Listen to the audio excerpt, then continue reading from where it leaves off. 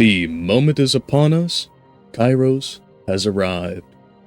Welcome, everybody, today to Petersburg Punks. Here, we will be continuing where we left off about 3 streams ago with Dostoyevsky's The Double and also Jazpunk, the very interesting and very colorful, to put it mildly, surrealist video game. So for those of you who are joining us for the first time, this is a stream where we record the first part of an audiobook, a bit of a behind the scenes, and then in the second half we go into playing a little bit of video game, and after each point incrementally in the book, we will be recording recaps and responses, summarizing what we have just read, and hopefully, 1, 2, sometimes at the extreme 3-minute increments, and then taking some kind of an insight, look into it maybe from the literary point of view, maybe from the point of view of philosophy, or perhaps even a personal note, a personal look at it from good old Kairos yourself. And on the other side, we do a similar pattern where amongst the game, with our gaffes and goofs, we also take a look at maybe how it's structured, how it's paced, maybe what brought the developers to the points that they did, or maybe some of their behind-the-scenes stuff and how it was pulled off. And that is our general program here, the threefold manifold, but without any further on those points, we will be moving swiftly on into the housekeeping, of which, as you might be able to hear, there has been a tremendous amount. First of all, you are at a significantly higher angle, so I am definitely much more in the frame. Having taken a look at the setup I had before, the kind of angles and everything were a little bit off, so we did some work on that. The other thing is mostly to revolve around all of my audio setup in general. So, as you might be hearing, hopefully, and I'll even come over here and do a little listen again live, as I just did a couple of minutes ago, but I will, of course, recognize that when it comes to doing anything live, well, no, that's an entirely different story to whenever you're off and on your own and listening to all the things. But even hearing it now myself in the monitor, it is dramatically improved. And on the face of it, we have a great deal of audio clarity. So, in total, I've pretty much revamped most everything insofar as how I've put it together. In the first place, my setup, if you might recall, you've been a watcher for some time, or you've perhaps seen in some of the bloopers, is over here. All over here. Out of the way, at least ostensibly, save for the mic strikes, as you may have seen as well. And now I have that kind of low-profile microphone over here. Previously, I already got a dead cat on it, so plosives should not really be too much of a problem, even with it being directly in front of me over the keyboard. While just due to the noise of the environment, there is that little bit of what would you call it? A hum, buzz, not a crackle by any means, but if you got good quality headphones or speakers, you can probably hear it. A little bit of that hum, and I believe that was a ground loop, where thanks to having things plugged up in a specific orientation, there was an antenna effect that was happening in the cables themselves, just from all of the power flowing around the area. I have a ground loop isolator now that has knocked out a lot of it. And on top of that, I have gotten the filter stack in OBS worked out, so that everything, at least to me, and we'll see on the finality of the recording, ought to be drastically better. But enough talking shop on that front. Let's talk shop on another front. As you may have noted in the last stream, and this was the prompt for working on all of this audio stuff all together, I had some pretty miserable audio insofar as what I would deem acceptable for an audiobook. So unfortunately and regrettably, earnestly, because I did put the effort in, as was seen live, and it seems to carry on with the curse that trying to record The Art of War has bestowed upon me in my previous attempts. We will not be using that audio. We, on the next cycle, just as we have been going in this stack of schedule, we'll be re-recording that first portion, and hopefully with a great deal more pre-thought and consideration and clarity in exactly what we're trying to get done here.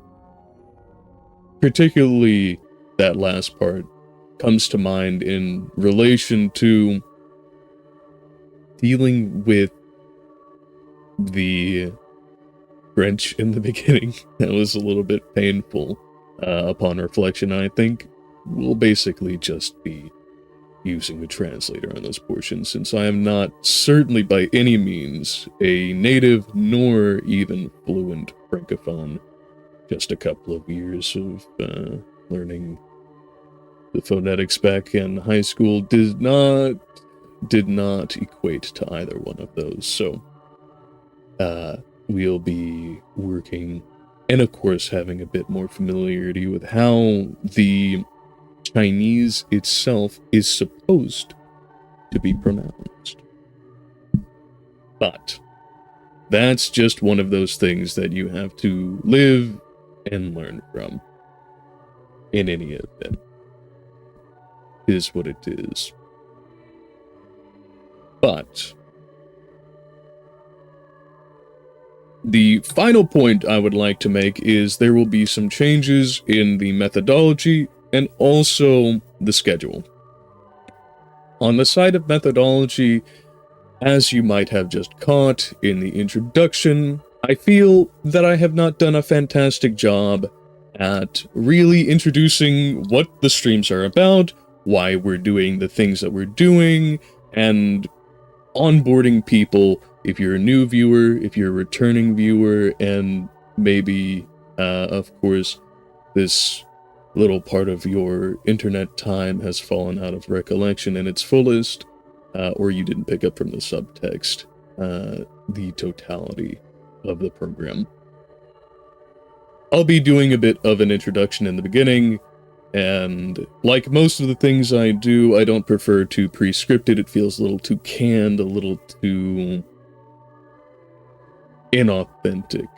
So, in its place, hopefully popping off with a recap in the beginning before any of the audiobook recording and gaming of what and why. Besides that, we'll also be talking a little bit about the schedule. So, because we have, well, I should say I have real-life events that tend to preclude clarity in the audio, thanks to the well-known traffic, should you have been around for a while, that plagues us, as well as any kind of other events that might get in the way. We will be continuing on with the schedule, and that schedule will be an ABC kind of orientation. So the totality of the threefold manifold, at least at present, and I will make a post about this on social media on YouTube, X, and Instagram, as well as in the Discord server, which I am hoping to spiff up and bring up to the standards that I'm hoping for folks, is one stream, alternating weekly, unless something comes up, which you all will be notified about. And then every single day we have two, at least for now, while we have quite the surplus of them, shorts that are released every day at midnight, midday, midnight, midday, midday, midday, midnight. And then finally, instead of having our sort of highlights or audiobooks put out once a week on usually a Thursday or Friday at midday, on the weeks where I'm not streaming and the stream is not able to fill out a large part of that long form material, we will instead have that on the off week, simply because we're only recording a stream half of the month. I end up with coming short of being able to fulfill that in its entirety. So hopefully this will allow us to have a good backlog that we can keep going strong far into the future. But in summary, that is 2 streams a month, 2 shorts a day, and 1 piece of long-form content intermittent between those streaming weeks, usually going to be on a Friday. And that's all. Now that we have consumed a good portion of time in the introduction and the housekeeping, of which I did promise there was a lot, and so it was, let us get into Dostoyevsky's The Double, from chapter 3 and on. Okay. And if I do note that there is any minor modification that needs to happen with the filters, we might have to take a small break, and I can play around with that.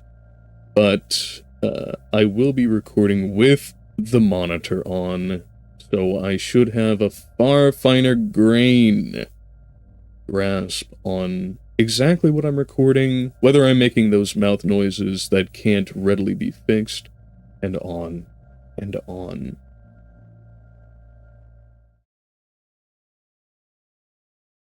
So, here we are. The Double, Part 2. Part 2. Part 2. Read by Kairos, of the Threefold Manifold. Of the Threefold Manifold. Let's adjust that mic just a little bit. Of the Threefold Manifold.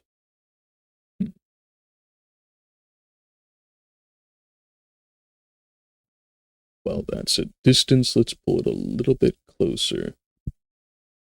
Okay. How do we sound? How do we sound?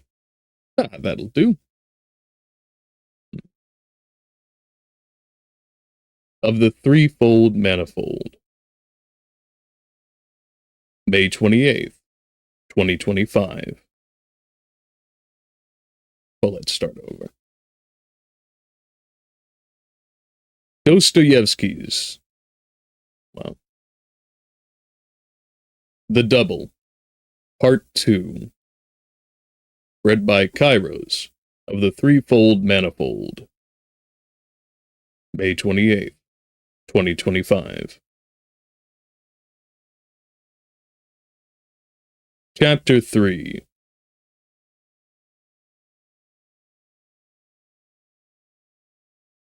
All that morning was spent by Mr. Golyonkin in a strange bustle of activity. Henri had a card to start us off. Go figure. Well, time to hydrate anyway. The report for today is that we have been generally off of caffeine for the last while. I use it very sparingly nowadays.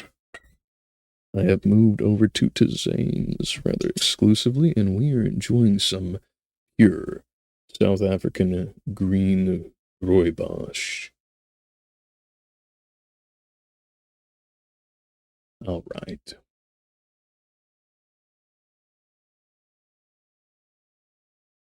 All that morning was spent by Mr. Goyantkin in a strange bustle of activity. On reaching the Nevsky Pros On reaching the Nevsky Prospect, our hero told the driver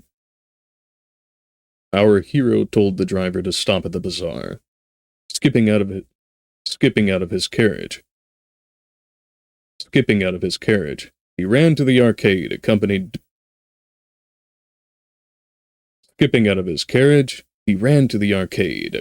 by Petrushka, and went straight to a shop where gold and silver articles were for sale. One could see from his very air that he was overwhelmed with business and had a terrible amount to do. Arranging to purchase a complete dinner and tea service for 1,500 rubles, and including in the bargain for that sum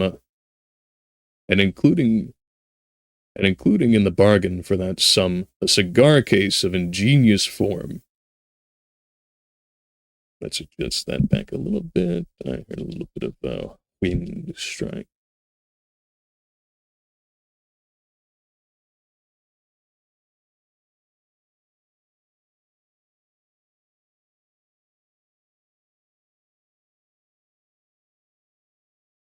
And including in the bargain for that sum a cigar case of ingenious form and a silver shaving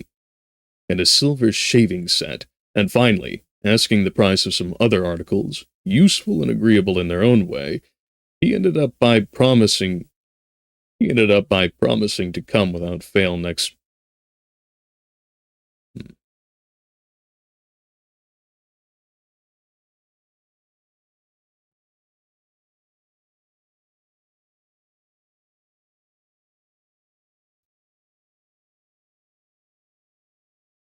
He ended by promising to come without fail next day. Or to send for his purchases the same day. He took the number of the shop, and listening attentively to the shopkeeper, who was very pressing for a small deposit.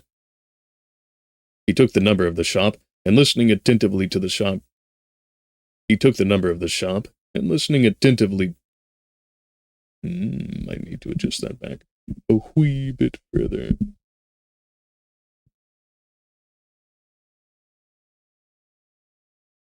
He took the number of the shop, and listening attentively to the wow, that's actually significantly better. He took the number of the shop, and listening attentively to the shopkeeper, who was very pressing for a small deposit, said that he should have it all in good time. After which he took leave of the amazed shopkeeper and, followed by a regular flock of shopmen, walked along the arcade, continually looking round at Petrushka and diligently seeking out fresh shops. On the way, he dropped into a money changer's.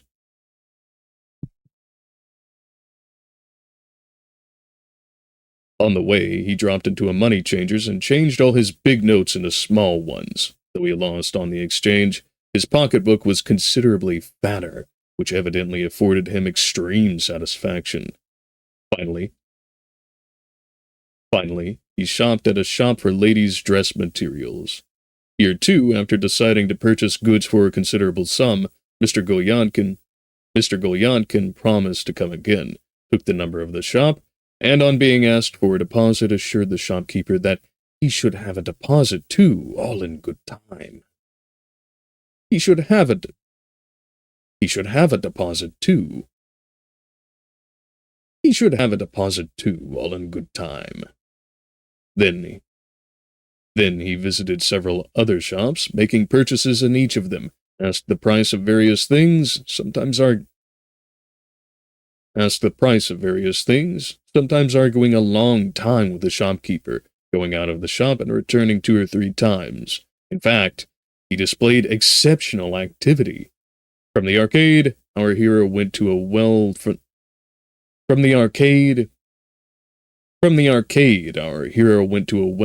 furniture shop, where he ordered furniture for 6 rooms. He admired a fashionable and very ingenious toilet table. For ladies' use. He admired a fashionable and very ingenious toilette table for ladies' use in the latest style.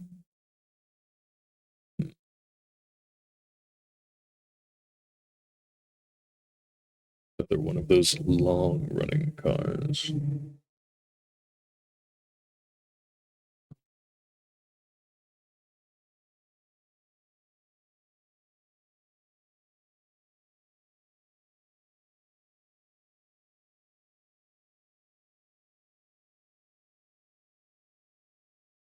Well, I guess it's another busy night. No surprise, I suppose.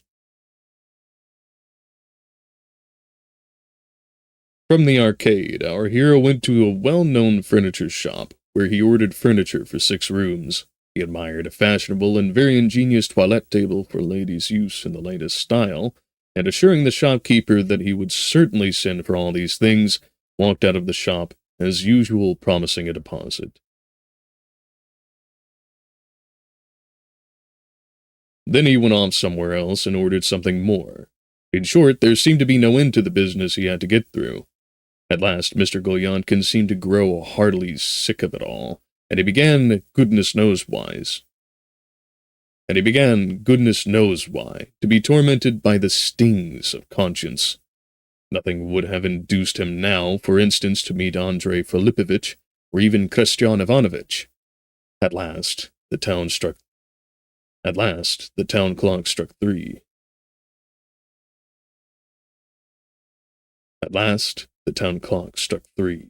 When Mr. Gulyankin finally took his seat in the carriage. Of all the purchases he had made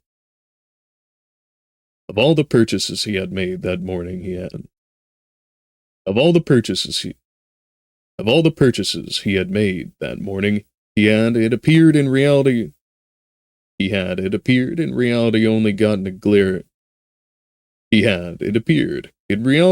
a pair of gloves and a bottle of scent that cost a ruble and a half. As it was still rather early, he ordered his coachman to stop. He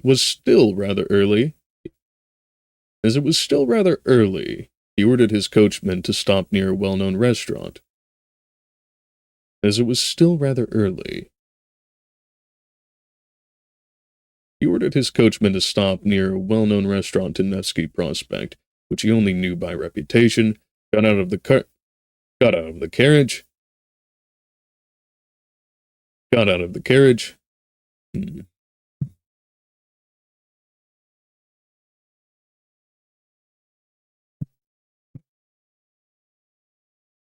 Speaking of seats, I well oiled the hell out of this one, so we shouldn't have too many crackles and crunches like the thing is begging for a little bit of lubrication. Got out of the carriage and hurried in to have a light lunch. And hurried in to have a light.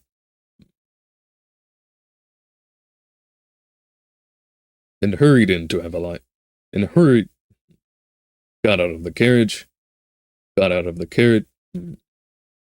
Clicks, mouth noises all abound.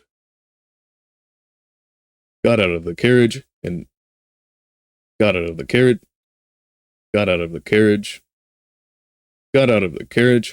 hurried in to have a light lunch, to rest, and to wait for an hour fixed for the dinner. and to wait for the hour fixed for the dinner. Lunching as a man lunches who has the prospect before him of going out to a sumptuous dinner, that is, taking a snack of something. That is, taking a snack of something in order to still the pangs, as they say, and drinking one small glass of vodka. Mr. Golyankin established himself in an armchair and, modestly looking about him, peacefully settled down. Peacefully settled down. Peacefully settled down. Peacefully settled down.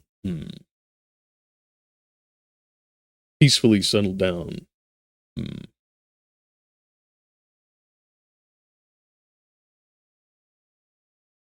Peacefully settled down to an emaciated nationalist paper. Peacefully settled down to an emaciated nationalist paper. And another vehicle just as soon as we get into the groove. Ah, well. After reading a couple of lines, he stood up and looked into the looking-glass, set himself to rights, and smoothed himself down. Then he went to the window and looked to see whether his carriage was there. Then he sat down again in his place and took up the paper. It was noticeable that our hero was in great excitement, glancing at his watch and seeing that it was only 3:15 and that he had consequently a good time to wait, and, at the same time, opining that to sit like that was an... At the same time, opining that opining to sit... At the same time that... At the same time that opining that to... At the same time, opining that to sit like that was unsuitable, Mr. Golyankin ordered chocolate, though he felt no particular inclination. Mr. Golyankin ordered chocolate, though he felt no particular inclination for it at that moment.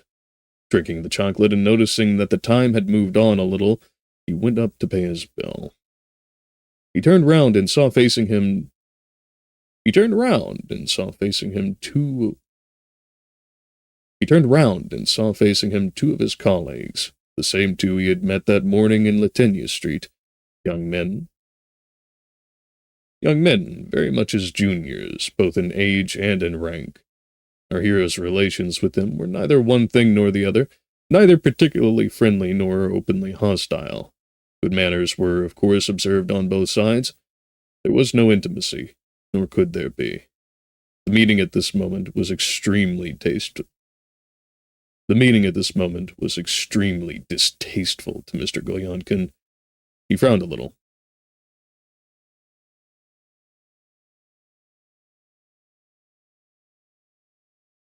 The meeting at this moment was extremely distasteful to Mr. Golyankin.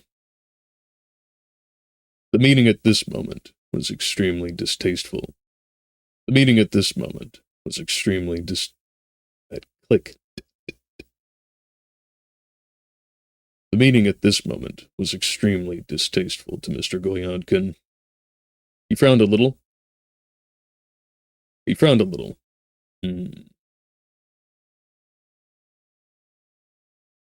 He frowned a little. He frowned a little, and was disconcerted for an instant. Yakov Petrovich! Yakov Petrovich! Yakov Petrovich! Chirped the two register clerks. You here? What brings you? Ah, it is... Ah. Oh. Let's see if we can overcome that kind of clipping of the... Ah. I'm really glad I have the monitor on now. Ah, it is... Ah, it is you, gentlemen. Ah, it is you, gentlemen. Ah, ah, ah, ah, ah. It is you, gentlemen. It is you, gentlemen. Mr. Mr. Goyonkin interrupted hurriedly.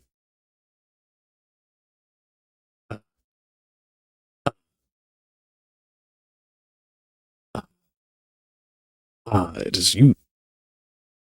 It is you, gentlemen. It is. It is you, gentlemen.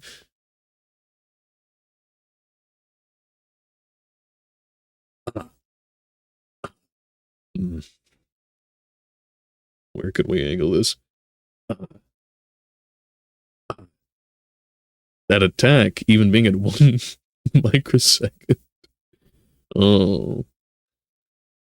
So the trick here is to try and not make it sound like I'm literally eating the microphone, but to get the clarity on that.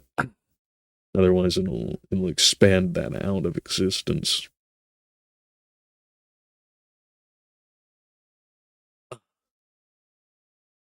It's a little bit low.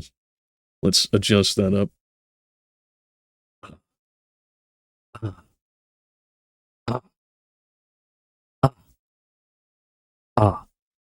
No.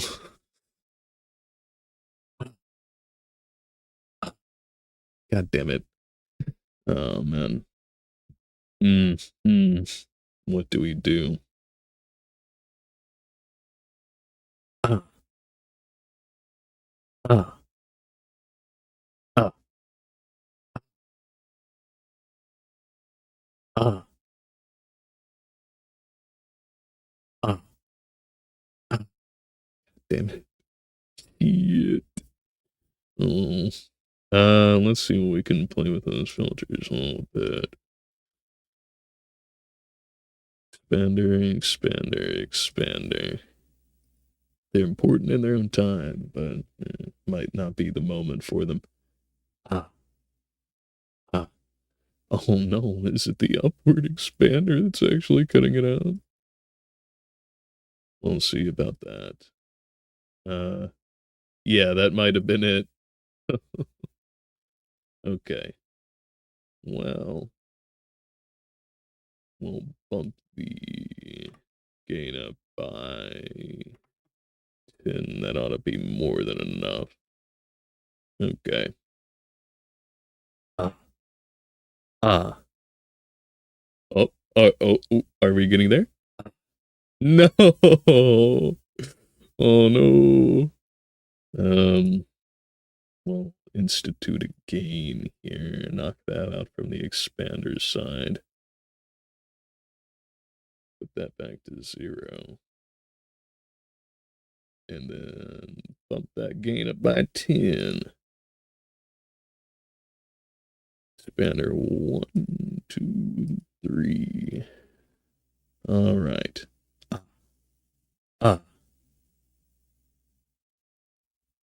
What the hell? Surely not the limiter. Might be. No, we've got it, guys. We've got it. All right, now let's see if we can flatten this out a good deal. Have the lowest end expanders on. As you can hear, I'm trying to knock out that crackle, which unfortunately comes with the territory. We'll bump that down to 7 dB, and that should be more than enough. That should be it. Okay, back where we were.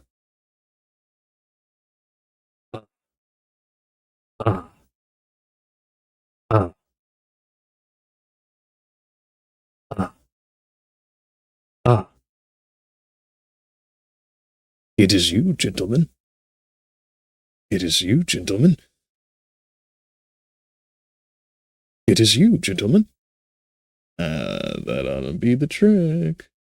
Yes. Close that for now. It is you, gentlemen. Mr. Goyonkin interrupted hurriedly. But I am quite close to... Maybe bump that down to 5 dB gain. That might be the fix. Maybe even down to 3, not 30. Goodness gracious. All right. That's the ticket. Okay. It is you, gentlemen. It is you, gentlemen. Mr. Goyonkin interrupted hurriedly. Do we even need the game, frankly? Let's look at our levels. Yeah, that ought to do. Mr. Goyonkin interrupted hurriedly. Mr. Goyonkin interrupted hurriedly.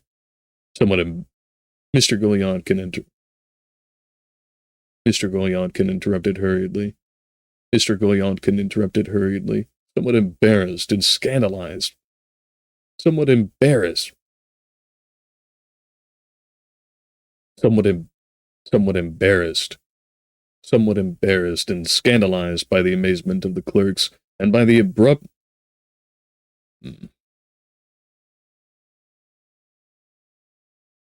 Might have to play with that upward compressor just a touch. That ought to do it. Yes. It is you, gentlemen. Mr. Goyonkin interrupted hurriedly. Mr. Goyonkin interrupted hurriedly.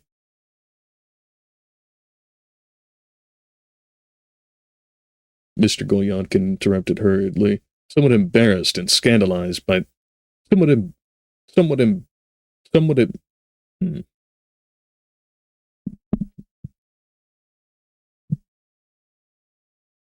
and in time for a car, naturally. It could be no other way.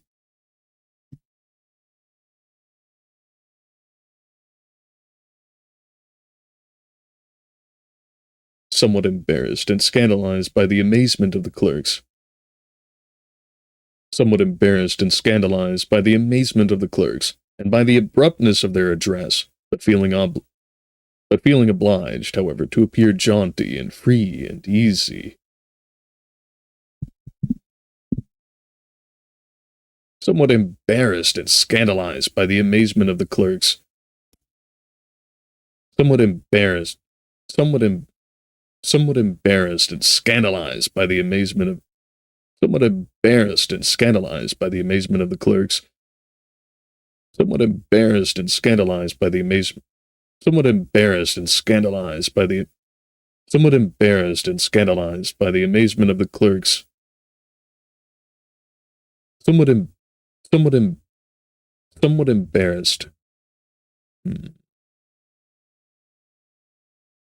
Well, I say that we're done, and then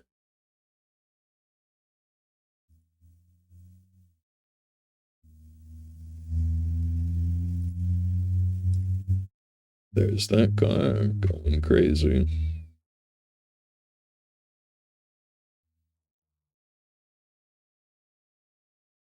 One of the trade-offs of the current setting is that the mic's analog gain in the interface is set way to the top, all the way to 10, but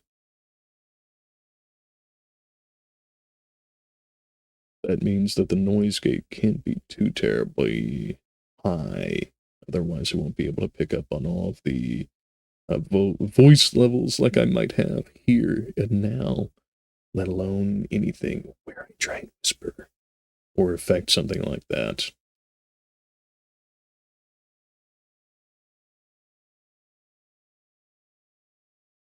But in any event, it's not too terribly hard to hear on my side.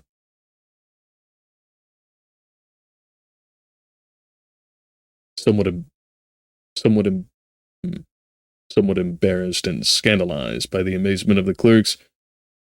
Somewhat embarrassed and scandalized by the amazement of the clerks, and by the abruptness of their address, but feeling obliged, however, to appear jaunty and free and easy.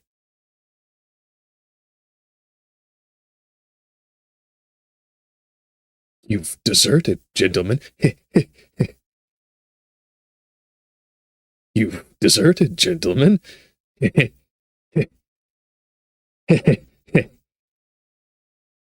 Then to keep up his dignity and then to keep up his dignity and then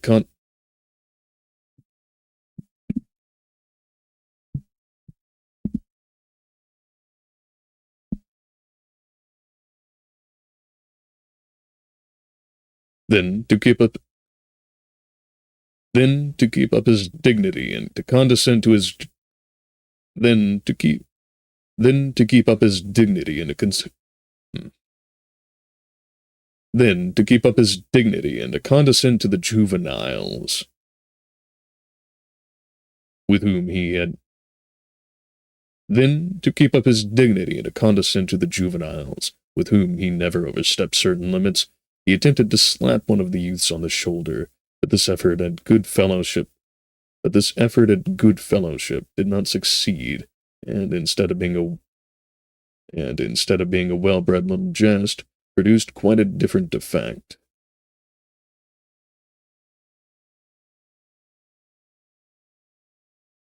Well, and our bear, is he still at the office?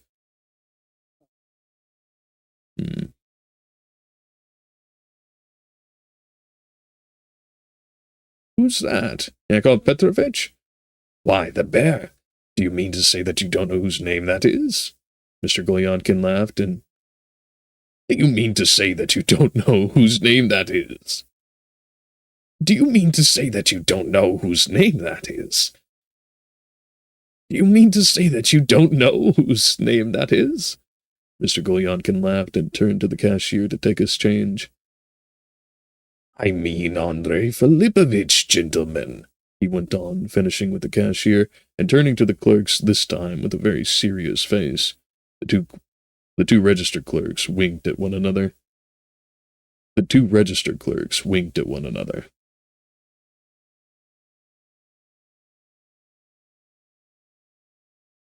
I mean Andrei Filipovich, gentlemen, he went on, finishing with the cashier.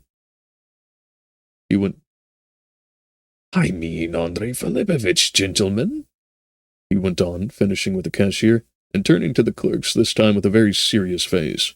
The two register clerks winked at one another. He's still at the office and asking for you, Yakov Petrovich, answered one of them. At the office, eh?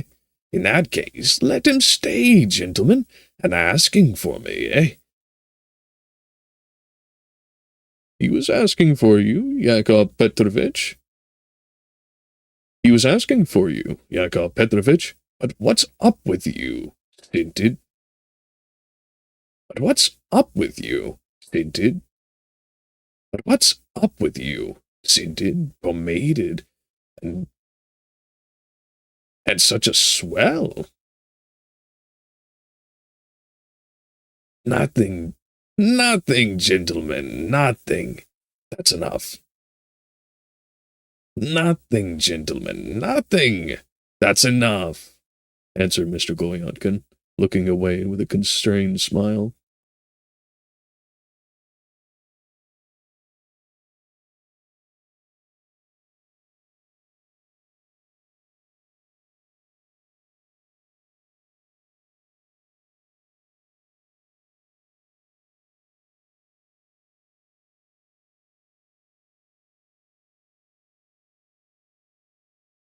Nothing, gentlemen, nothing. That's enough, answered Mr. Golyonkin, looking away with a constrained smile. Seeing that Mr. Golyonkin was smiling, the clerks laughed aloud.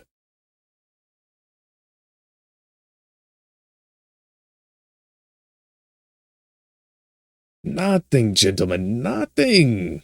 That's enough, answered Mr. Golyonkin, looking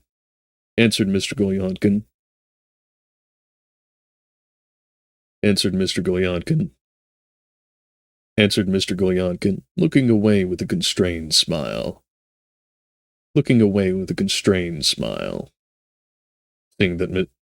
Seeing Seeing that Mr. Golyadkin was smiling, the clerks laughed aloud. Mr. Golyadkin was a little offended. Mr. Golyadkin was a little offended.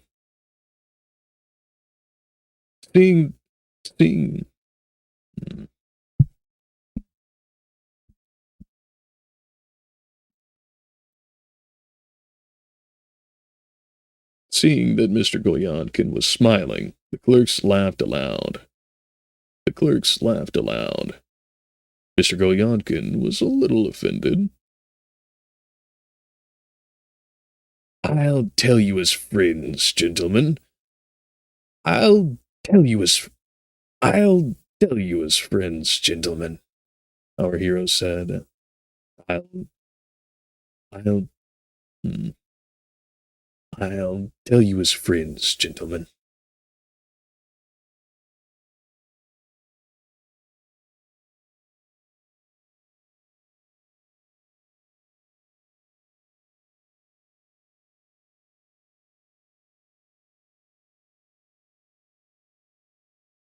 I'll tell you as friends, gentlemen.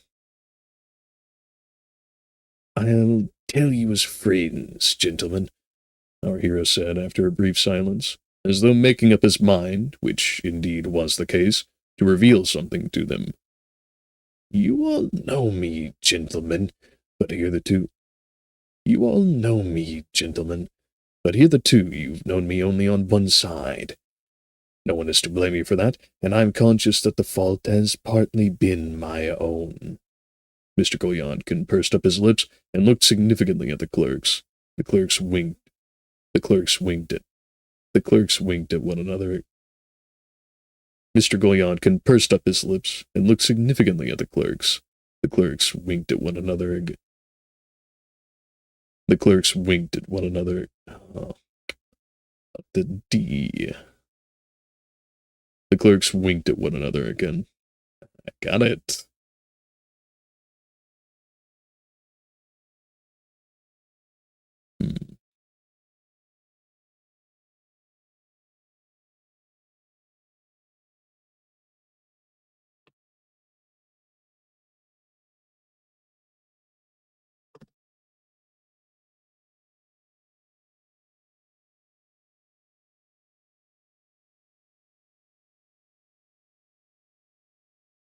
You all know me, gentlemen. Wow. Oh, did that knock out all of the, no, it absolutely did not. I was hoping that a little bit of a change there might have, taken out the kind of static. Ah, well. And again, in time for another car, as you do.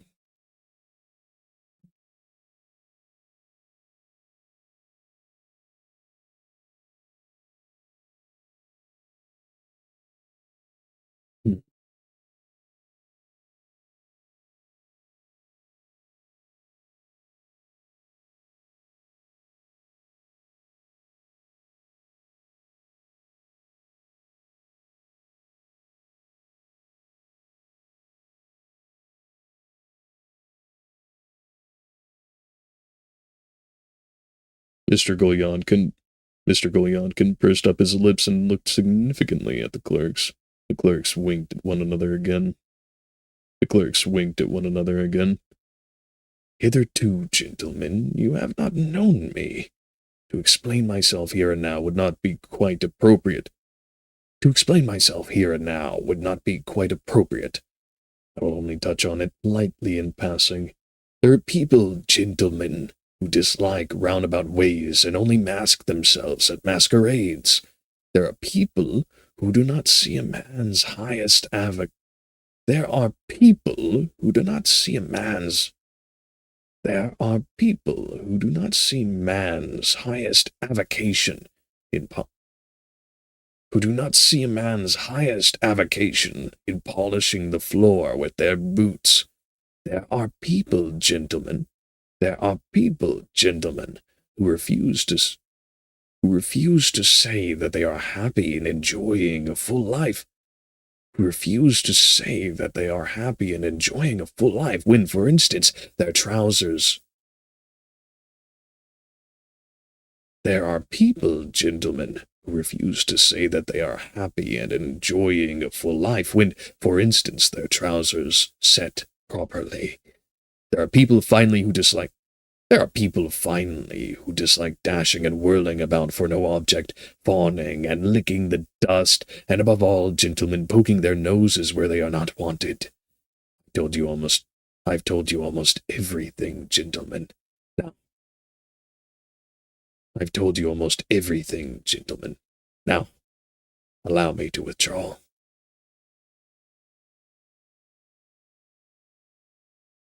Mr. Golyonkin paused, as the register clerks had now got all that they wanted, both of them with great incivility burst into shouts of laughter. Both of them with great incivility burst into shouts of laughter.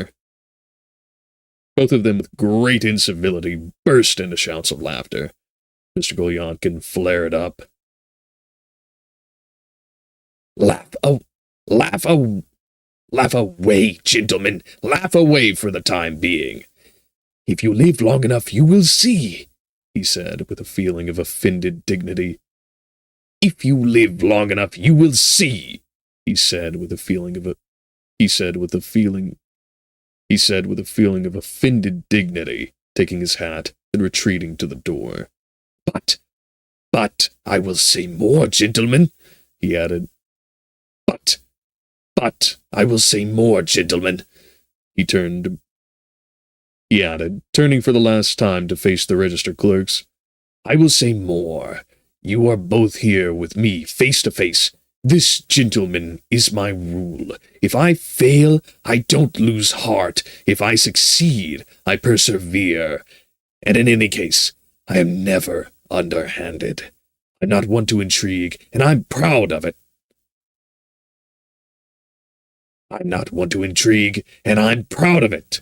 I've never prided myself on diplomacy. They say, too, gentlemen, that the bird flies itself to the hunter. It's true, and I'm ready to admit it. But who's the hunter, and who's the bird in this case? That is still the question, gentlemen. That is still the question, gentlemen. Mr. Golyonkin subsided into eloquent silence, and with a most significant air, that is, pursing up his lips and raising his eyebrows as high as possible, he bowed to the clerks and walked out. That is, pursing up his lips and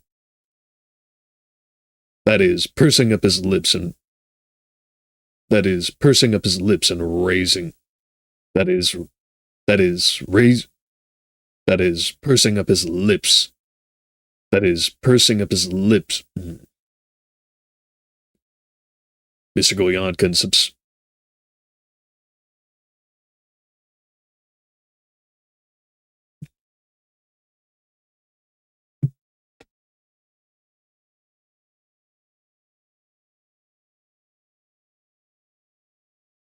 Mr. Golyonkin subsided into eloquent silence, and Mr. Golyonkin subsided into eloquent silence.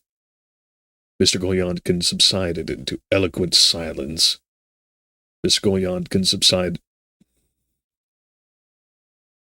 Mr. Golyonkin subsided into eloquent silence, and with a most Mr. Golyonkin subsided into eloquent silence, and with a most significant air,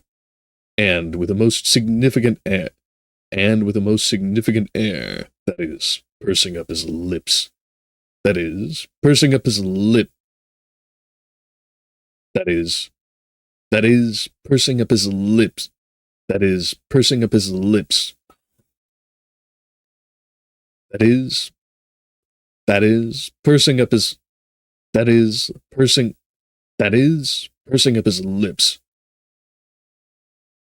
That is, pursing up his lips and cause... Pursing up his lips. Pursing up his lips.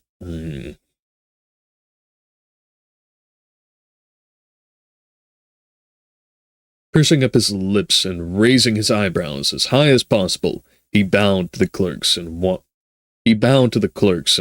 out, leaving them in the utmost amazement.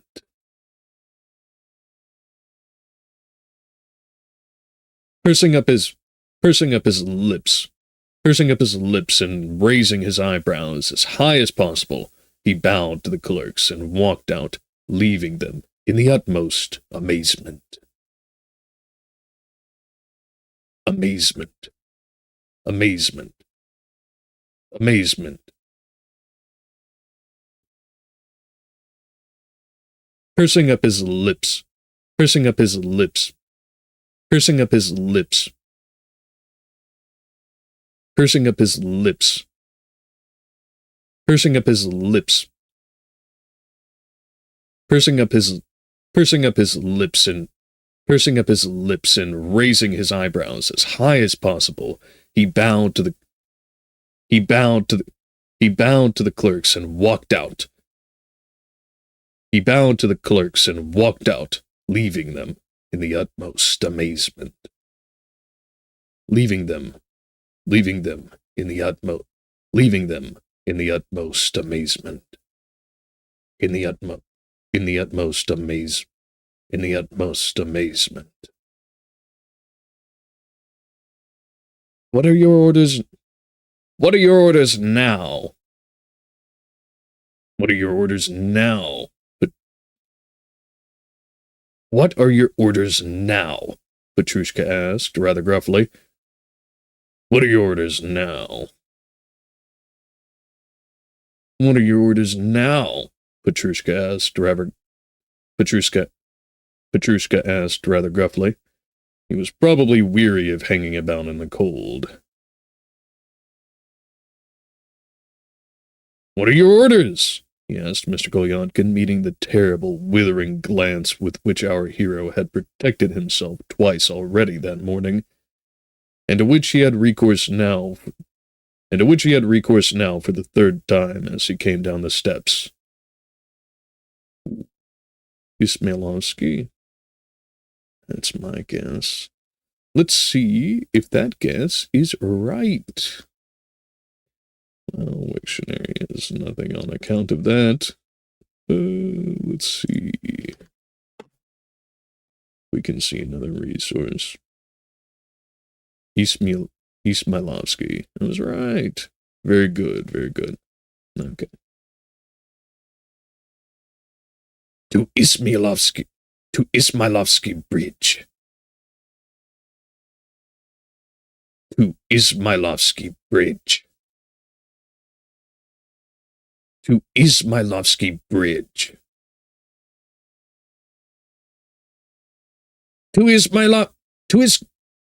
To Ismailovsky Bridge. Off! Their dinner will not begin till after 4 or perhaps 5 o'clock, Mr. Kolyadkin. Their dinner will not begin till after 4 or perhaps 5 o'clock.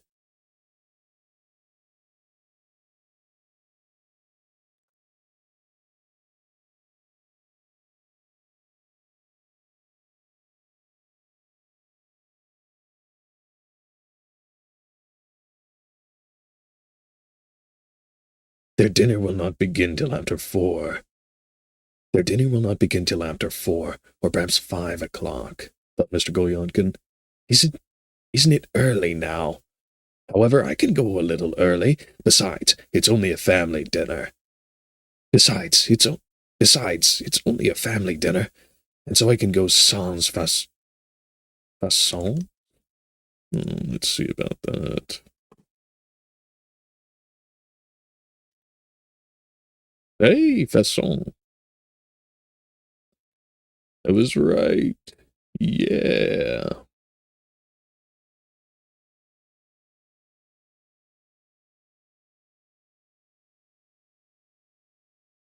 And so I can go sans façon, as they say among well-bred people.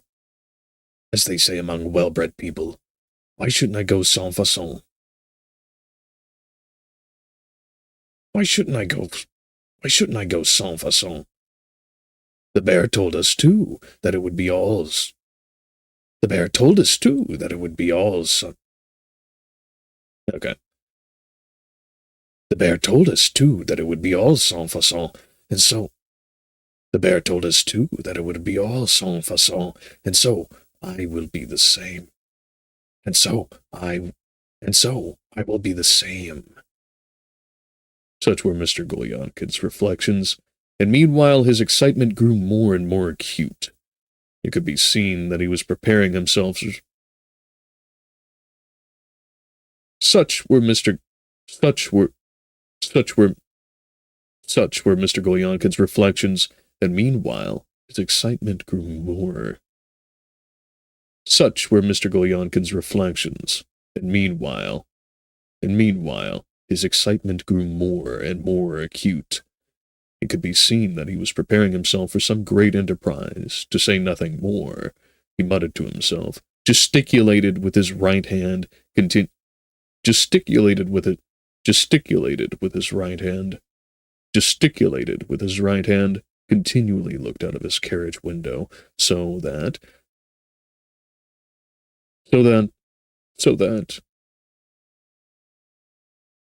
looking.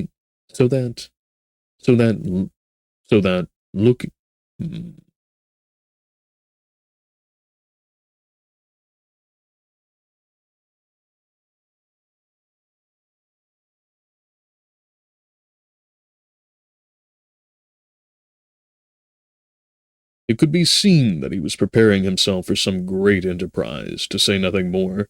He muttered to himself, gesticulated with his right hand, continued to say nothing more. He muttered to himself, gesticulated to say nothing more. He muttered to himself, gesticulated with his right hand, continually looking out of his carriage window, so that, looking at Mr. Golyonkin,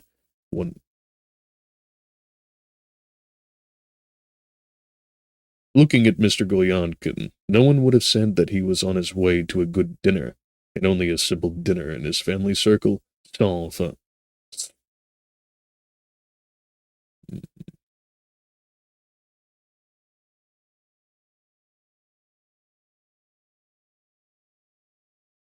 No one would have said that he was going on it. No one would have said that he was on his way to a good dinner. No one would have said that he was on his way to a good dinner, and only a simple dinner in his family circle, sans façon, as they say among well-bred people. Finally, just as Ilmialovsky. Finally, just as Ilmialovsky Bridge, Mr. Golyonkin pointed at. Finally, just at Ilmialovsky Bridge, Mr. Golyonkin pointed at a house. Mr. Golyonkin pointed out a house. The carriage rolled up noisily and stopped at the first entrance to the right.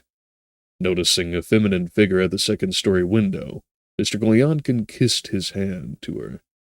He had, however, not the slightest idea what he was doing, for he felt more dead than alive at the moment. He got out of the carriage, pale, distracted. He mounted the steps, took off his hat mechanically.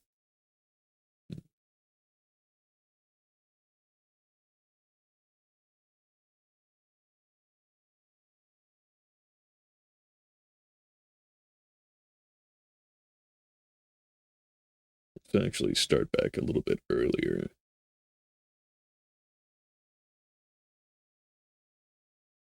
It could be seen that he was preparing himself for some great enterprise, to say nothing more. It could be seen that he was preparing himself for some great enterprise, to say nothing more. He muttered to himself, gesticulated with. He muttered to himself. He muttered to himself. He muttered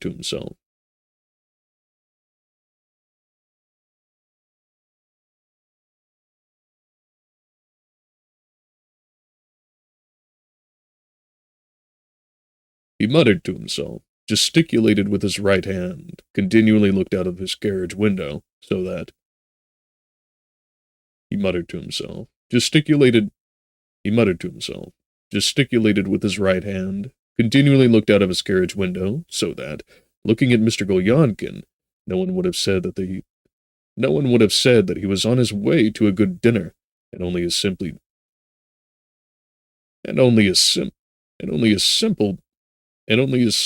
dinner in his family circle, sans façon, as they say among well-bred people. And only a simple dinner in his family circle, sans façon, as they say among well-bred people. Finally, just at Ilmailovsky Bridge, Mr. Gulyankin pointed out a house, and the carriage rolled up noisily, stopped at the first entrance on the right. Noticing a feminine figure at the second-story window, Mr. Gulyankin kissed his hand to her. He had, however, not the slightest idea what he was doing, for he felt more dead than alive at the moment. He got out of the carriage, pale, distracted.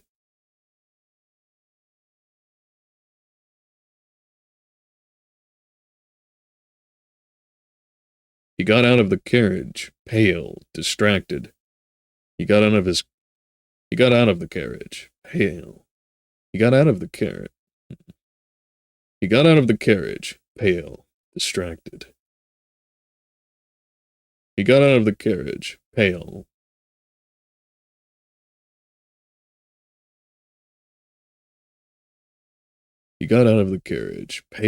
distracted. He mounted the steps, took off his hat mechanically.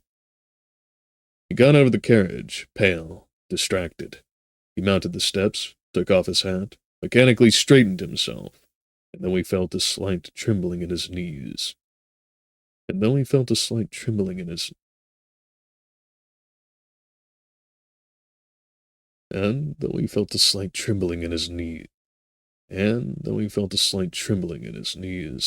went upstairs.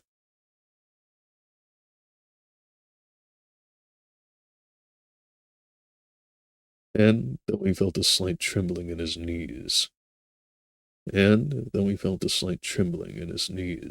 he went upstairs.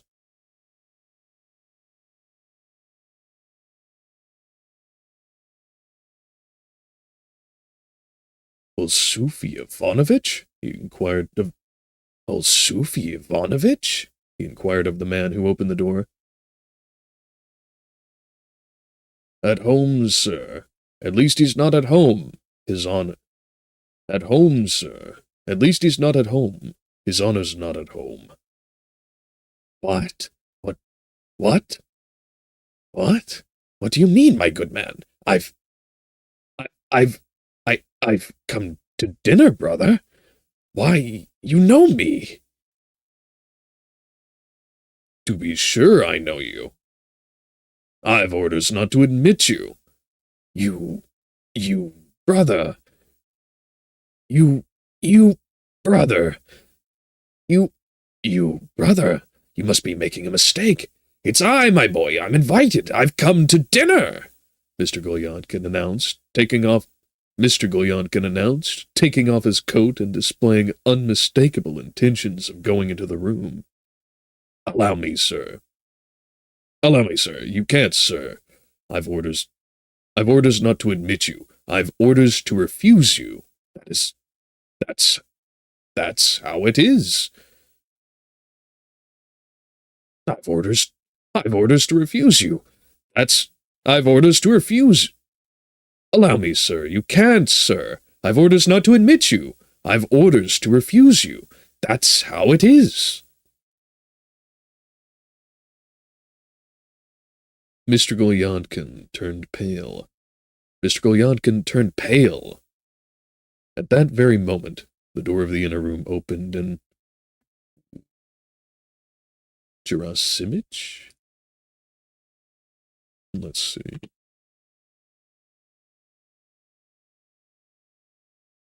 Gerasimich. Okay.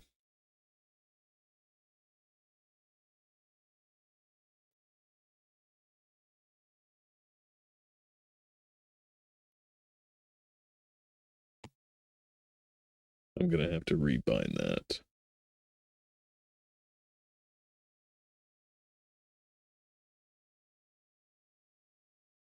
Are we still centered?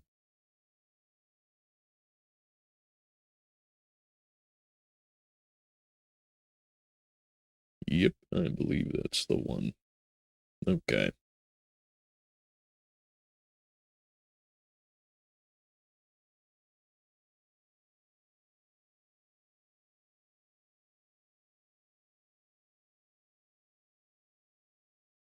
Mr. Golyadkin turned pale.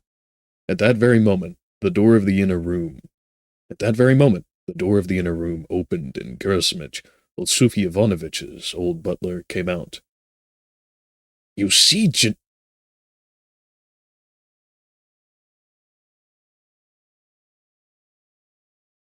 the gentleman wants to go in, Emelian. You see the gentleman wants to go in, Emelian Gerasimich. You see the gentleman wants to go in, Emelian Gerasimich. You see the gentleman wants to go... You see the gentleman wants to go in, Emelian Gerasimich, and I... And you're a fool, Alexievich. And you're a fool, Alexievich. Go inside and send the rascal Semyonovich here. And you're a fool, Alexievich. Go inside and send the rascal Semyonovich here. It's impossible. It's impossible, he said politely but firmly, addressing Miss... It's impossible. It's impossible. It's impossible, he said politely but firmly. It's impossible, he said politely but firmly, addressing Mr. Golyadkin. It's quite impossible. His honor begs you to excuse him. He can't see you. His honor begs you to excuse him. He can't see you. He can't see... He said he couldn't see me? He said he said he couldn't see me, Mr. Golyadkin asked uncertainly. Excuse me, Gerasimich, why is it impossible? Excuse me, Gerasimich, why is it impossible? Why is it impossible? Why is it impossible? Why is it impossible?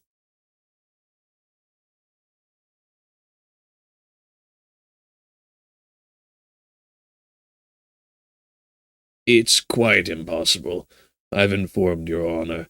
They said, ask him to excuse us. They can't see you. Why not? How's that? Why? Allow me. Allow me. Allow me. Allow me.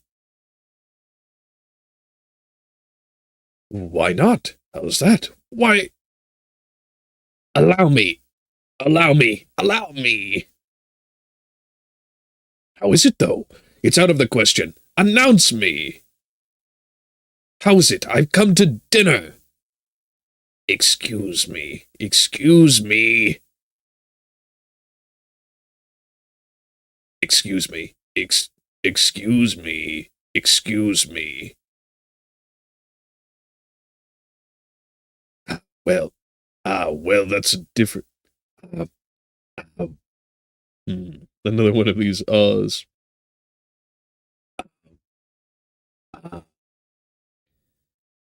Well, that's a different matter.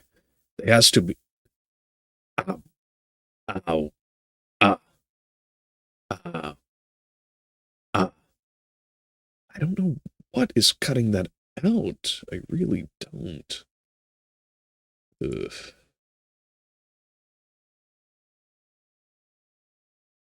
I have half a mind just to cut the expanders altogether, as they seem to be the issue. Let's try that.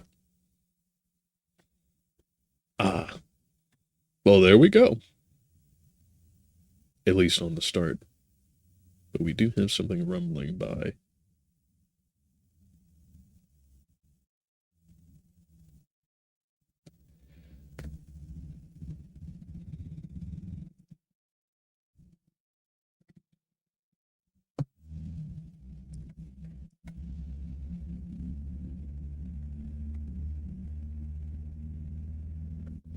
And there it goes.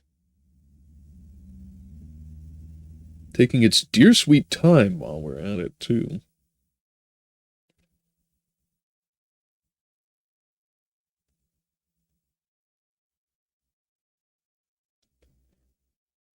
Ah, well, that's a different matter.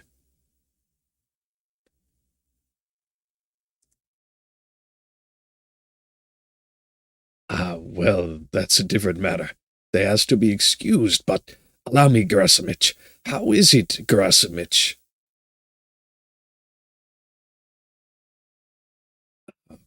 Ah, well.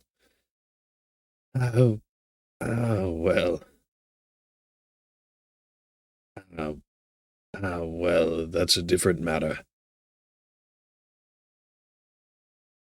Ah, ah, damn it.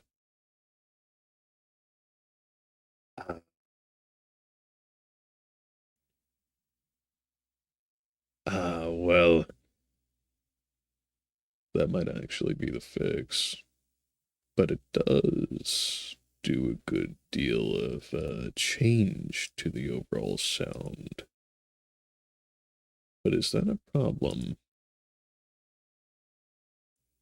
Well, let's hear it. Ah, well, that's a different matter. Ah, hmm.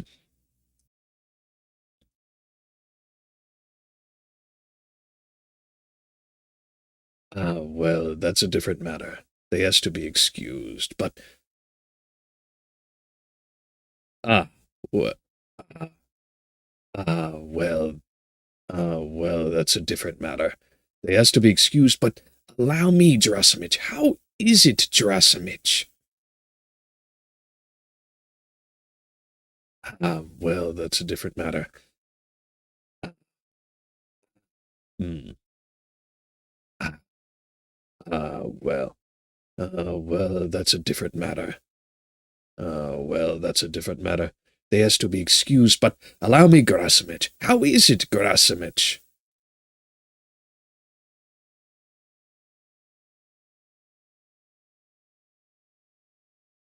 But allow, but allow me, Gerasimich. How is it, Gerasimich?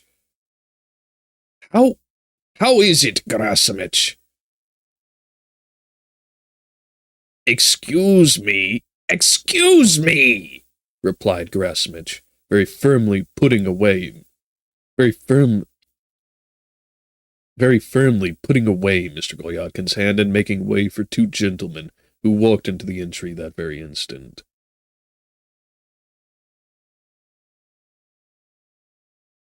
Very firmly putting away Mr. Golyadkin's hand and making way for two gentlemen who walked. Very firmly putting away Mr. Very firmly putting away Mr. Golyadkin's hand and making way for two gentlemen who walked into the entry that very instant. The gentlemen in question were Andre. The gentlemen in question were on. The The gentlemen in question. The gentlemen in question were Andrei Filipovich.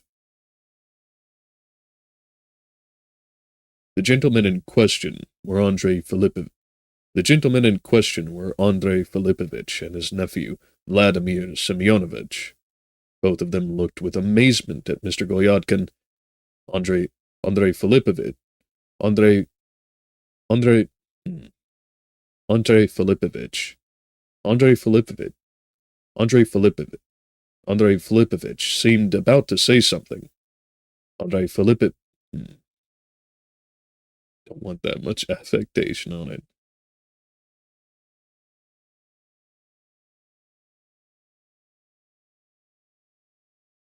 Andrei Filipovich seemed Andrei Filipovich seemed about to say something. Andrei Filipovich seemed about to say something, but Mr. Golyonkin had by now made up his mind. He was now walking out of old Sofy Ivanovitch's. He was by now walking out of old Sofy Ivanovitch's. He was by now walking out of old Sofy Ivanovitch. He was by now walking out of old Sofy. He was by now walking out of old Sofy Ivanovitch's entry. He was by now walking out of old Sofy Ivanovitch's entry, blushing and smiling, his eyes cast down and with eyes cast down and a countenance of helpless bewilderment. I will come afterwards, Gerasimych. I will come afterwards, Gerasimych. I will explain myself. I hope that all this will without delay be explained in due season. I will come afterwards, Gerasimych. I will explain myself. I hope that all this will without delay be explained in due season. I hope that all this will be explained.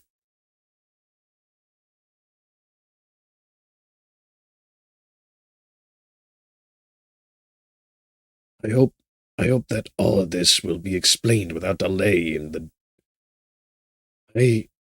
I hope that all this. I hope that all this will be explained without delay in due season.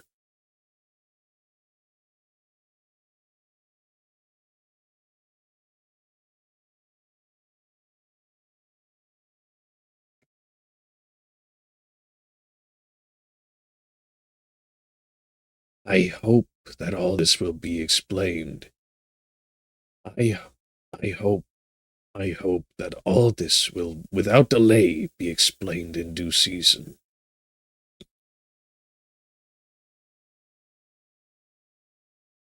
Yakov Petrovich, he heard the voice of Andrei Filipovich following him. He heard the voice of Andrei Filipovich following him.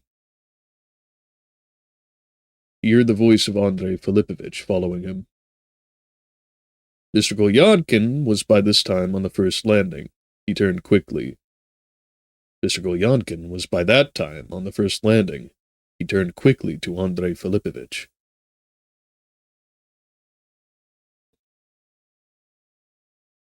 What do you desire, Andrei Filipovich?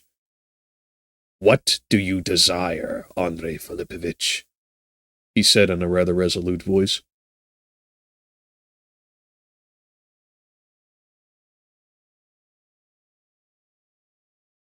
What's wrong with you, Yakov Petrovich? What's wrong with you, Yakov Petrovich? In what way? No matter, Andrei Filipovich. I'm on my own account here. This is my private life, Andrei Filipovich. What's that? I say, Andrei Filipovich. I say, Andrei Filipovich, that this is my private life. That this is my private. I say, Andrei Filipovich, that this is my private life. That this is my private life. And as for my being, I say, Andrei Filipovich, that this is my private life. Damn, the clicks, man.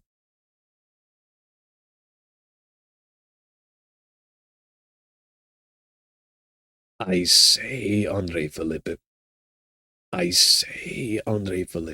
that this is my private life. I say, Andrei Filipovich, that this is my private life. And so as for my being here, as far as I can see, I say, I say, I say, Andrei Filipovich, that this is my private life. That this is my private life. And as for my being here, as far as I can see, there's nothing reprehensible to be found in it. And as for being here, as far as I can see, there's nothing As far as I can see, there's nothing. And as for my being here, as far as I can see, there's nothing reprehensible to be found in it as regards my official relations. And as for my being here, as far as I can see, there's nothing as far as I can see, there's nothing as far as I can see, there's nothing reprehensible to be found in it. There's nothing reprehensible to be found in it. Damn, this one's proving difficult.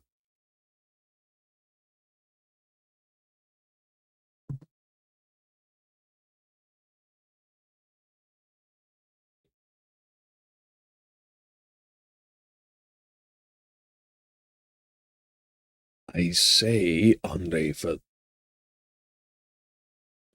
I say, I say, Andrei, I say, Andrei, I say, Andrei Filipovich, that this is my private life.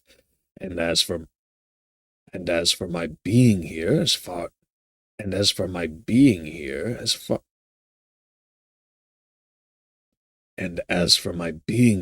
far as I can see, there's nothing and as for my being here, as far as I can see, there's nothing reprehensible to be found in it as regards my official relations.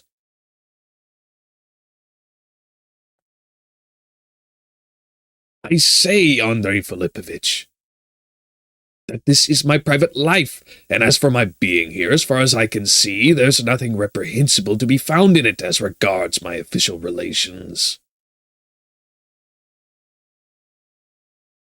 That this is my private life, and as for my being here, as far as I can see, there's nothing reprehensible to be found in it as regards my official relations.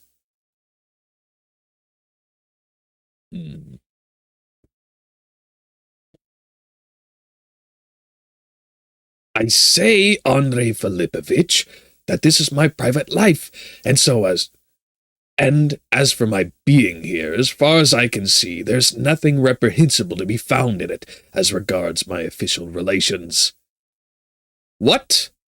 What? As regards your official... What's the matter with you, my good sir? Nothing, Andrei Filipovich, absolutely nothing.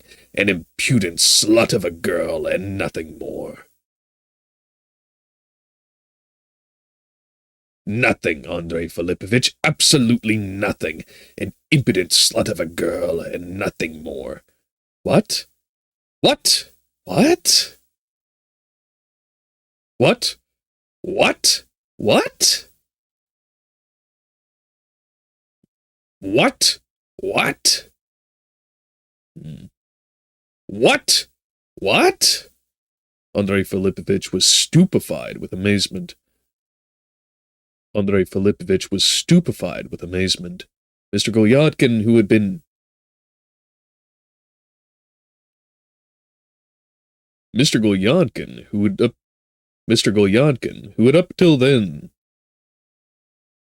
Mr. Golyadkin, who had up till then looked as though he would fly into Andrei Filipovich's face, seeing that the head of his office was laughing a little, almost Mr. Golyadkin, who had up till then looked as though he would fly into Andrei Filipovich's face, seeing that the head of his office was laughing a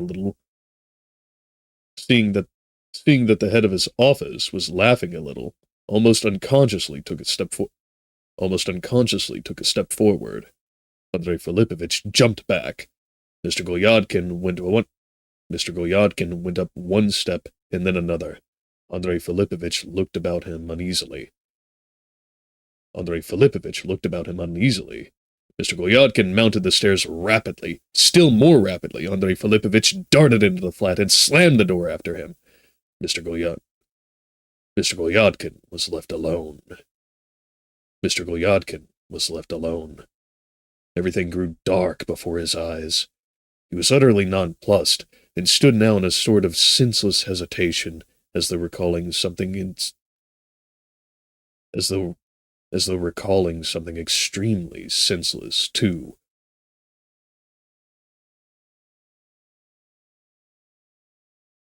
He was utterly nonplussed, and stood now in a sort of senseless hesitation, as though recalling something extremely senseless. As though recalling something extremely senseless, too. As though recalling something extremely senseless. As though recalling something extremely senseless, too. That had happened quite recently. He muttered, smile. He muttered, smiling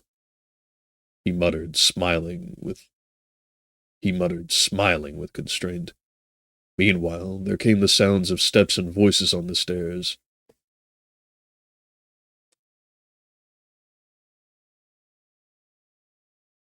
Meanwhile, there came sounds of steps and voices on the stairs, probably of other guests invited by old Sufy Ivanovitch.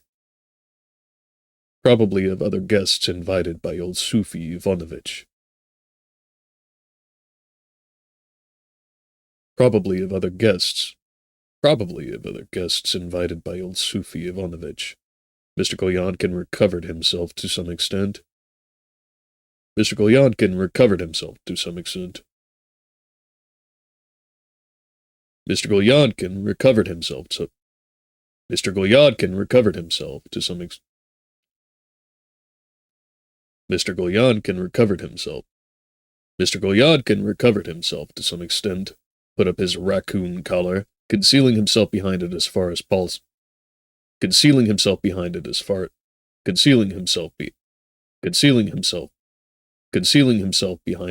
as possible, and began going downstairs. With rapid little steps. Tripping and stumbling in his haste. He felt overcome by a sort of weakness and numbness. His confusion was such...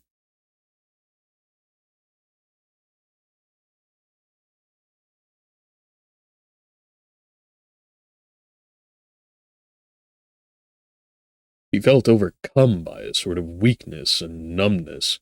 His confusion was such that, when he came out on the steps, he did not even wait for his carriage, but walked across the muddy court to it.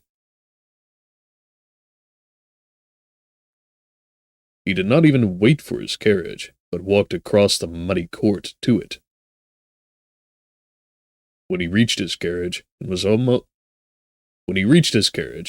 to get into it, Mr. Golyadkin inwardly uttered a desire to sink into the earth or to hide in a mouse hole together with his carriage. It seemed to him that everything in old Sufy Ivanovitch... It seemed to him that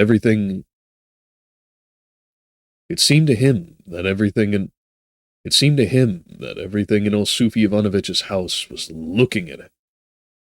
It seemed to him that everything in old Sufy Ivanovitch's house was now... It seemed to him that everything... Damn it. It seemed to him that every...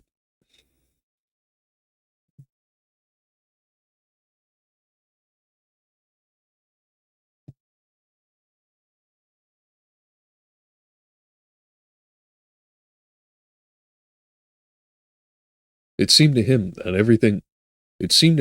everything in old Sufy Ivanovitch's house... It seemed to him that everything in old Sufy Ivanovitch's house was looking at... It seemed to him that everything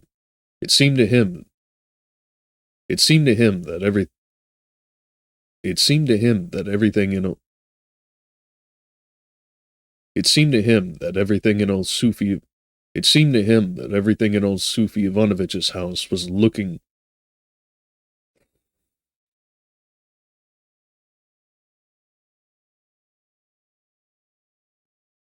It seemed to him that everything in old Sufi Ivanovich's house was looking at him now, out of every window. He knew that he would certainly die on the spot if he were to go back. He knew that he would certainly die on the spot if he were to go back. "What are you laughing at, blockhead? What are you laughing at, blockhead?" he said in a rapid mutter to put. "What are you laughing at, blockhead? What are you laughing at, blockhead? What are you laughing at, blockhead? What are you looking at, What are you looking at, What are you laughing at, blockhead?" he said in a rapid mutter to Petrushka, who was preparing to help him into the carriage. "What should I laugh at? What should I laugh at? What should I laugh at? I'm not doing anything. Where are we to drive now?" "Go home. Drive on. Go home. Go home. Drive on." "Home! Off!" shouted Petrushka, climbing onto the footboard.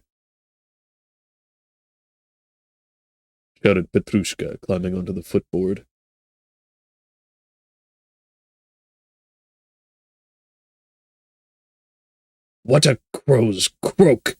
thought Mr. Golyadkin. Meanwhile, the carriage had driven a good distance from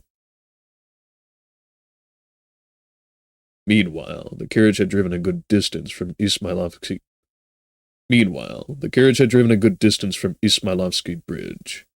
Suddenly,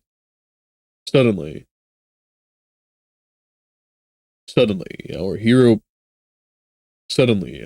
pulled a cord. Suddenly,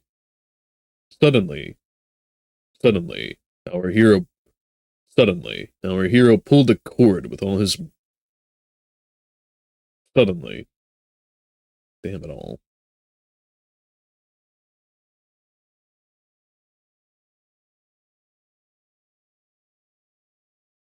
Suddenly.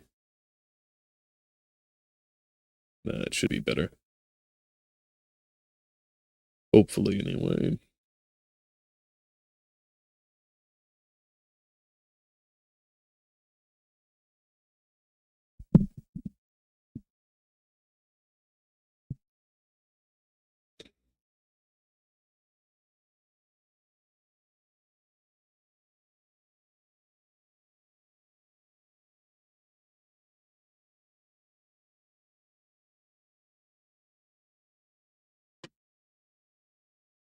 Suddenly, our hero pulled the cord with all his might and shouted to the driver to turn back at once. The coachman turned his horses, and within 2 minutes was driving into old Sufi Ivanovich's yard again. Don't you fool back!" shouted Mr. Golyadkin.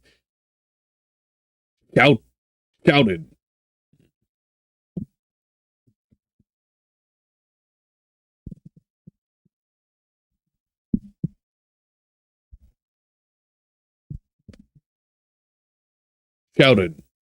Shouted.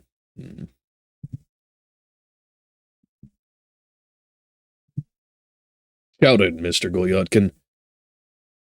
Shouted, Mr. Golyadkin, and as though you were expecting the order, the driver made no reply, but, without stopping at the entrance, drove all around the courtyard and out into the street again.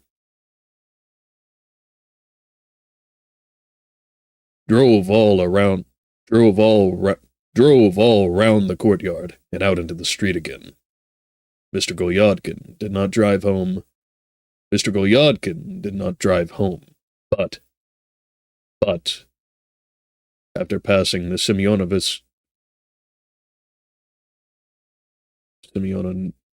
Semyonovsky. Semyonovsky.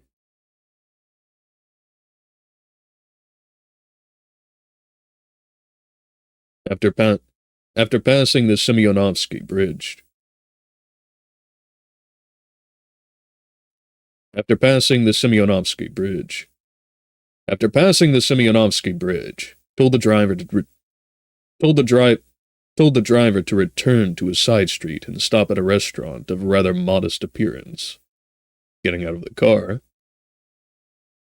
carriage, our hero settled up with the driver, and so got rid of his equipage at last. He told Petrushka to go home and await his return while he went into the restaurant, took a private room and ordered dinner. He felt very ill, and his brain was in the utmost confusion and chaos. For a long time he walked up and down the room in agitation. At last,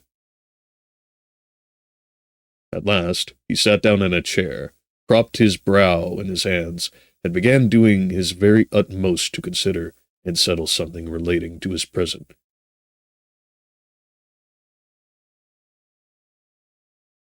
For a long time he walked up and down the room in agitation. At last, he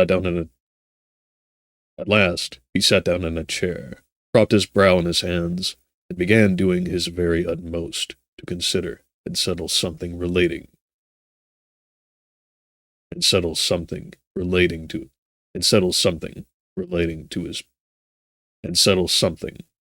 to his present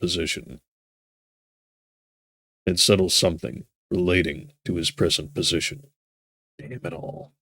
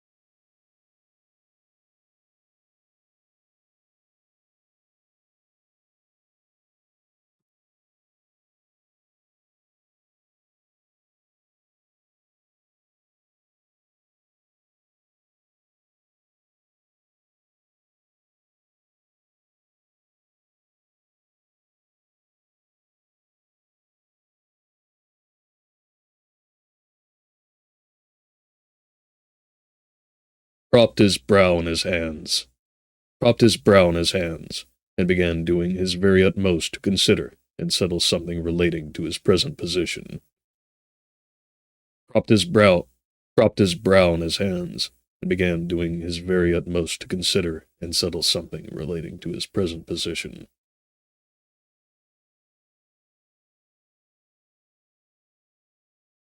And began doing his very utmost to consider.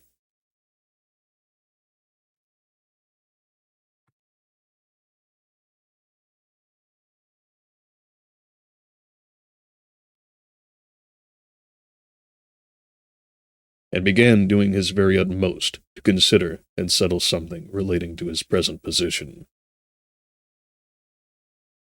Okay, and now that we finally have that done, we can maybe get a little bit of recap action going on.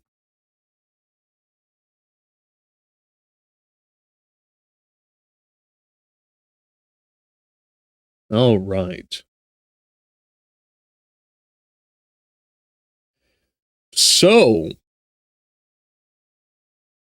here we get to the recap, and then inevitably the reply.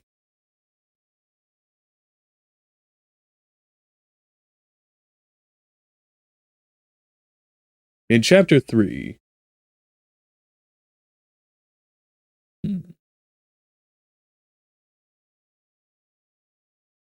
let's take a quick stroll back, since it had taken quite some time to actually get to the point of being done with it.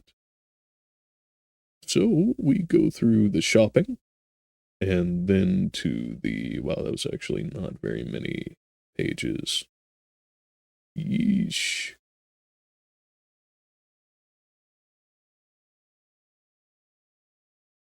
Well, in any event, we did shopping, the affair with the clerks, going, naturally, to the dinner, being rejected, and then finally going to a restaurant.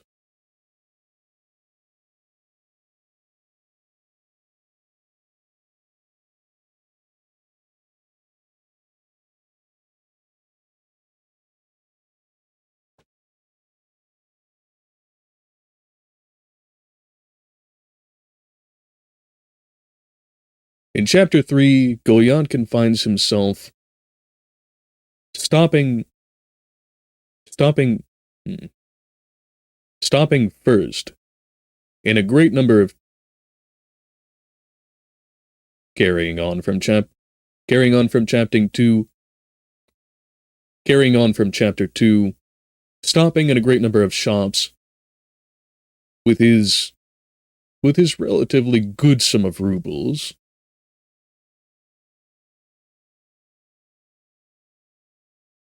putting in a number of orders, browsing, and otherwise making himself quite a fuss as he goes around.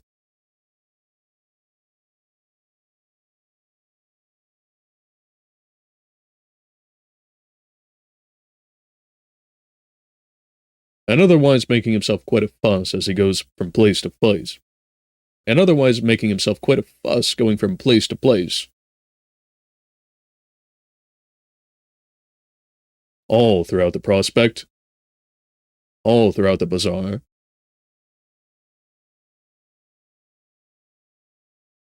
And promising that a deposit will come soon to them all.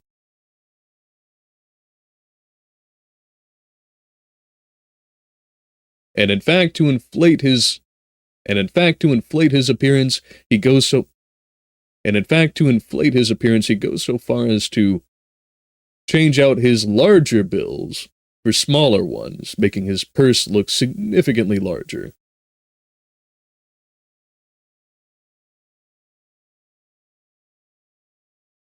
And finally, after spending some time at about 3 o'clock,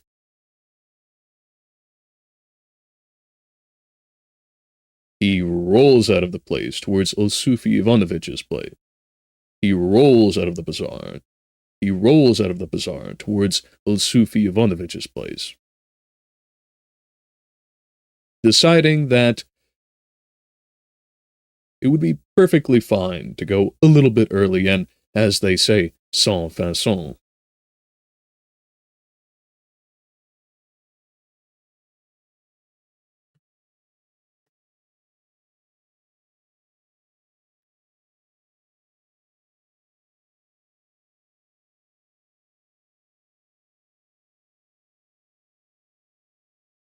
Without manners, as they say. Takes a quick and short bite to eat beforehand, psyching himself up as he is wont to, and then finally arrives, only to be greeted by the doorman, who has been given express instructions to decline and reject his entry.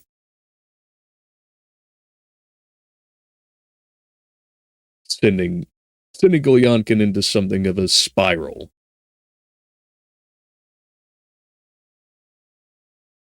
Confused, agitated, and not receiving the explanation that he's searching for.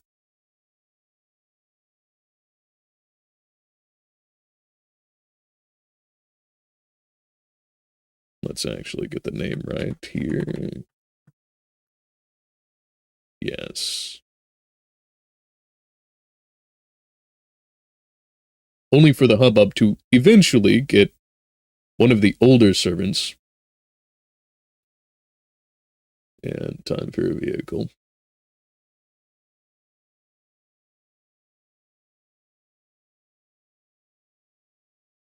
Gerasimich involved, who then, only through him and his understanding, only through him and his familiarity with Gulyankin, manages to press him aside as two guests work their way in, only further cementing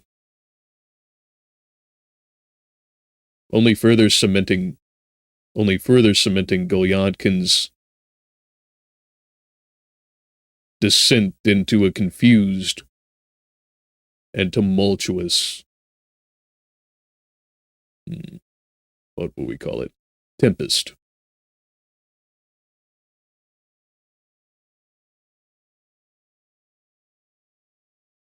In hearing that, he gets called out to his Yakov.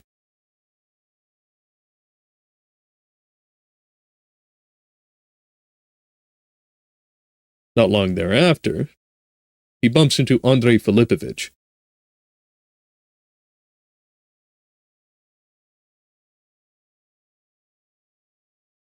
Who he turns upon with a great deal of aggression.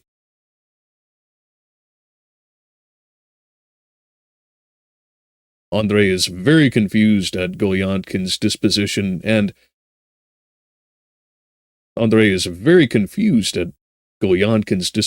and upon being broached by him, 1 step closer, 2 steps closer, 3, jumps back, scrams up the steps, and rushes his way into old Sufi's house.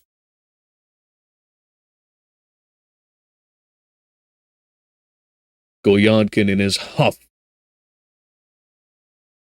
then stands there in something of a haze, a lost haze, and then marches his way down the stairs and back into the carriage. Not even waiting for Petrushka to come in. Not even waiting for Petrushka to come around and pick him up.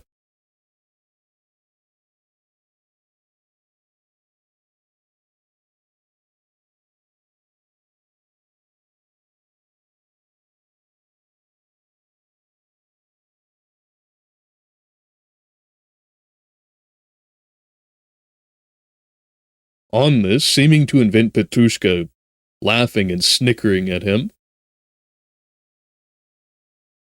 Gulyankin addresses him very gruffly, but, in any event, tells him to sail back away towards home. Tells him to go off and back towards home, apparently in defeat.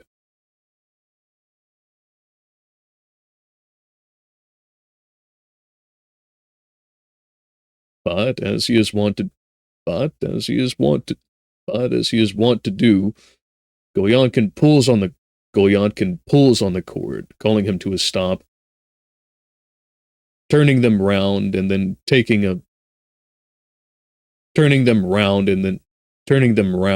sailing them back off towards Old Sufi's. But after finally getting there, he orders Petrushka to stop.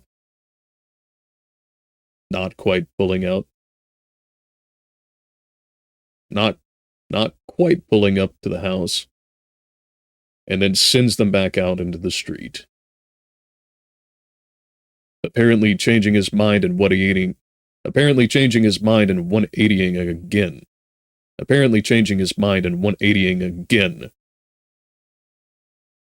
Finally settling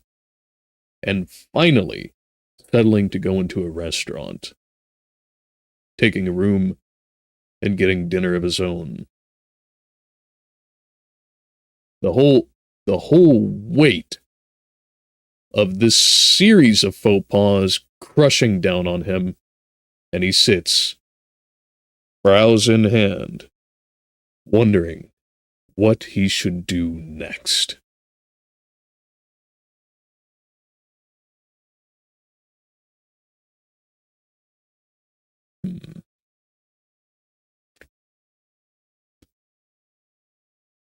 And I do think that this chapter really does just further the second, so we will skip a reply to it so far.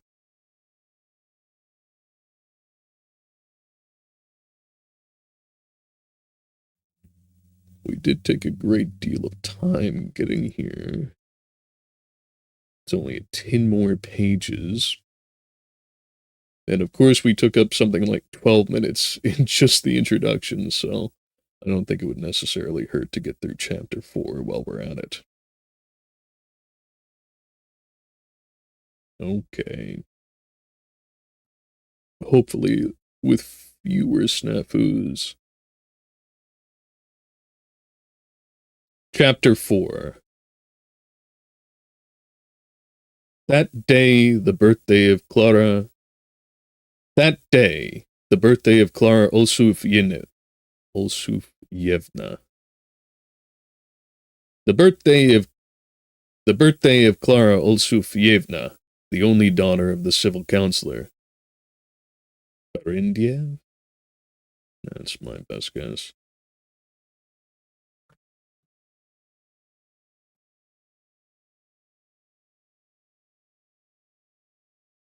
Berendiev. Yeah, that's right. Berendiev, at one time Mr. Golyadkin's benefactor and patron, was being celebrated by a brilliant and sumptuous dinner party, such as had not been seen for many a long day within the walls of the flat. Such as has not been seen for many a long day within the walls of the flats in the neighborhood of Ismailovsky. Such as had not been seen for many a long day within the walls of the flats in the neighborhood of Ismailovsky Bridge. A dinner more like some of Balthazar's feasts, with a suggestion of something Babylonian in its brilliant luxury. With a suggestion of something Babylonian in its brilliant luxury and style. With a suggestion of something Babylonian in its brilliant luxury and style. Veuve Clicquot is my best guess for that one. Let's see. Veuve?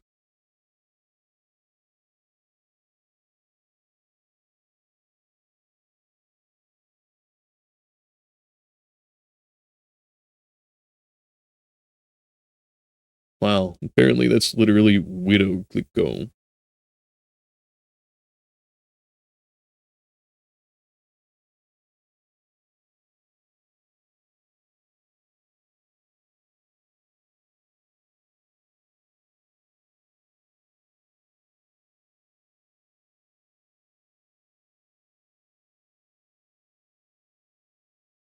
With Veuve...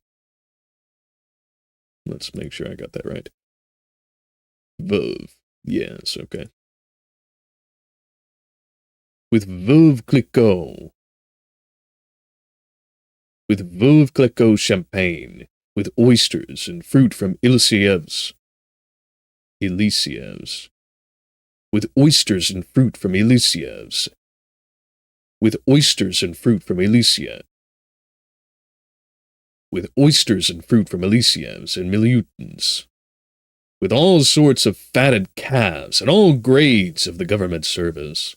This festive day was to conclude with a brilliant ball, a small birthday ball. A small birthday ball, but yet brilliant in its taste, its distinction, and its style. Of course, I am willing to admit that similar balls do. Happen sometimes, though rarely. Such balls, more like family rejoicings than balls, can only be given in such houses as that of the civil councillor, Berendiev. I will say more. I will say more. I even doubt if such balls could be given in the houses of...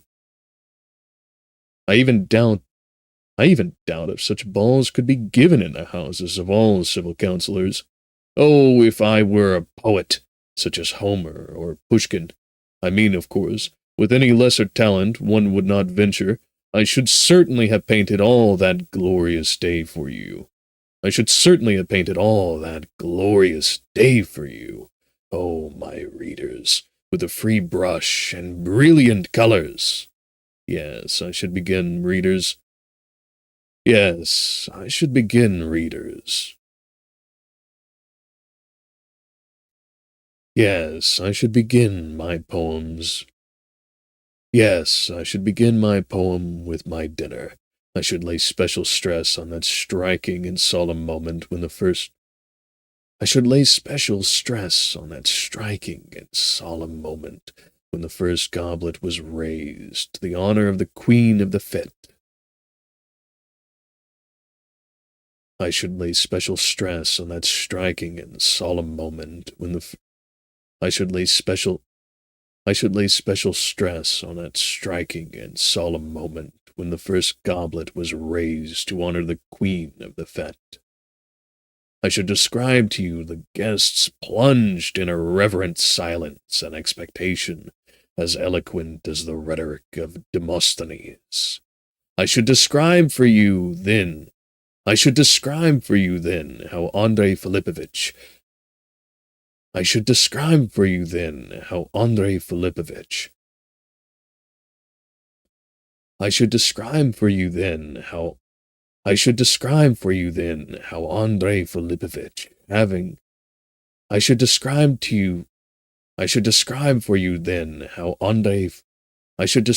for you then how Andrei Filipovich, having as the eldest of the guests some right to take precedence, adorned with his gray hairs and the orders that well befit gray hairs, got up from his seat and raised above his head the congratulatory glass of sparkling wine, brought from a distant kingdom to celebrate such occasions, and more like heavenly nectar than plain wine.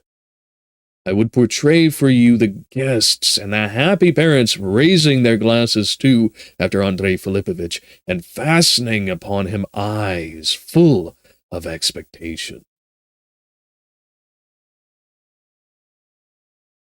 Of expectation. Of expectation. Of expectation. Of expectation. Of expectation. Of expectation. Of expectation. I would describe for you how the same Andrei Filipovich so often mentioned after dropping a tear in a glass. So often. I would describe for you how the same Andrei Filipovich so often mentioned after dropping a tear in the glass, delivered his congratulations and good wishes, proposed the toast, and drank the health. And drank the health. And drank the health.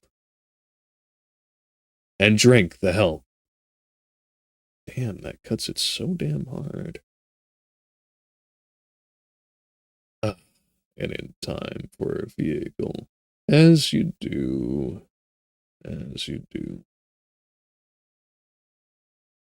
Well, let's see if we can play with this a bit then while that's ongoing.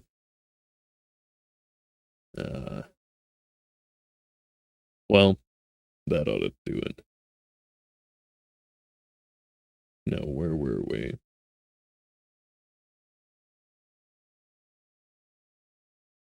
And drink the health.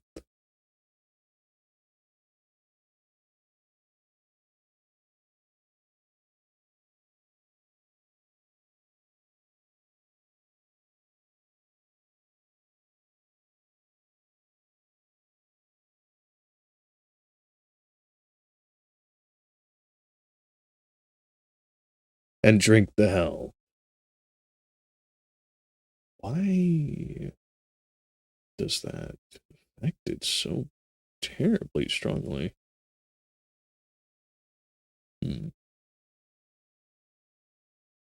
And drink the health. And drink the health. And drink the health.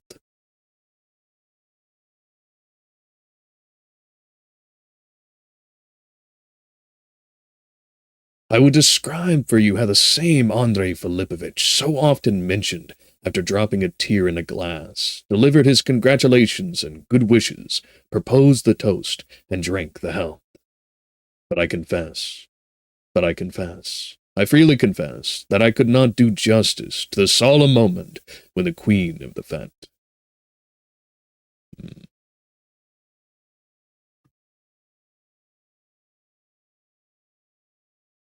But I confess, I freely confess, that I could not do justice to the solemn moment when the queen of the fete, Clara,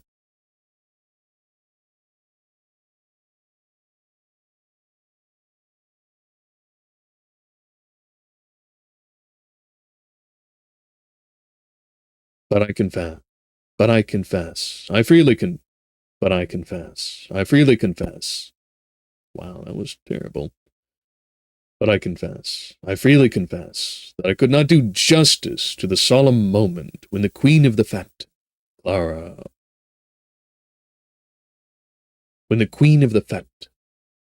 Olsufievna, blushing like a rose in spring, Clara Olsufievna, blushing like a rose in spring, with a glow of bliss and of modesty, was so overcome by her feelings that she sank into the arms of her tender mamma. How that tender mamma shed tears, and how the father, Olsufy Ivanovitch, a hale old man and a privy councillor, who had lost the use of his legs in the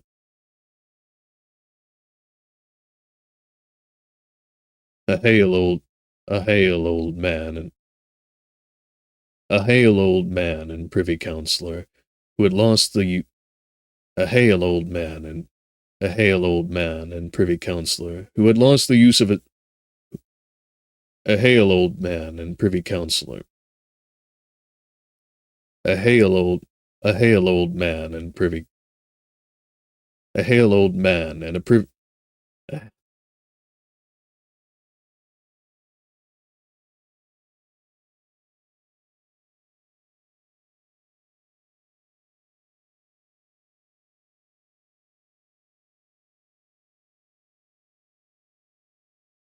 A hale old man. A hale old man and a privy councillor, who had lost the use of his legs and his long who had lost God damn it. Who had lost the use of his legs and his long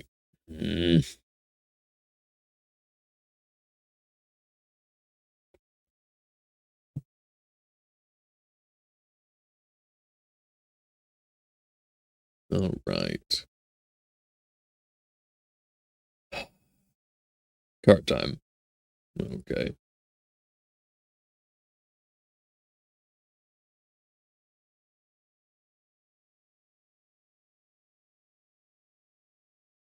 Who had lost the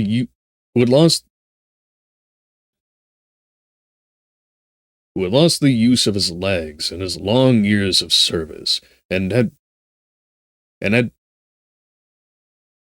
who had lost the use of his legs, who had lost the use of his legs in his long years of who had lost the use of his legs and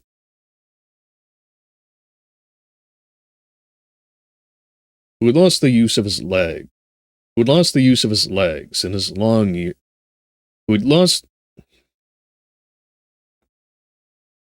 the use of his legs, who had lost the use of his legs in his long years of who had lost the use of his who had lost the use of his legs. Who had lost the use of his legs. Who had lost the use who had lost who had lost who had lost the use of his legs. Who had lost the use of his who had lost the use of his legs. Who had lost the use of that mouth noise is killing me. Who had lost the use of his legs in his long years of service, and been rewarded by destiny for his devotion with investments, a house, some small estates, and a beautiful daughter, sobbed like a little child, sobbed like a little child, sobbed like a little child, sobbed like a little, sobbed, damn, man. Sobbed.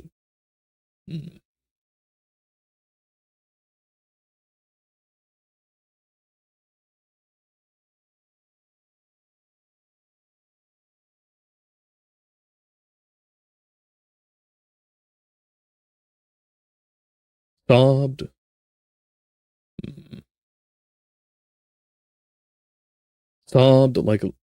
Sobbed like a little child. Sobbed.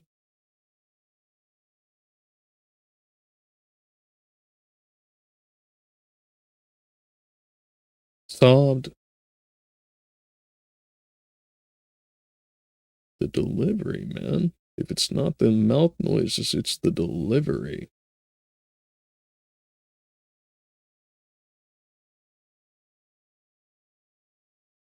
Sobbed like a little child, and announced through his tears that his excellently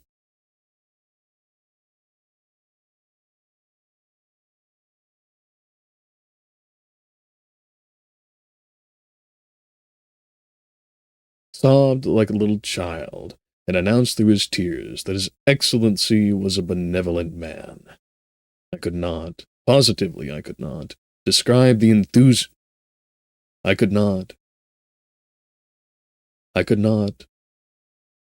not, positively I could not, describe the enthusiasm that followed that moment in every heart, an enthusiasm clearly evinced in the conduct of a youthful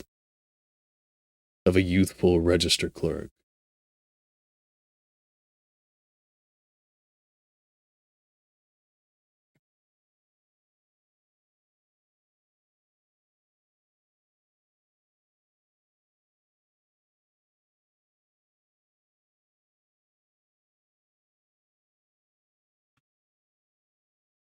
Of a youthful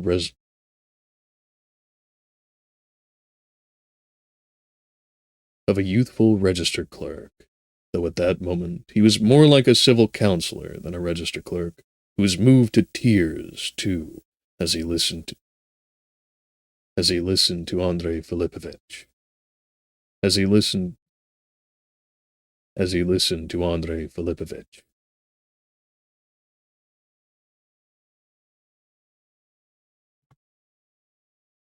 As he listened to Andrei Filipovich. In his turn, too, Andrei Filipovich was in that solemn moment, quite unlike a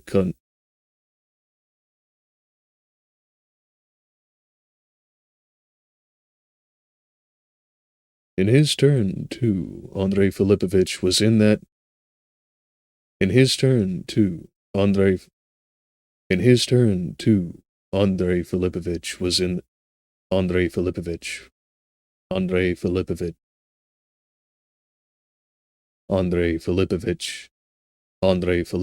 was in that solemn moment, quite unlike a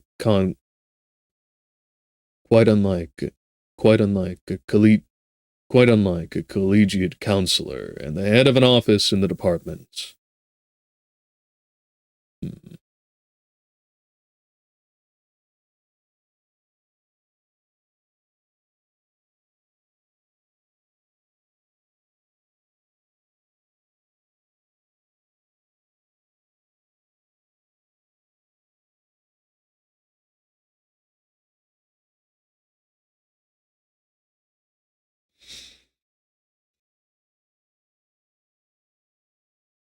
quite unlike a collector in the quite unlike a collegiate counselor and the head of an office in the department. Quite unlike a collegiate counselor and the head of an office in the department.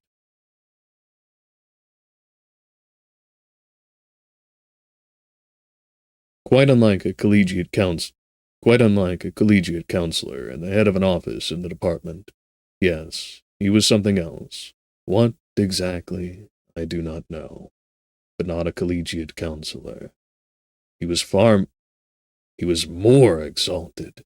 Finally. He was more exalted. Finally. Oh, why do I not possess the secret of lofty, powerful language, of the sublime style to describe these grand and edifying moments of human life?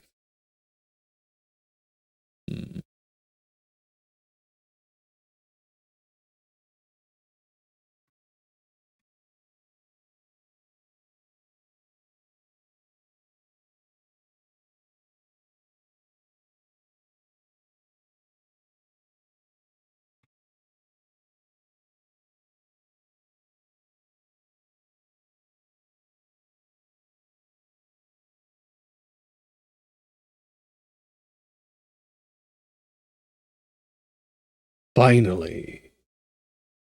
Finally. Finally. Oh, why do I not possess the secret of why do I not possess the secret of lofty, powerful language, of the sublime style to describe these grand and edifying moments of human life? Grand and edifying moments of human life.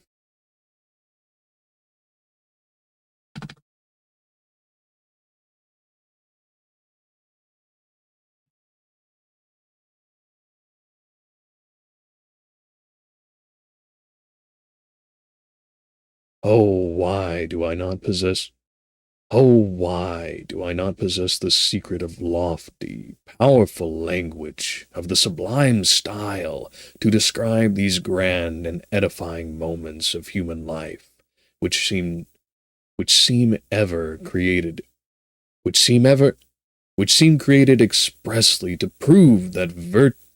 which seem created expressly to prove that virtue sometimes triumphs over ingratitude, free-thinking, vice, and envy.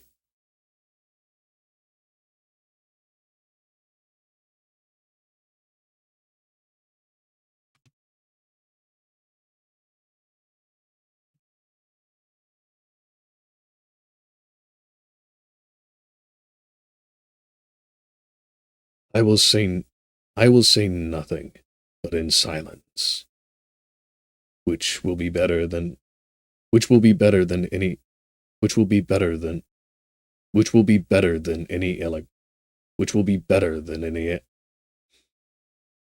which will be better than any which will be better than any eloquence. I will point to that fortunate youth just entering on his 26th spring just entering on his 26th spring. Just entering on his 26th spring, to Vladimir Semyonovitch. To Vladimir Semyonovitch.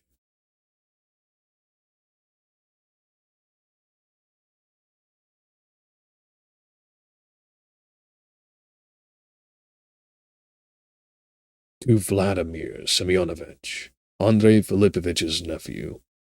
Andrei Filipovitch's nephew, who in turn now rose from his seat, who in his turn proposed a toast, upon whom were fastened the tearful eyes of the parents, and upon whom were fastened the tearful eyes of the parents, the proud eyes of Andrei Filipovitch, the proud eyes of Andrei Filipovitch, the modest eyes of the Queen of the Fete, the modest eyes of the Queen of the Fete, thus the solemn eyes of the guests, and the decorously envious eyes of some of the young man's youthful colleagues. I will say nothing of that. though I cannot refrain from observing that everything in that young man, who was indeed speaking in a complimentary sense, more like an elderly than a young man, everything from his blooming cheeks to his accessorial rank seemed almost to proclaim aloud the lofty pinnacle a man can attain through morality. A man can attain through morality and good principles. I will not describe how Anton Antonovich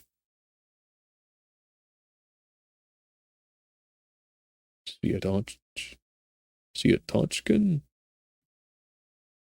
Let's see about that.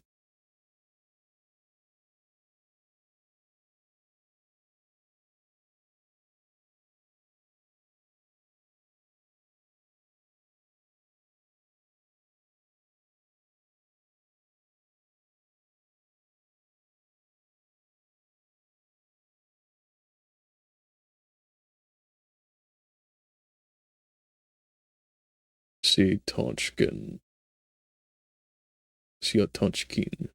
Okay. I will not describe how Anton Antonovich Siatochkin, a little old man as gray as a badger, the head clerk of a department, who was a colleague of Andrei Filipovich's, and had once been also of old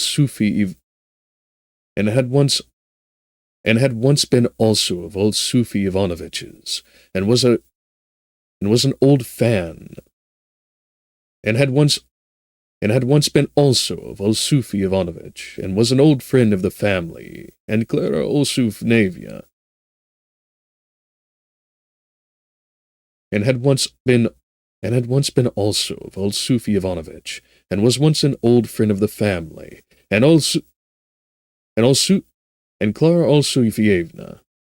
Clara Olsufievna, and Clara Olsufievna's, and Clara Olsufievna's godfather, in his turn, proposed a toast, crowded like a cock, and cracked many little jokes. Crowed like a cock, and cracked many little jokes. Crowed like a cock, and cracked many little jokes. How by this extremely proper breach of propriety,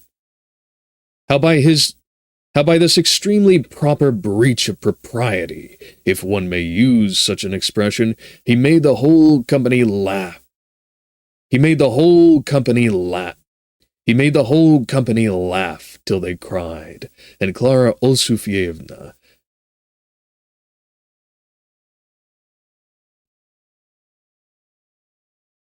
He made the whole company laugh till they cried, and how Clara Olsufievna, at her parents' bidding, rewarded him for his jocularity and how Clara Olsufievna, at her parents' bidding, rewarded him for his jocularity and politeness with a kiss.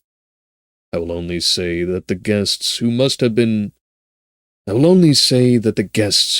have felt like kinsfolk and brothers after such a dinner, at last rose from the table, and the elderly and more solid guests, after a brief interval spent in friendly conversation, interspersed with some candid, though of course very polite and proper observations, went decorously into the next room, and, without losing valuable time, promptly divided themselves up into parties, and, full of the sense of their own dignity, installed themselves at tables covered in green baize.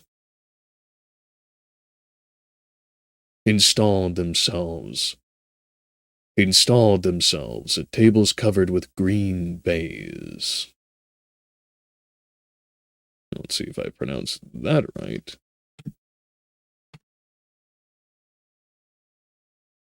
And right. Very good. Meanwhile, the ladies established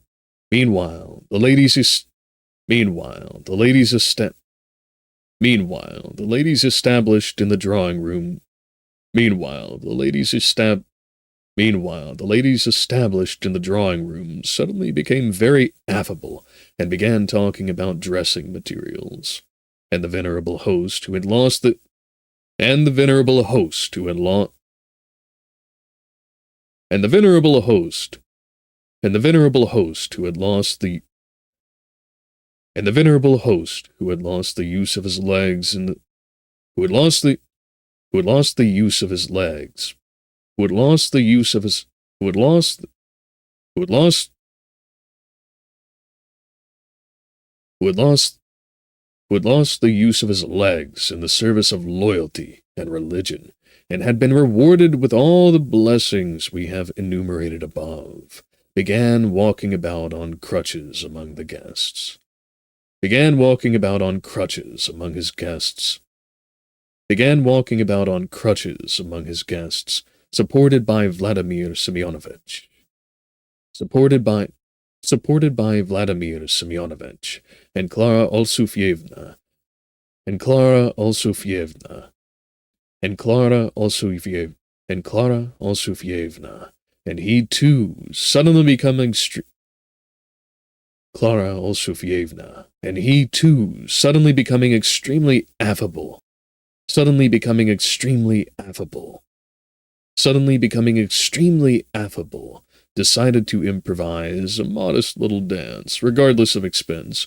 To that end, a nimble youth decided to improvise a modest little dance, regardless of expense. Decided to improvise a modest little dance. Decided to improvise a modest little dance, regardless of expense. To that end, a nimble youth, the one who was more like a civil counselor than a youth, was dispatched to To that end, a nimble youth, the one who was more like a civil counselor than a youth, was dispatched to fetch musicians, and musicians to the number of 11, and musicians to the number of 11 arrived, and exactly at 8:30, and musicians to the number of 11 arrived, and exactly at 8:30 struck up the inviting strains of a Finsk quadrille. That's my guess. Let's see. Quadrille. Really?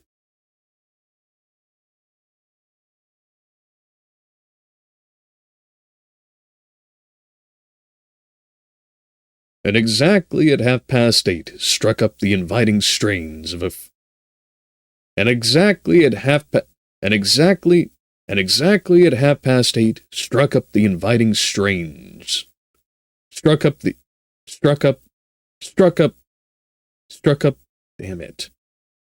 inviting strains.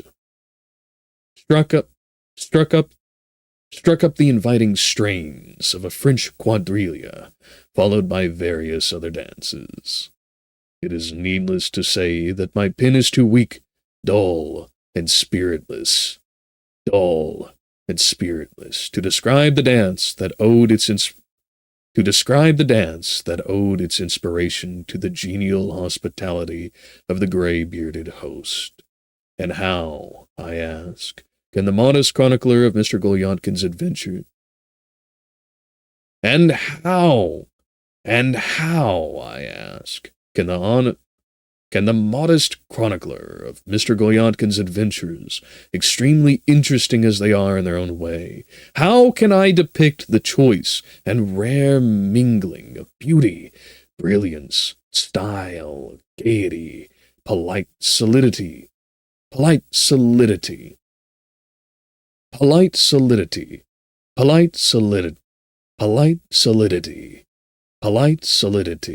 and solid politeness, sportiveness, joy, all the mirth and playfulness of these wives and daughters of petty officials, All the mirth and playfulness of these wives and daughters of petty officials, more like fairies than ladies, in a complimentary sense, with their lily shoulders and their rosy faces, their ethereal figures, their playfully agile, homeopathic, to use the exalted language appropriate, little feet. How little feet. Little feet. Damn. Little feet. How can I describe to you finally the gallant officials, their part? How can I describe to you finally? How can I describe to you finally? How can I describe to you finally the gallant officials, their partners, gay and solid youths, steady, gay and solid youths, steady, gleeful, decorously vague, smoking a pipe in the intervals between the dancing in a little green room apart. Smoking a pipe. Gay and solid youths, steady, gleeful, decorous. Gay and solid youths, steady, gleeful, decorously vague, smoking a pipe in the intervals between the dancing in a little green room apart, or not smoking a pipe in the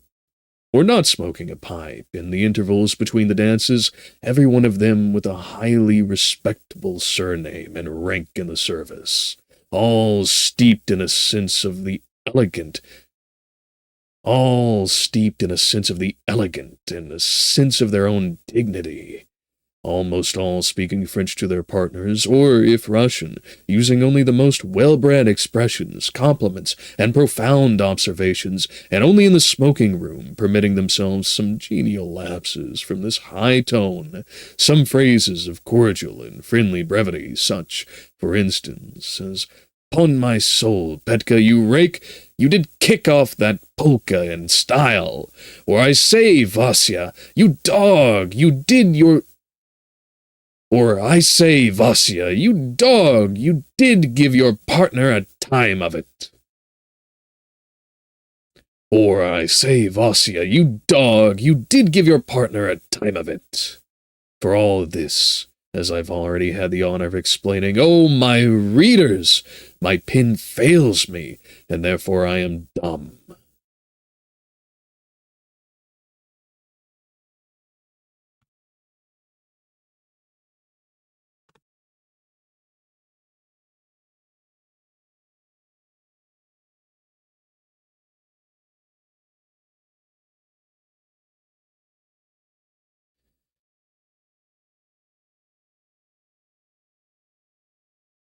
For all this, as I've already had the honor of explaining, oh my... For all this, as I've already had the honor of explaining, oh, my readers, my pen fails me, and therefore I am dumb. Let us rather return to Mr. Golyantkin, the true and only hero of my very truthful tale. The fact is that he found himself now in a very strange position, to say the least of it. He was here, also, gentlemen, that is, not at the dance, but almost at the dance.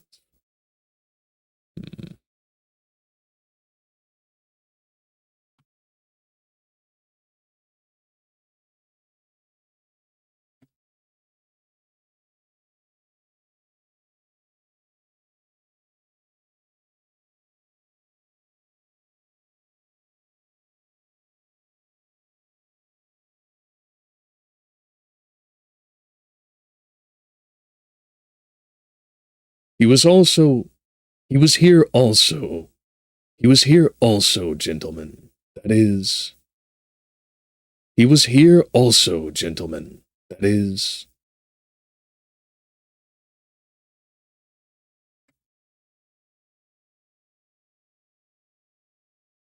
He was here also, gentlemen, that is, not at the dance, but almost at the dance. He was all right, though. He could take care of himself. Yet at this moment, he could take care of himself.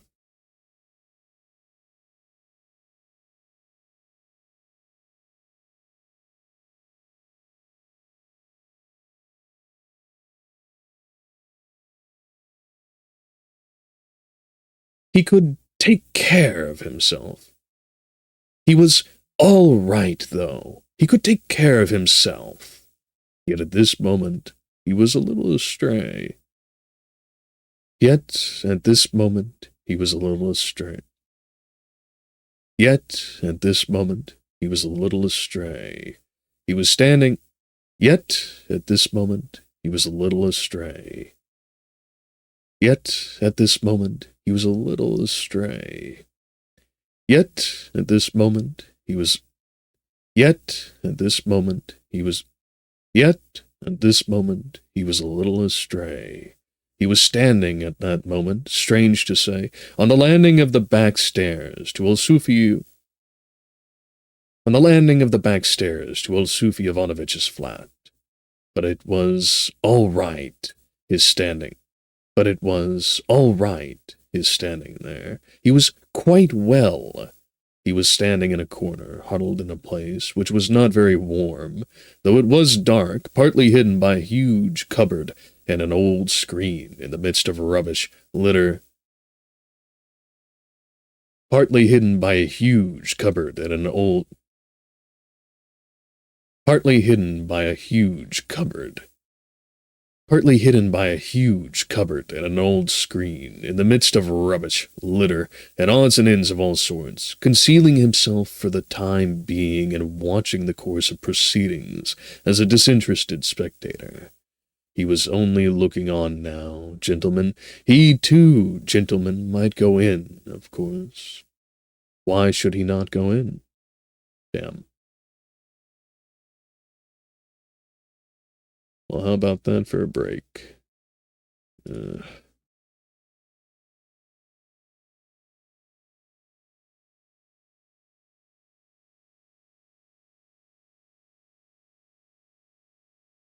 we are. He, too, gentlemen, might go in, of course. Why should he not go in? He, too, gentlemen, might go in, of course. He, too, gentlemen, might... He, too, gentlemen, might go in, of course. Why should he not go in? He had only to take one step. He had only to take one step, and he would go in, and would go in very adroitly. Just now, though. Just now, though. Just now, though. Just now, though, he had been standing... Just now, though, he had been standing near... Just now, though, he had been standing nearly 3 hours between the cupboard and the screen in the midst of the rubbish, litter, and odds and ends of all sorts. He was only quoting, in his own justification, a memorable phrase of the French minister. Let's see about that one. Diela.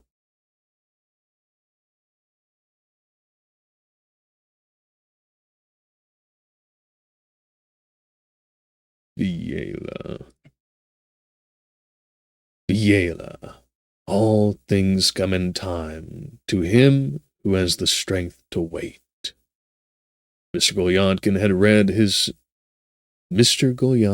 had read this sentence in some book on quite a different subject, but now very aptly recalled it. The phrase, to begin with, was exceedingly appropriate to his present position, and indeed, why should it not occur to the mind of a man who had been waiting for almost 3 hours in the cold and the dark in expectation of a happy ending to his adventures? After quoting very appropriately the phrase of the French minister,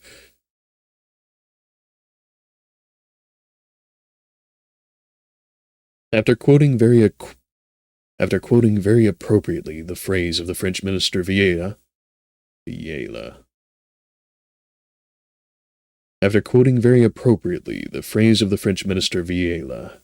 Mr. Golyadkin immediately thought of the Turkish vizier.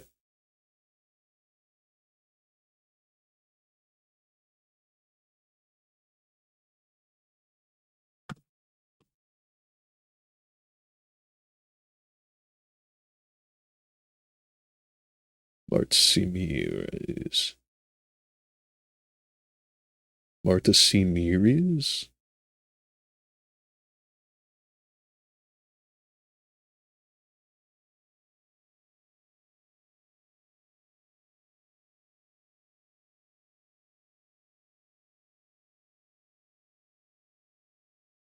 Mr. Golyadkin immediately thought of the Turkish vizier, Martimiris. I think I got that. As well as of the beautiful Margravine Louise? Lucy. Louise?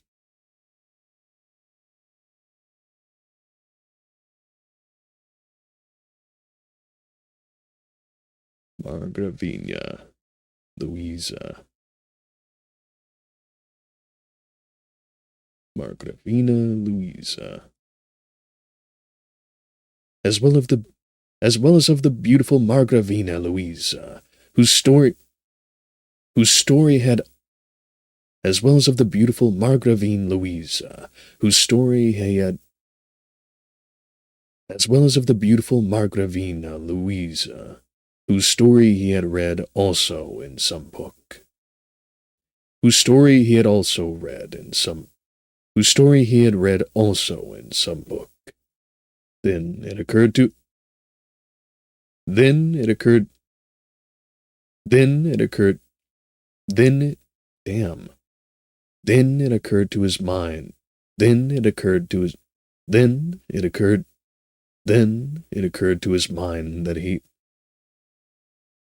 his mind the Jesuits made it their rule that the Jesuits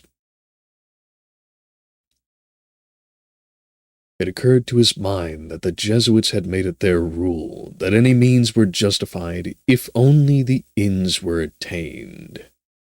Fortifying himself somewhat with this historical fact, Mr. Golyadkin said to himself, what were the Jesuits? Fortifying himself somewhat with this historical fact, Mr.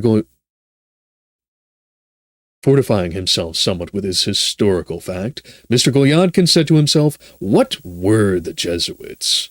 The Jesuits were every one of them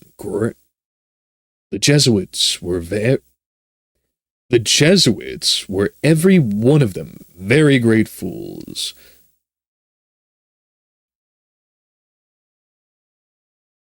The Jesuits were every one of them very great fools, that he was better than any one of them, that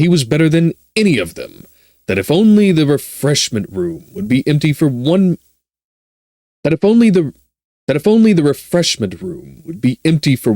minute, the door of the refreshment room opened straight into the passage to the back stairs where Mr. Golyadkin was in hiding now.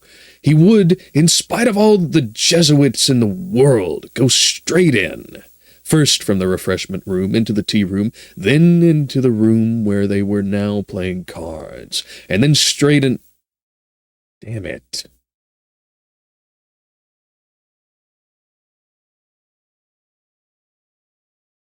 The Jesuits were every one of them very great fools, that he was better than any of them, that if only the refreshment room would be empty for 1 minute, the door of the refreshment room opened straight into the passage to the back stairs where Mr. Golyadkin was in hiding now. He would, in spite of all the Jesuits in the world, go straight in, first from the refreshment He would, in spite of all of the Jesuits in the world, go straight in, first from the refreshment room into the tea room, then into the room where they were now playing cards, and then straight into the hall where they were now dancing the polka, and he would go in. He would certainly go in spite of everything. He would go in. He would slip through, and that would be all. No one would notice him, and once there... No one would notice him, and once there, he would know what to do. Well, so... Well, so this is the position in which we find the hero of our perfectly true story, though, indeed, it is difficult to explain what passing in him... Well, so this is the position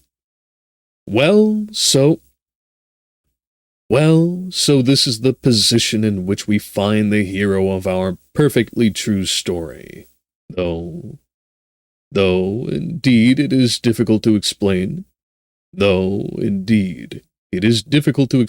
What was passing in him at that moment. The fact that he had made his way to the back stairs and to the passage on the ground that, as he said,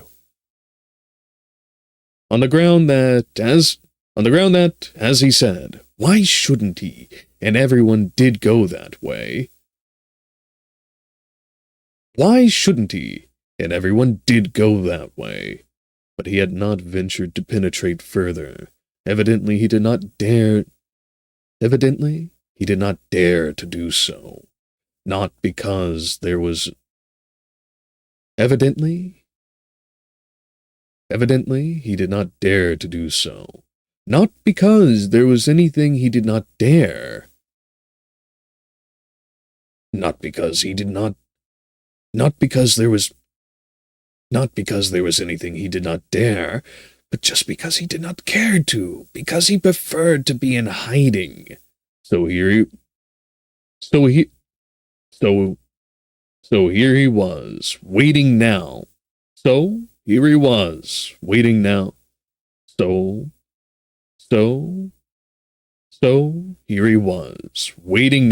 a chance to slip in.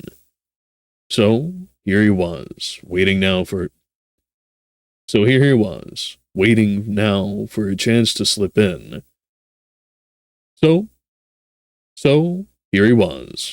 now for a chance to slip in. And he had been waiting for it 2 hours and a half. Why not wait?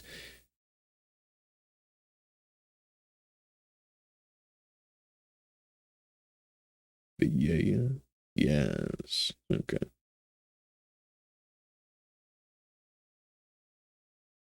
Why not wait? Vieja himself had waited. But what had Vieja to do with it? Thought Mr. Golyonkin. How does Vieja come in? But how am I to go and walk in? You dummy! You dummy! Said Mr. Golyonkin, pinching his benumbed cheek with his benumbed fingers. You silly fool, you silly old Golyonkin, silly fool of a surname!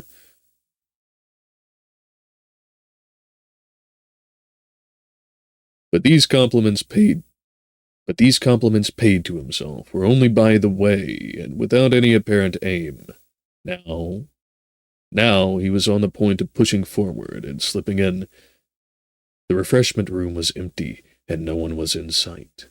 Mr. Golyonkin saw all this through the little window. In 2 steps he was in the door, and had already opened it. Should he go in or not? Come on, should he go in or not? Come on, should he go? Damn it. Should he go in or not? Come on, should he or not? I'll go in. Why not? I'll go. Should he go in or not?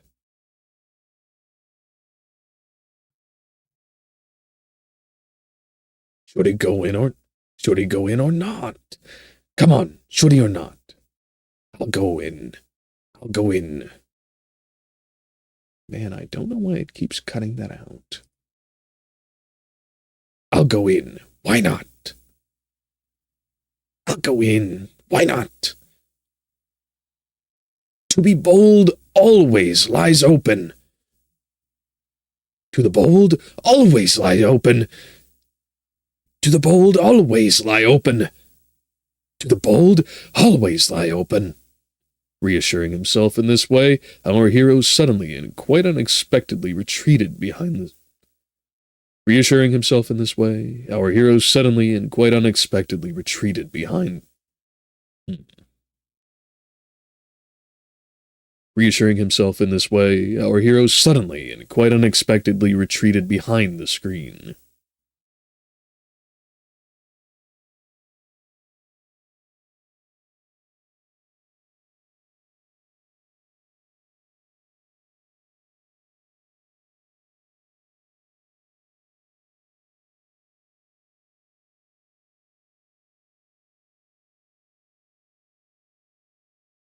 Reassuring himself in this way, our hero suddenly and quite unexpectedly retreated. Reassuring himself in this way, our hero suddenly and quite unexpectedly retreated behind the screen. No, he thought. Now someone... now somebody's coming in? Yes, they've come in. Why did I dawdle when there were no people about? Even so, shall I go and slip in? No, how slip in when a man has such a temperament? Fie, what a low tendency! Fie, what a low tendency! I'm as scared as a hen. Being scared is our special line. That's a fact of the matter. To be abject at every occasion is our line. No need to ask us about that. Just stand here like a post, and that's all. At home, I should be having a cup of tea now. It would be pleasant, too, to have a cup of tea. If I come in later, Petrushka'll grumble, maybe. Shall I go home? Damnation take all this. Damnation take all of this. I'll go, and that'll be the end of it. Reflecting on his position this way, Mr. Golyadkin dashed forward as though someone had touched a spring in him. In two steps, he found himself inside the refreshment room, flung off his overcoat, took off his hat, hurriedly thrust these things into a corner, straightened himself, and smoothed himself down. Then he moved to the tea room, and from the tea room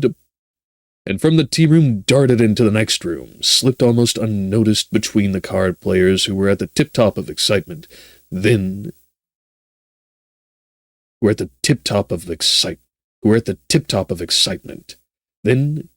Mr. Golyadkin forgot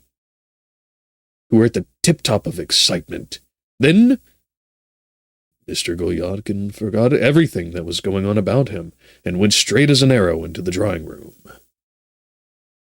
Then Mr. Golyadkin forgot everything that was going on about him, and went straight as an arrow into the drawing room.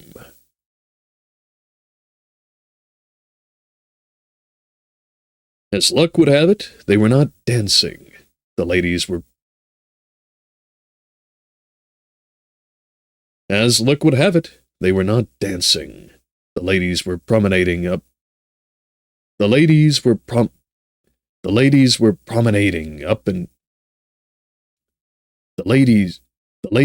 promenading up and down the room in picturesque groups.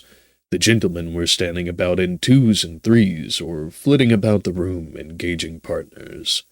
Mr. Golyadkin noticed nothing of this. He saw only Clara Osofyevna near her Andrei Filipovich. Then, near her...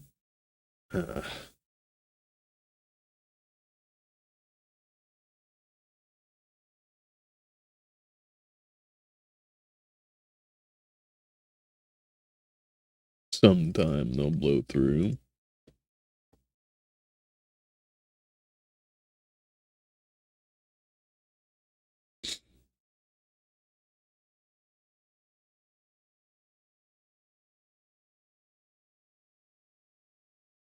Okay. The gentlemen were standing in twos and threes or flitting about the room engaging partners. Mr. Golyadkin noticed nothing of this. He saw only Clara Osofyevna near her Andrei Filipovich.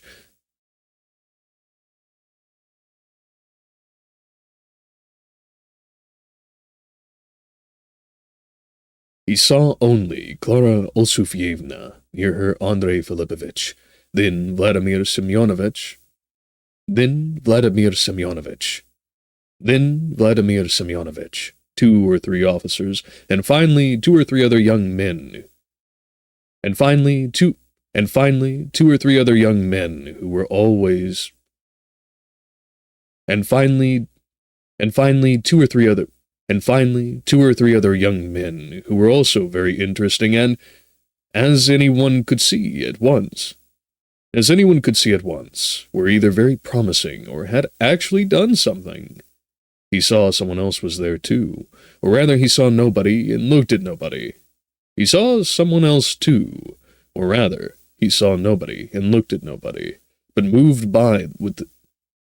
by the same spring that had sent him dashing into the midst of a ball to which he had not been invited. He moved forward, and then forwarder and forwarder. On the way, he jostled against a counselor, and on the way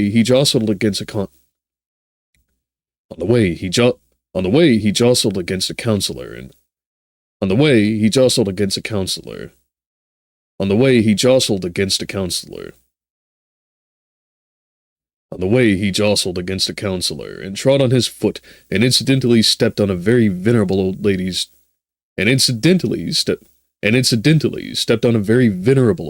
dress and toured a little,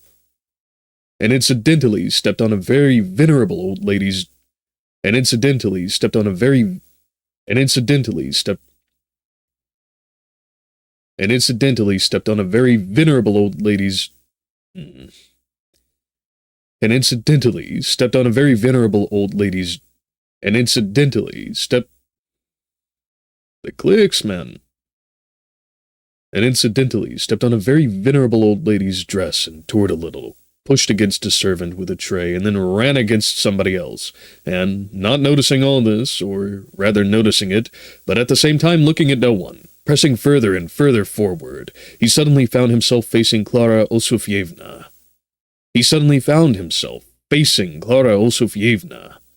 There's no doubt whatever that he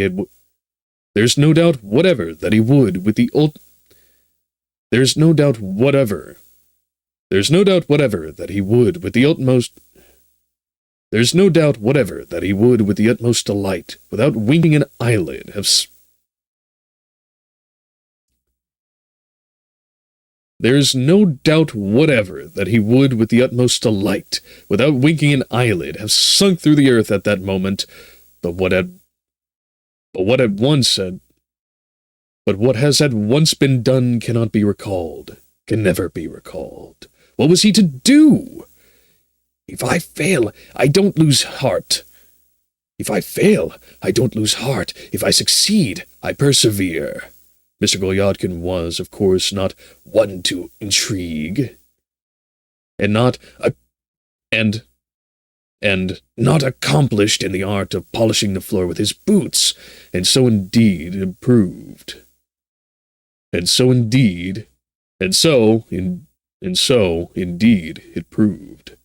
Besides, the Jesuits had some hand in it too, though Mr. Golyadkin had no thoughts to spare for them now.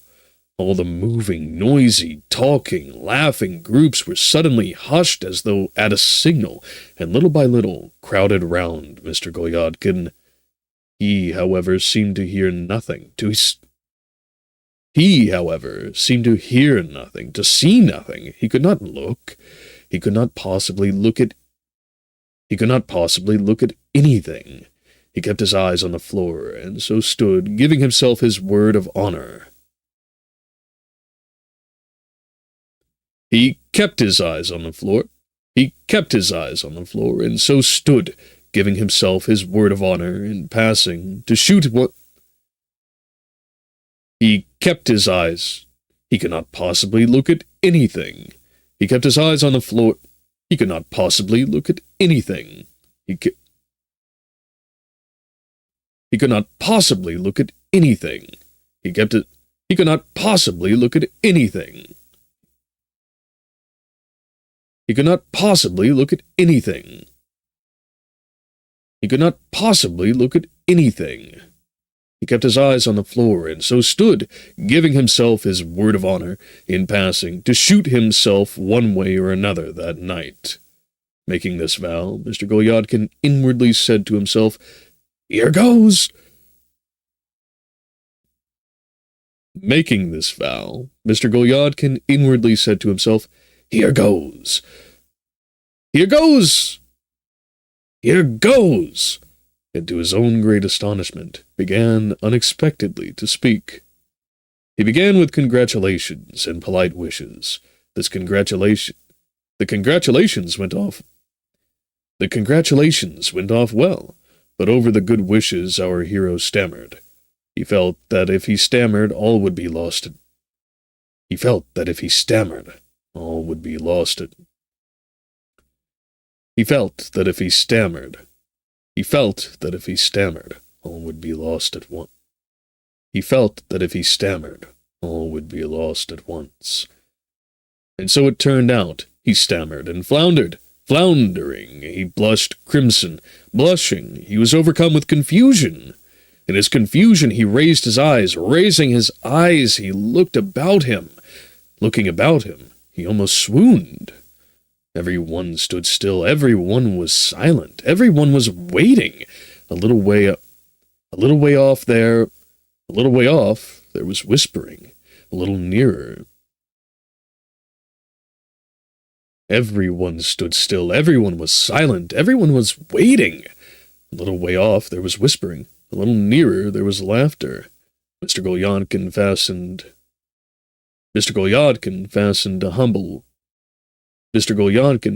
a humble, imploring look on Andrei Filipovich. Andrei Filipovich responded with such a look that if our hero had not been utterly crushed already, he certainly would have been crushed a second time.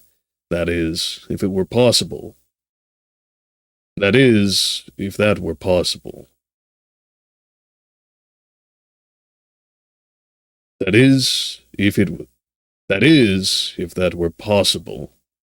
The silence lasted long. The silence lasted long. The silence lasted long. The silence lasted long. Damn. The silence lasted long. The silence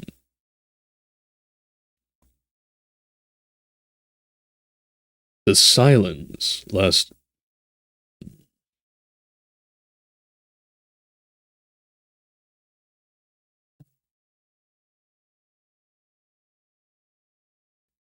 The silence lasted every time.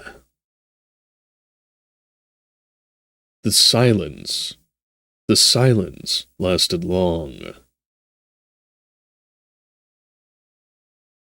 This is rather concerned with my domestic circumstances and my private life, Andrei Filipovich. This is rather concerned with my domestic circumstances and my private life. This is rather concerned with my domestic circumstances and my private life, Andrei Filipovich. Our hero This is rather concerned with my domestic circumstances and my private life.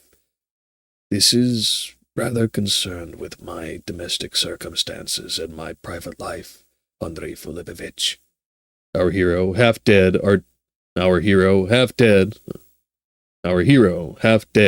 articulated in a scarcely audible voice. It is not an official incident, Andrei Filipovich. For shame, sir! For shame!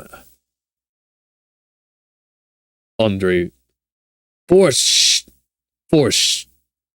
shame, sir! For shame! Andrei Filipovich pronounced in a half. No. For shame, sir. For shame, sir. For shame. Andrei Filipovich pronounced in a half-wit. Andrei Filipovich pronounced in a half-whisper, with an Andrei Filipovich pronounced Andrei Filipovich on Andrei Filipovich Andrei Filipovich pronounced in a Andrei Filip Andrei Filipovich pronounced in a half whisper, with an indescribable air of indignation. He pronounced these words, and giving Clara Olsufyevna his arm, he turned away from Mr. Golyatkin.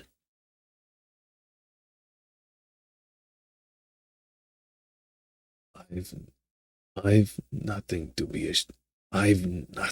be ashamed of, Andrei Filipovich, answered Mr. Golyatkin, also in a whisper, turning his miserable eyes about him, trying helplessly to discover in the amazed crowd something on which he could gain a footing and retrieve his social position.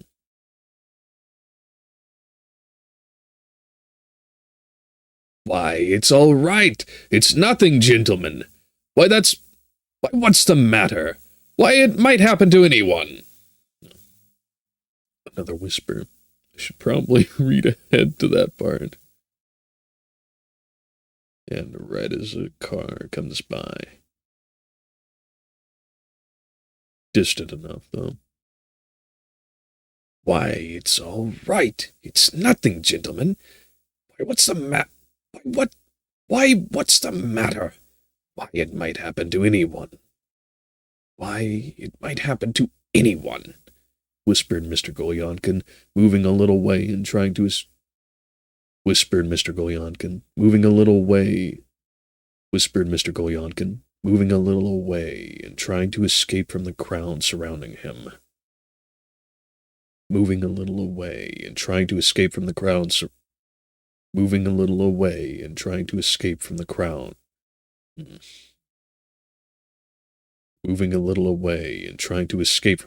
surrounding him. They made way for him. Our hero passed through 2 rows of inquisitive and wondering spectators. Fate drew him on. He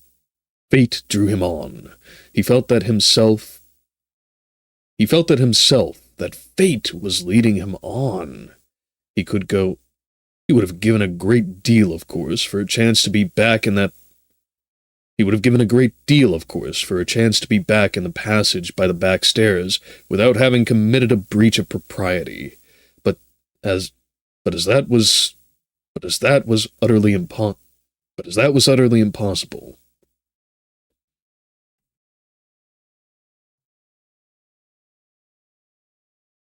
Okay.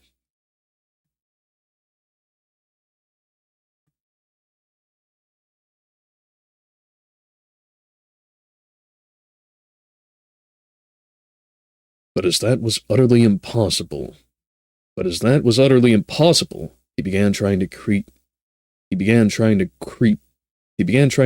away into a corner and to stand there, modestly, decorously apart, without interfering with anyone, without attracting especial attention, but at the same time to win the favorable notice of his host and the company. At the same time to win the favorable notice of his host and the company. At the same time, Mr. Golyatkin felt as though the ground were giving way under him, as though he were staggering, falling. At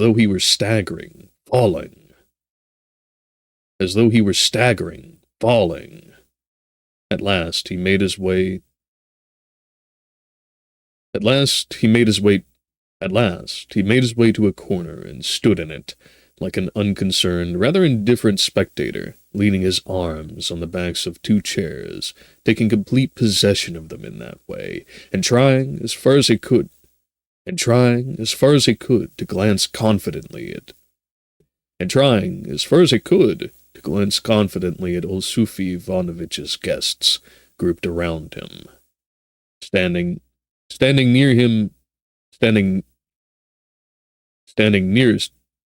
nearest him was an officer, a tall and handsome. Standing nearest to him was an officer, a tall and handsome fellow, beside whom Golyadkin himself felt like an insect. Beside whom Golyadkin felt himself an insect.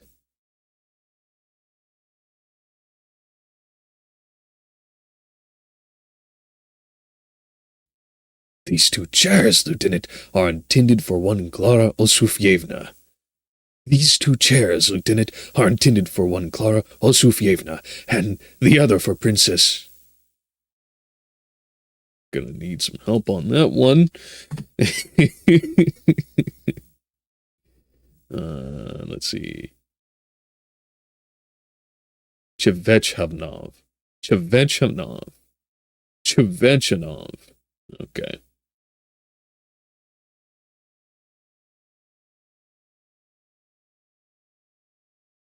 And the other for Princess Chevechanov.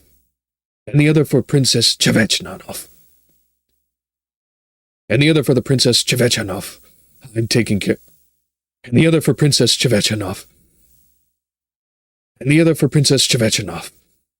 I'm taking care of them for now. These 2 chairs, Lieutenant, are intended for Clara Osufyevna. These 2 chairs, Lieutenant, are intended for one. These 2 chairs, Lieutenant, are intended, one for Clara Osufyevna and the other for Princess Chevechanov. I'm taking care of them for them.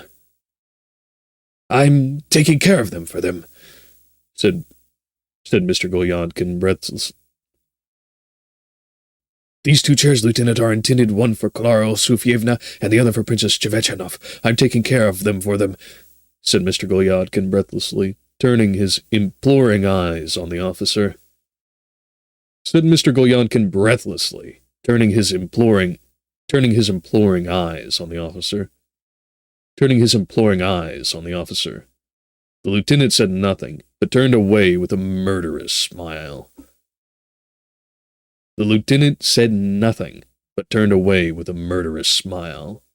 Checked in this direction, our hero is about to try his luck in another quarter, and directly addressed an important counselor with a cross of great distinction on his breast.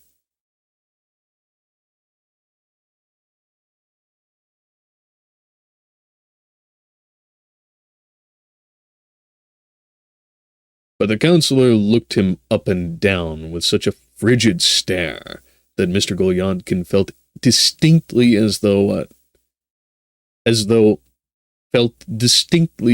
a whole bucketful of cold water had been thrown over him. He subsided into silence. He made up his mind that it was better to keep quiet, not to open his lips, and to show that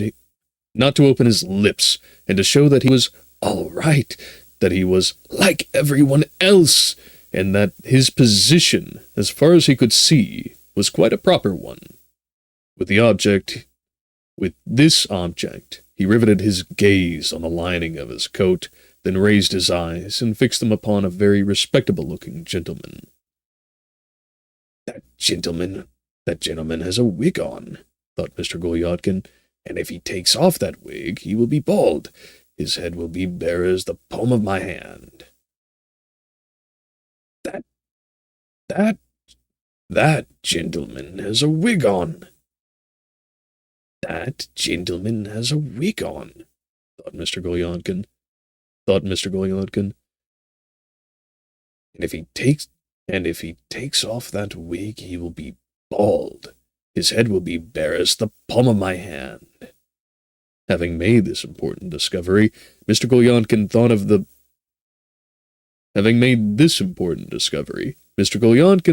Arab. Having made this important discovery, Mr. Golyadkin thought of the Arab emirs, whose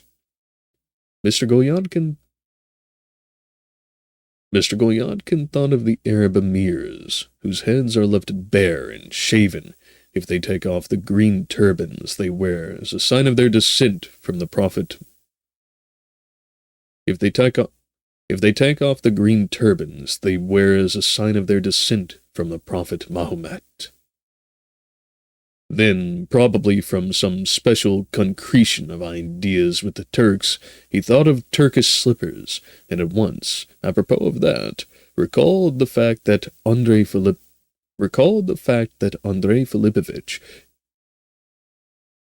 recalled the fact that Andrei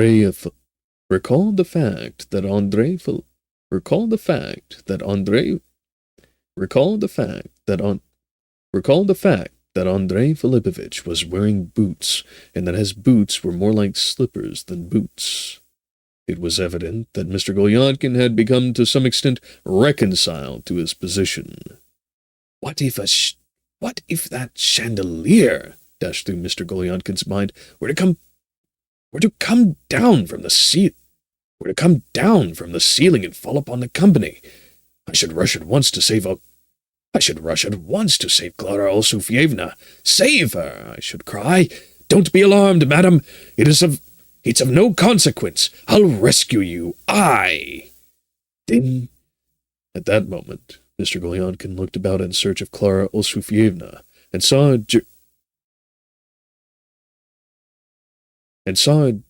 Gerasimich Olsufi Ivanovich's old butler.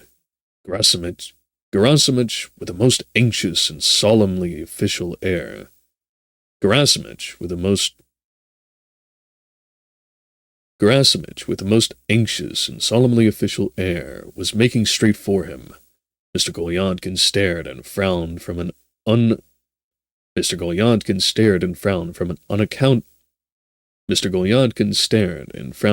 unaccountable but most disagreeable sensation. He looked about him mechanically.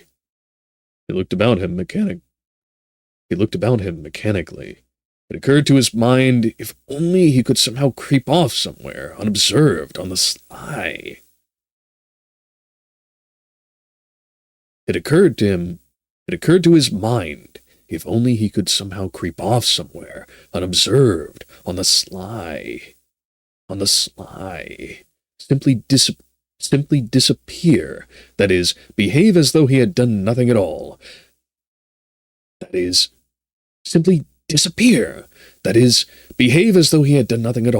As though the matter did not concern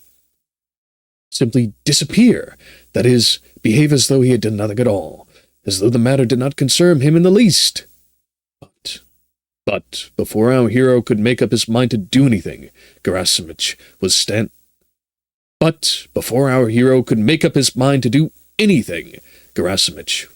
before him.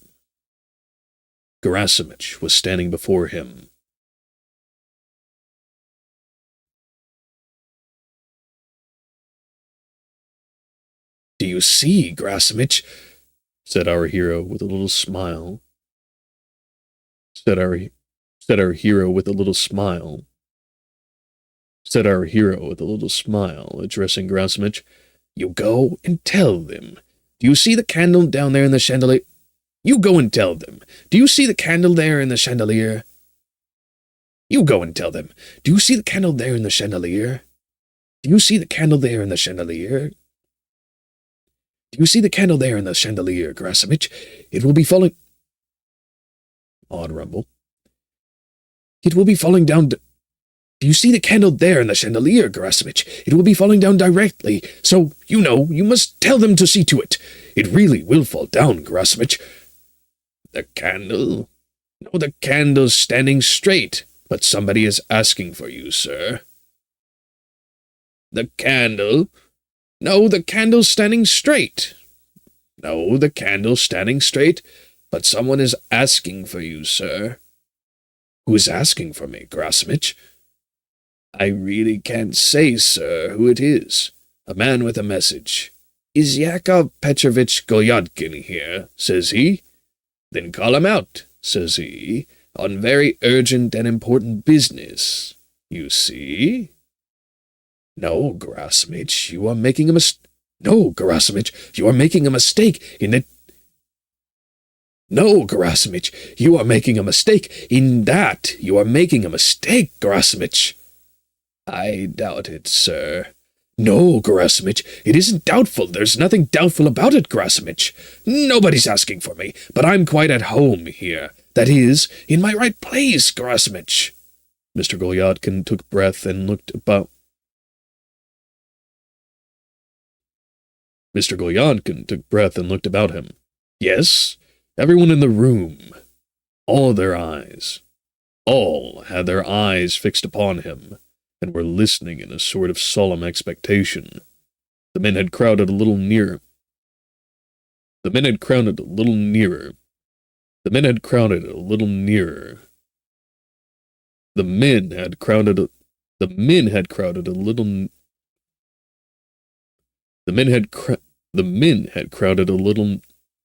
The men had crowded a little nearer and were all attention. A little further away, the ladies were whispering together.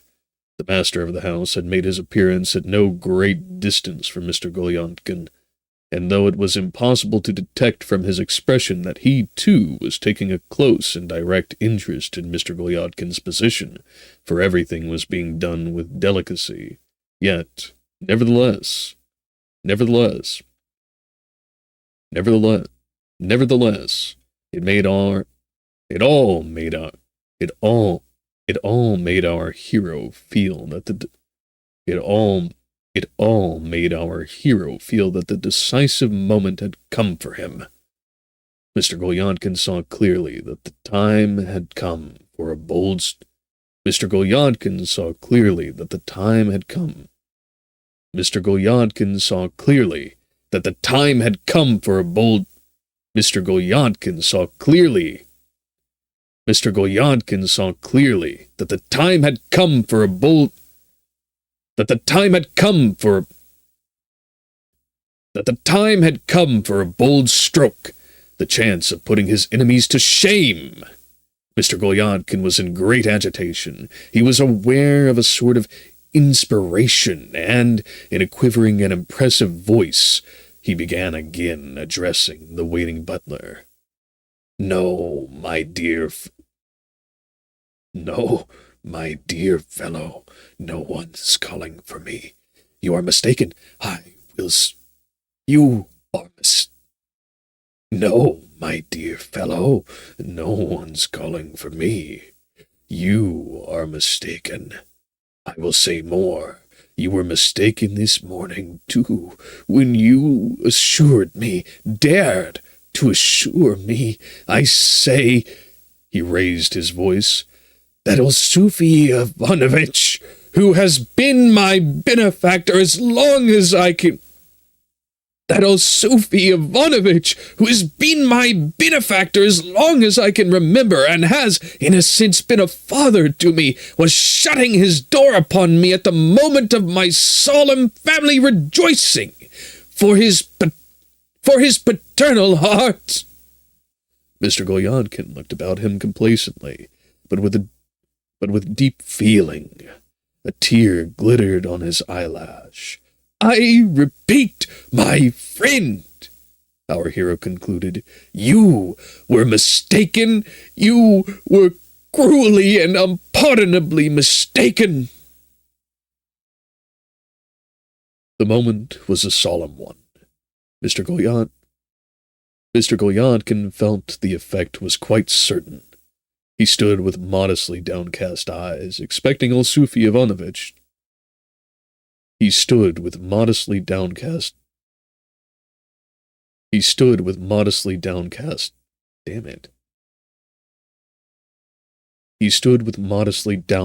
eyes, expecting Sufi Ivanovich.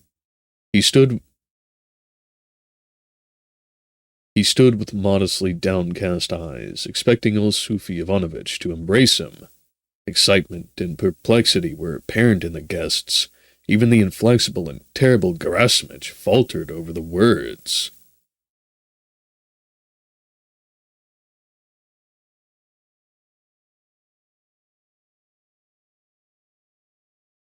Excitement and perplexity were apparent in the guests. Even the Even the inflexible and terrible Grasmich faltered over the words. I doubt it. I doubt it. I doubt it. When suddenly the ruthless orchestra, apropos, when suddenly the ruthless orchestra, apropos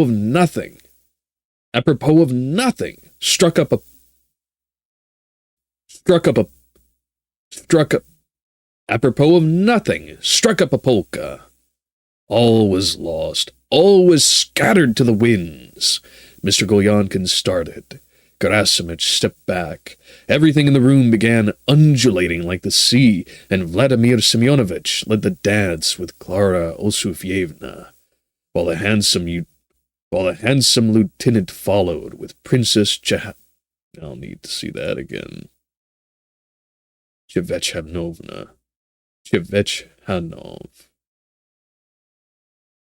Chevechanov.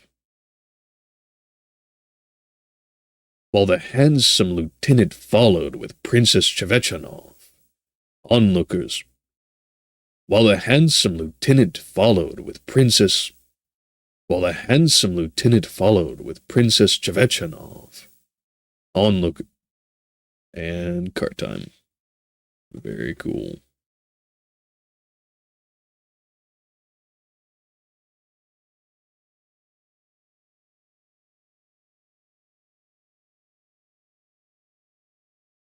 Onlookers, curious and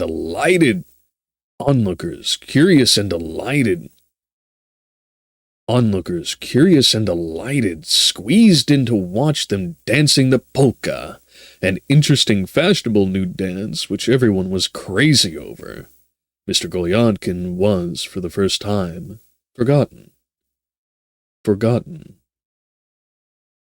Mr. Golyankin was, for the first time, forgotten. But suddenly, all were thrown into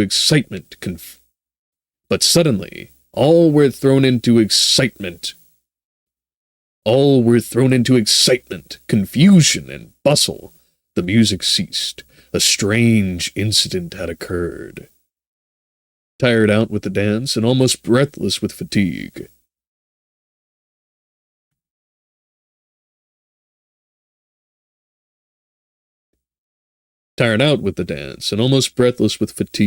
Clara Osufyevna, with glowing cheeks and heaving bosom, sank into an armchair, completely exhausted.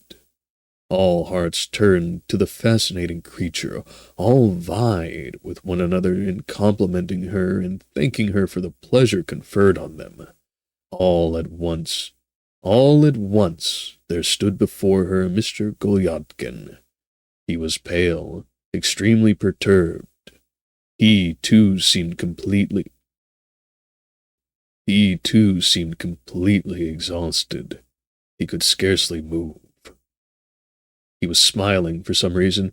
He stretched out his hand imploringly.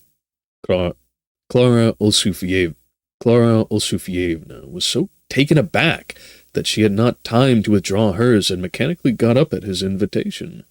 Mr. Golyankin lurched forward, first once, then a second time, then lifted his leg, then made a scrape, then gave a sort of stamp. He stumbled, then stumbled. He, too, wanted to dance with Clara Osufyevna. Clara Osufyevna uttered a shriek.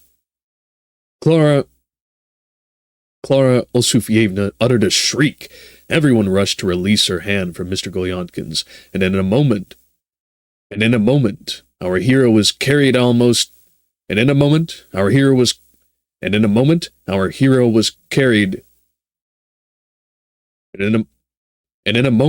our hero was carried almost 10 paces away by the rush of the crowd.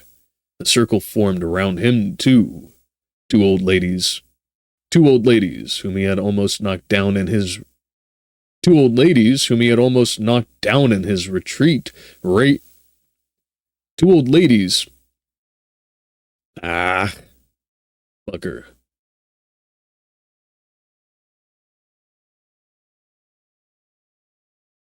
Where do we end up?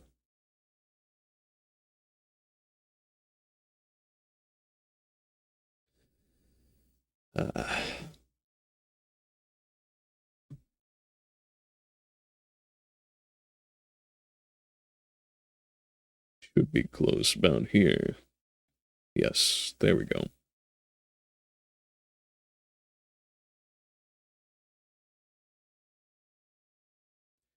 Two old ladies, whom he had almost knocked down in his retreat, raised a great shrieking and outcry.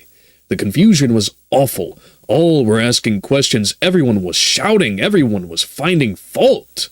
The orchestra. The confusion was awful. All were asking questions, everyone was shouting, everyone was finding fault. The orchestra was silent. The orchestra was silent. Our hero whirled round in his circle and mechanically, with a semblance of a smile, muttered something to himself such as, "Why not?" and "That the polka so far at least as he could see was new. That the polka at least so far as he could see was a new and very interesting dance, invented for the diversion of the ladies. That the polka so far, at least as he could see, was a new and very interesting dance, invented for the diversion of the ladies. That the polka so far, at least as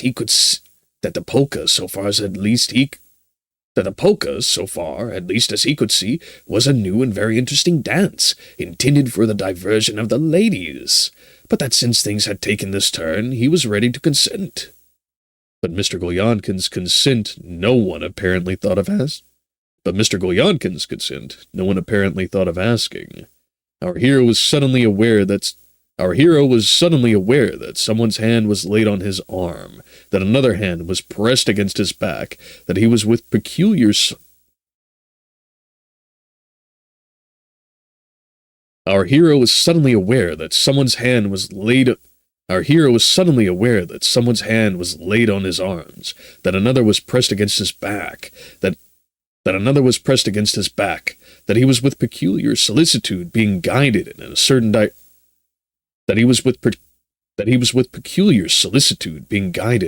direction. At last, he noticed that he was going straight to the door. Mr. Golyadkin wanted to say something, to do something. But no, he no longer wanted to do anything. He only mechanically kept laughing in answer. At last, he only mechanically kept laughing in answer. At last, he was aware that they were putting on his greatcoat, that his hat was thrust over his eyes. Finally, he felt that he was in the entry on the stairs in the dark and cold. Finally, he felt that he was in the entry of the stairs in the dark and cold. At last, he stumbled. He felt that he was falling down a precipice. He tried to cry out and suddenly found himself in the courtyard.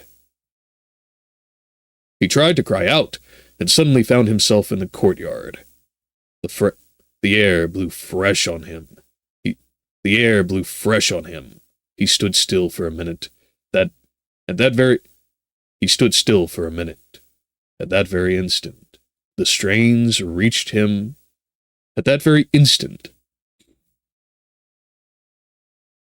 The air blew fresh on him. He stood still for a minute. At that very instant, the strains reached him of the orchestra striking up again. Mr. Gulyankin suddenly recalled it all. It seemed to him that all his flagging energies came back to him again. He had been standing as though riveted to the spot. But now, he started off and rushed away headlong. But now, he started off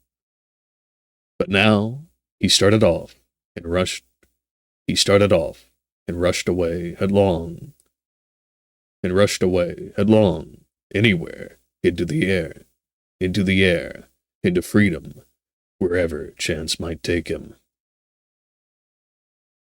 Wherever chance might take him.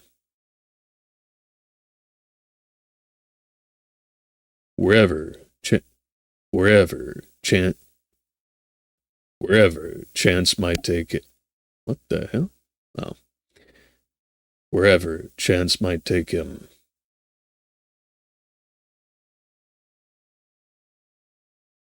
Okay. Well, we certainly ran over on that. I didn't expect that to take about an hour and a half. Goodness. But in any event,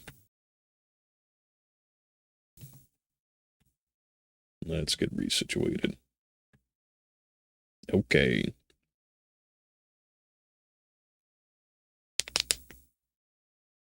And in order to save a bit of time, well, no. We're already going to certainly extend our recording anyway, so we might as well fully commit. Anywho. And let's take a quick peek back at the beginning. Okay.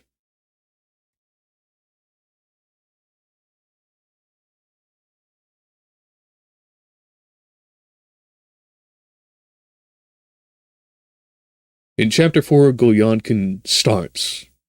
In Chapter 4, Gulyankin evidently finding his way back to Old Sufi's after his dinner. After stopping for dinner. Gulyankin, after finding his way back to Old Sufi's after his stop for dinner,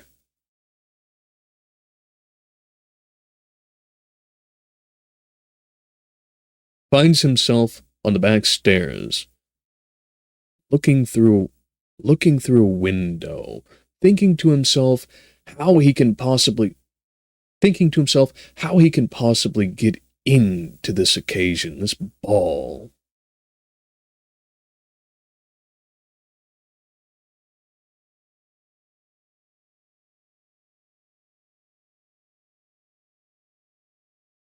Well, before that, we certainly have the narrative bit.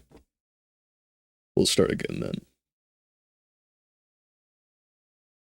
In Chapter 4, we begin with a rich note from the narrator, the author, the chronicler of Gulyankin's escapades.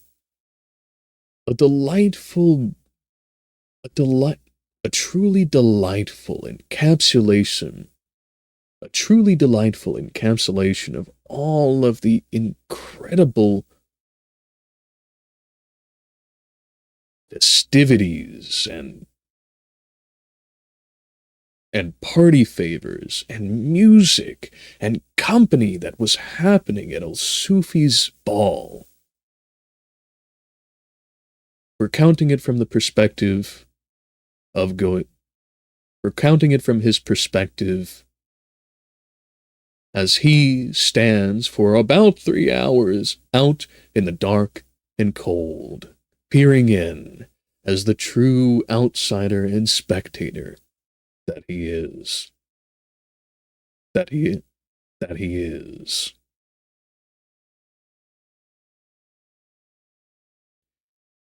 And after looking through as with binoculars into this extraordinary fete,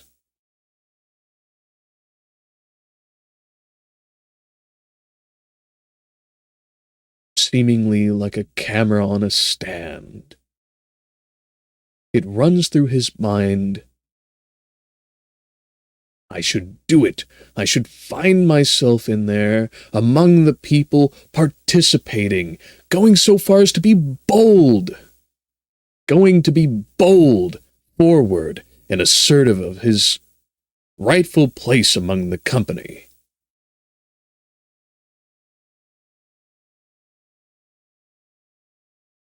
For after all, it was his benefactor that originally... For after all, it was his old friend, patron, and benefactor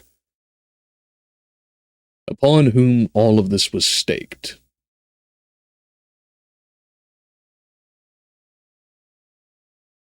And after psyching himself up for some time, as though he were pulled by his sheer emotion, he thrust from room to room, place to place, until he finally found himself looking Andrei Filipovich, yes. Until he found himself staring Andrei Filipovich vis-a-vis, face-to-face.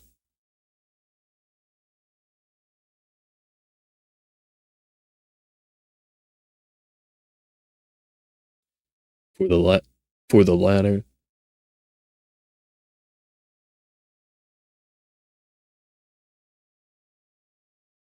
after breathlessly crisscrossing here and slithering by there,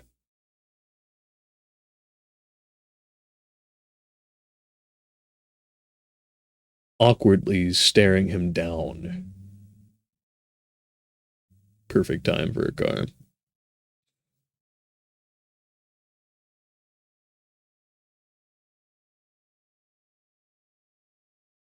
Well, it'll eventually pass.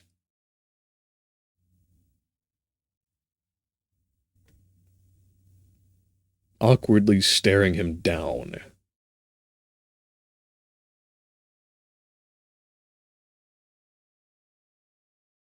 Beginning with his congratulations,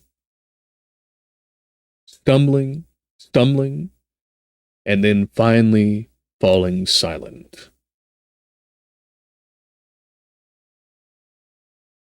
At last, after his already unwelcome presence, and then his apparent incapacity to convey himself with any degree of eloquence, Andrei Filipovich sloughs him off, as though he were some slime.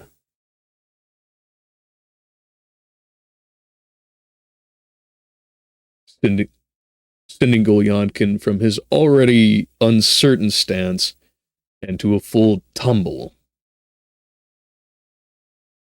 Shooting then, after an awkward pause, shooting off to another part of the room into a corner. After a pause, shooting off into a corner, hoping to melt into it. And then finding himself amongst guests, a lieutenant and a counselor, who had absolutely no patience for his escapades, who had absolutely no patience for his shenanigans.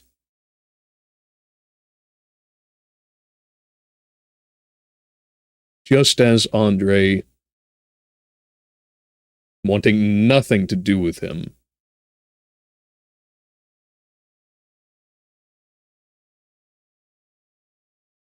he falls into being ignored for a moment.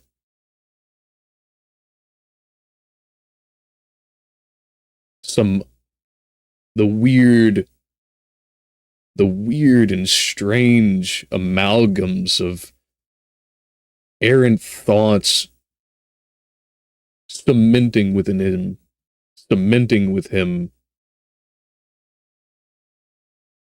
and then the polka band to draw the attention to. Am I getting it right?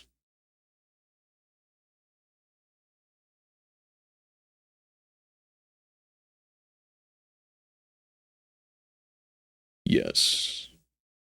Clara. Exactly as I thought.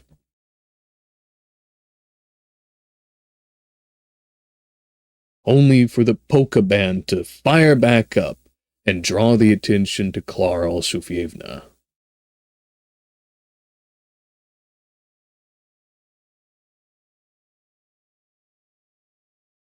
and then again, like a chain pulling him by his, and then like a chain of emotion pulling him, and then like a chain of emotion pulling him forward.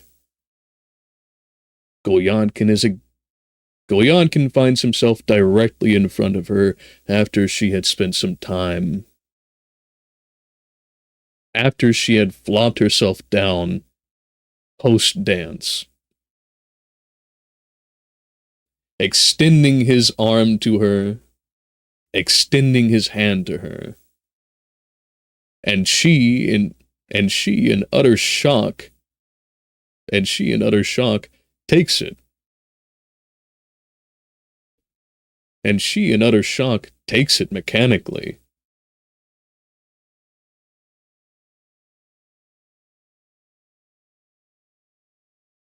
Only for the realization to kick in and her to issue a shriek of confusion.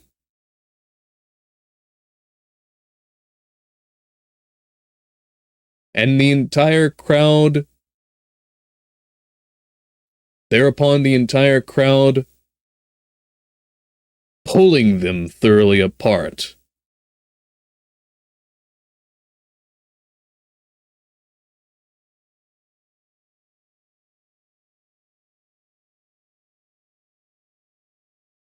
Gulyankin being put back into a corner, thinking that he might be safe enough. And then the old butler, Gerasimich. Let me make sure I get that.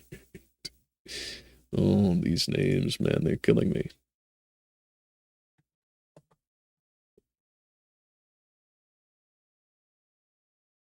Yep, I was right, Gerasimich.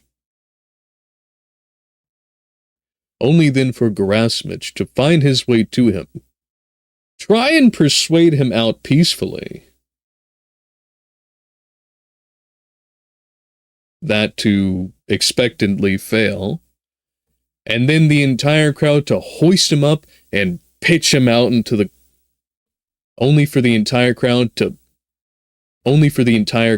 hoist him up and pitch him out into the dirt.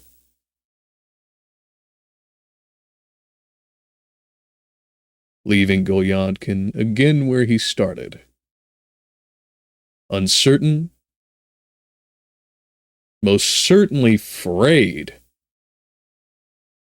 And then, after a signature pause, rushing off into the distance, with no particular aim in mind yet. And as far as the reply, it's a rich bit to work with.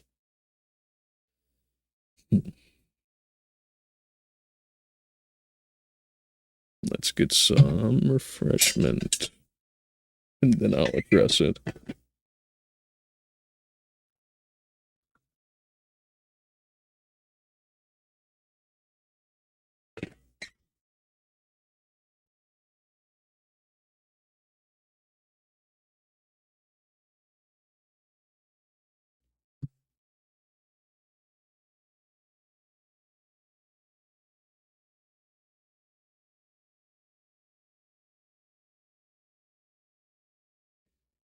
The expertise in Chapter 4, I think, I would say comes from that almost blending of genres in the introductive narrative, where the author breaks the fourth wall, stepping back from the text itself.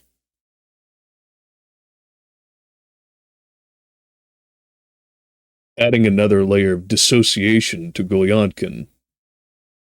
And almost accounting as if from his perspective directly, not as a narrator, but as though he were Gulyankin himself.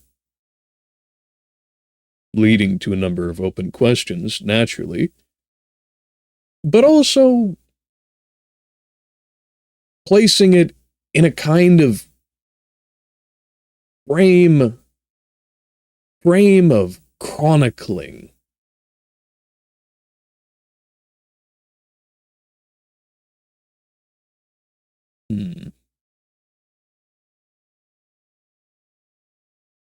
Frame of tunneling directly into the mind of Goyatkin, which as we go on, I think ultimately might be part of the point of this particular text. As opposed to the other pieces I've listened to in Crime and Punishment and Summer Nights.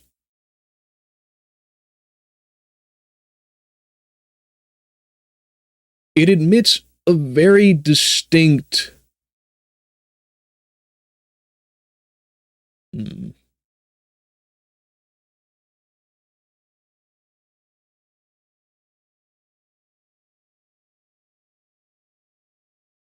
implication of almost becoming the character itself, following along the trails of their mind.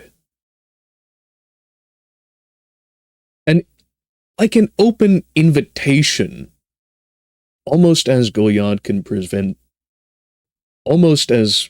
when Goyatkin presents Clara the opportunity to take his hand.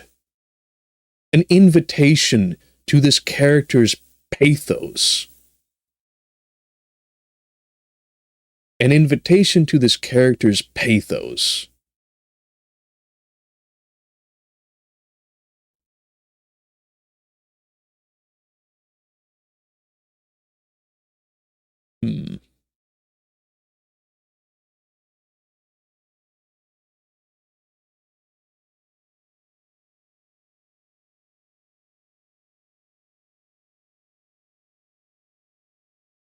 But not so necessarily different from Clara herself. Us as the reader, I think upon accepting that, should you suspend your disbelief,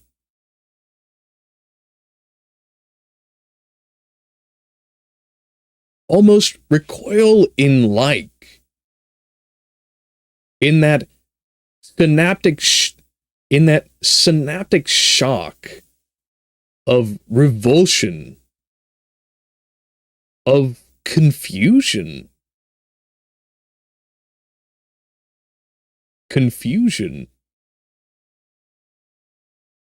and a hard break from the practic ongoings of this character's shenanigans.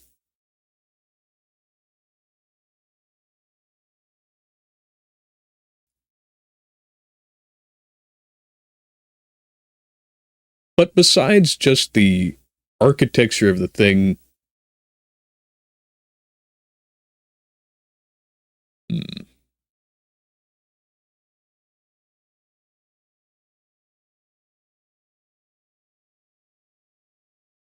and in that,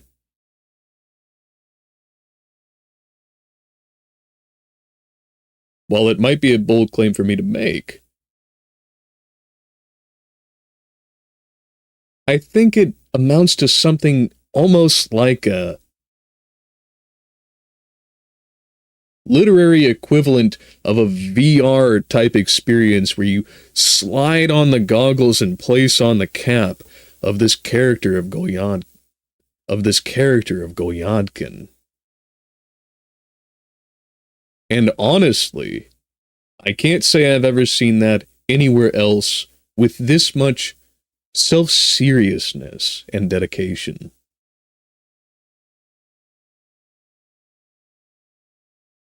Not an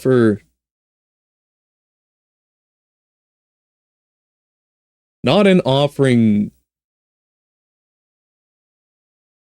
something like an outsider's perspective in, but transforming that outsider's perspective into a tunnel that drags the reader through.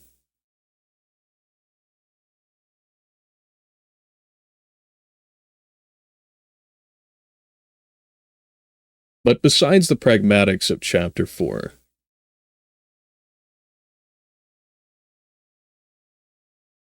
the secondary accomplishment of it is in granting that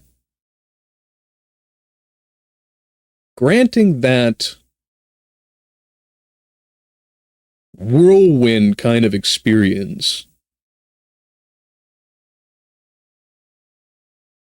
in summarizing and adequately conveying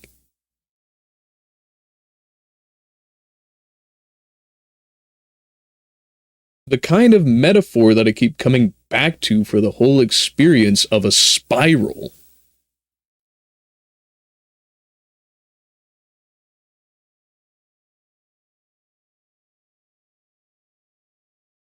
For all those who don't happen to be completely lacking sympathy and empathy, I think that it properly maps that truly awkward, another word I keep coming back to,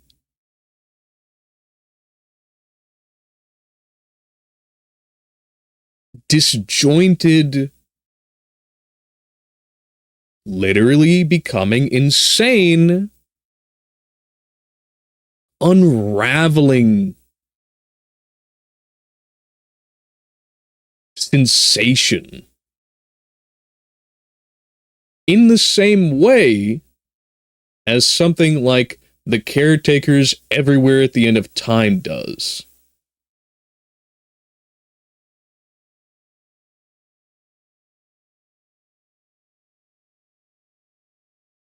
Because I can tell you, in both reading it and in the reflection of it, from even before I came to do this audiobook thing, from even before I started recording it myself, just listening to it,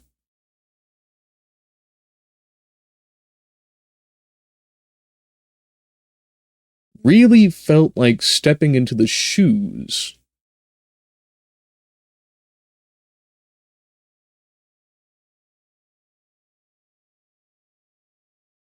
of not a successive string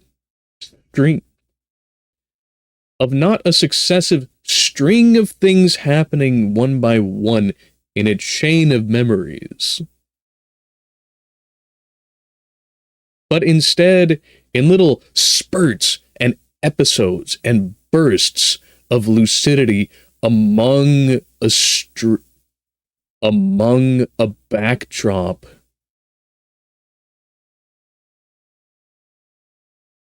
that fills in massive gaps of complete loss, of nothing but feeling, of uncontrollable push forward.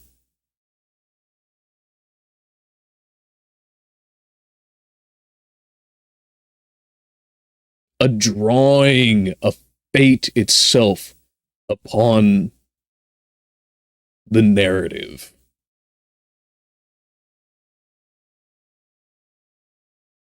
And while many books, and while plenty of media has gotten one aspect of this, one facet nailed, I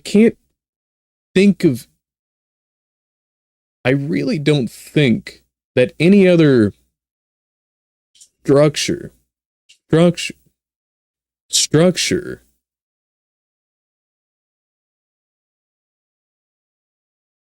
has quite got it all together like this. Even if we compare it to something that's really good at getting that hallucinatory aspect of it, like Hellblade's Sinuous Sacrifice.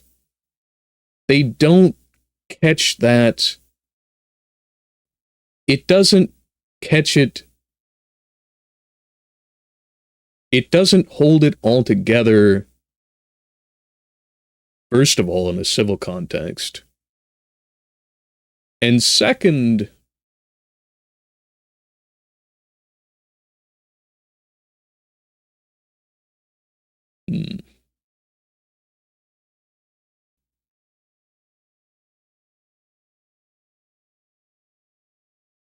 in the social, not to mention episodic sense.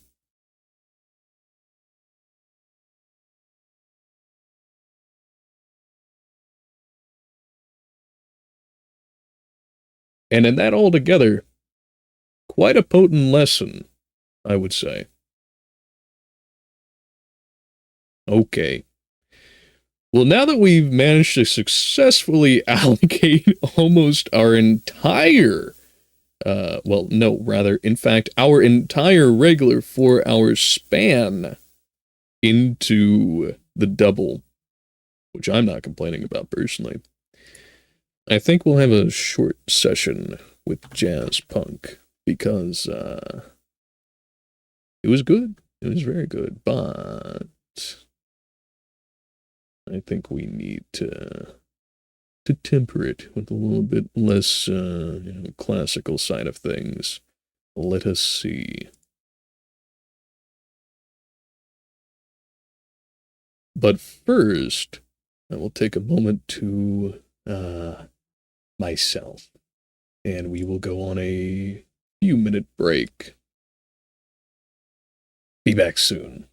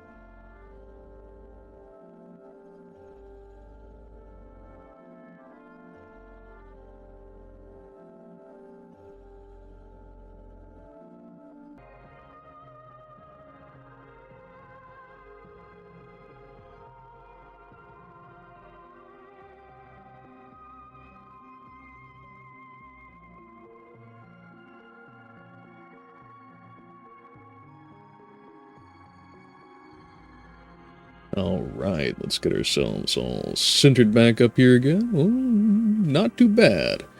Okay.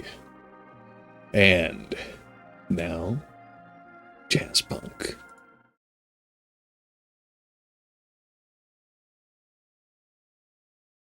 Bada bing. Bada boom. Okay. Got the window all done. Do we have... not what I intended. Let's go back to the main menu. Thank you kindly. And... sounds like we've got sound. Mighty swell. I love that loading screen, man. It's wild as hell. Let's get scooted in a little bit.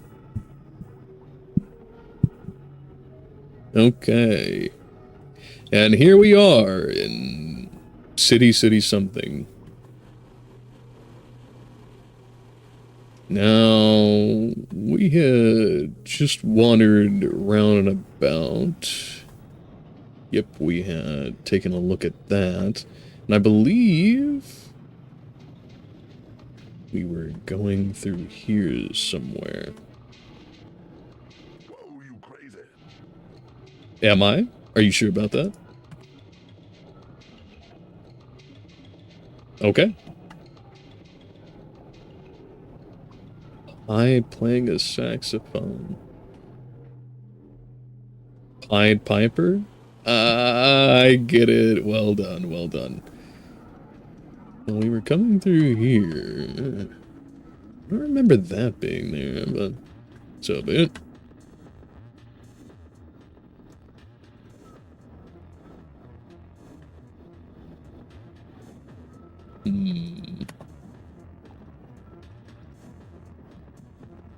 Nothing to say. Alright. What about you? Nothing. I'm forgetting a keybind or something. I'm pretty sure. Yeah, E. What's up? My fly shop has been infested with vases. Okay. My fly shop has been That's horrible. with vases. Well, let's see. Ah, no problem. Yeah, I'm sure you'll be able to make that back, no issue. How about you? Eh? Alright. And finally... you! Absolutely whiffed it. Come on. Go on, then. Come on.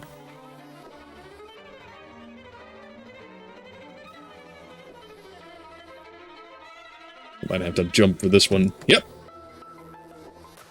Gotcha. All right.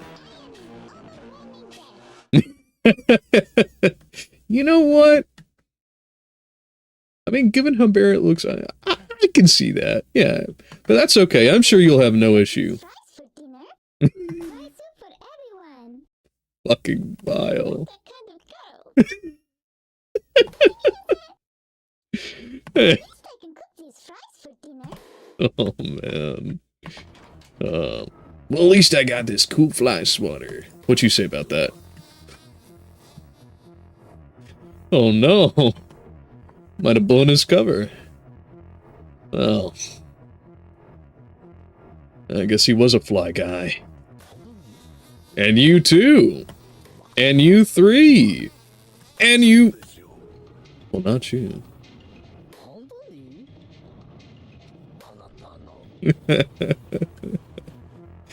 Alright, well, how about you? Well, I guess this whole place really is infested, eh?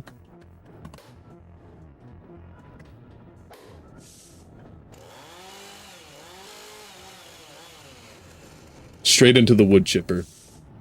And another one?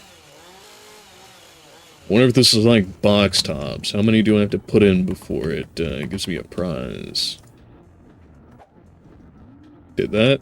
Okay, cool. I was worried for a second that ate my fly swatter.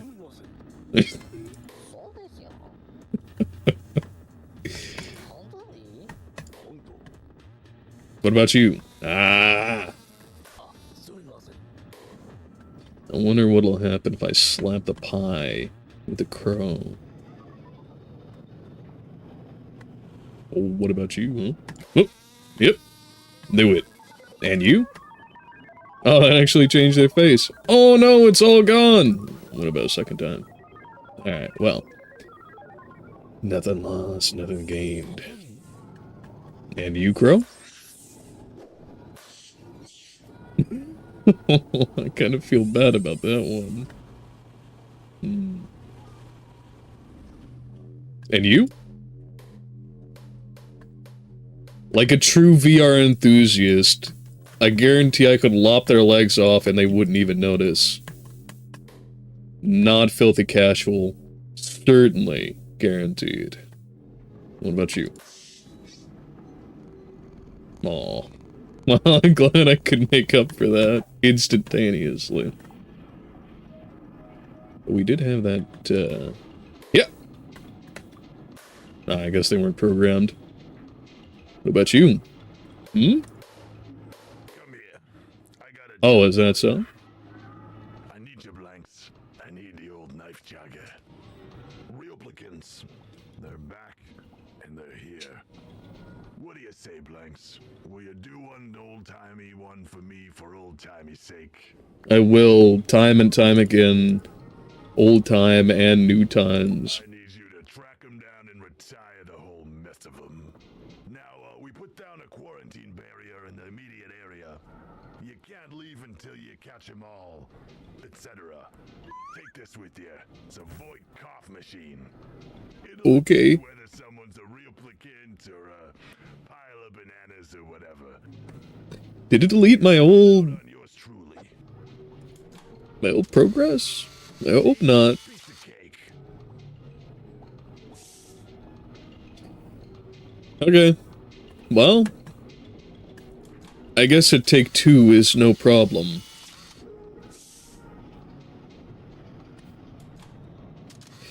But also I should probably, learn to not try breathing liquids. That would probably be helpful.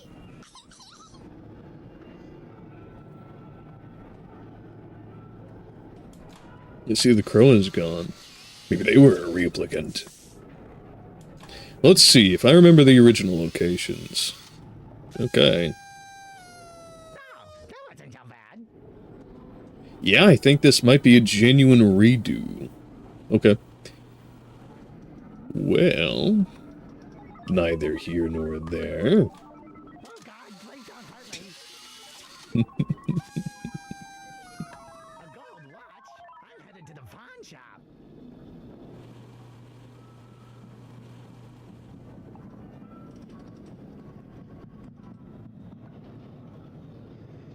Now the other one should be up here.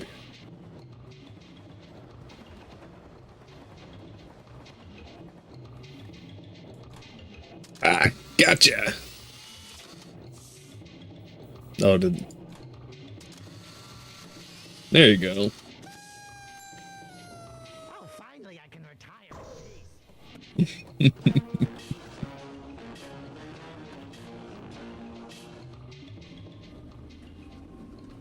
Alright. What up, Chief? I did it again! What you gonna say? You're a renegade, Polyblank. A loose cannon. When I said Loose cannon. retirement, I meant dead meat. I'm afraid I'm gonna have to ask for your badge Well, that's tough bits for you, isn't it, Van? and your gun Oh, again? and your other And my other gun. And your other badge. and your badge gun Veracity Police Squad. and your gun badge. Alright. Get the hell out of my office. You're a disgrace to the force. I gotta say, the gag was still pretty good, even the second time around. Didn't hit like the first, but it was still pretty good.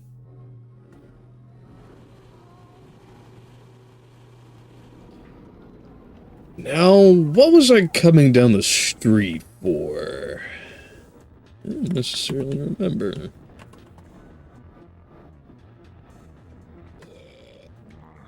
Yep. Definitely been through this whole span. Let's see what it's like up here, now that there's not the, Oh, hey, you're sticking around? A real flickin'? I have no idea what you're talking about. Eh, You ain't one of those knife joggers, did ya? No, I got a knife jogger. You got nothing on me, copper. Nah, I'm innocent. How dare you discriminate my kind? I'm a simulant. What a real bonehead. I have no idea what you're talking about. And I was right. They have only a faceplate of bone. Oh, man. Delicious lemonade for sale. 1,000 yen. Alright, what you got for me? Can has, please? What about you? You got anything to say? Ah, okay, I guess not. Well. When life gives you livings, you know? Nothing to say so? Hmm? Oh, hey! Is that how strawberry lemonade's been made this whole time? Seems normal to me. Plausible, reasonable. I can get behind that. Alright, how about you? Smoking! Alright, fluid proprietor. Oh, this is gonna be wild. Texas catheter. Alright, let's see what we got here with that. One Ono Sindai brand. Shingles. Newfangled Texas catheter. Perfectly shaped rubber hose for extended neurodex sessions. Net length of 14 inches in a can? Have to have it.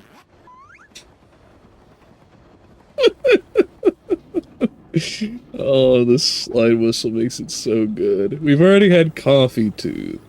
How about atomic ginger ale? I'm sure there'll be no fallout from this. RJ Manhattan's atomic purging munition ginger ale.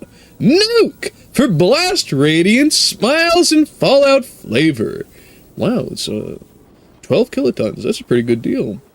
Alright, let's have at. The pop, man. Yeah, I think that'll do us well. How about snaky serum?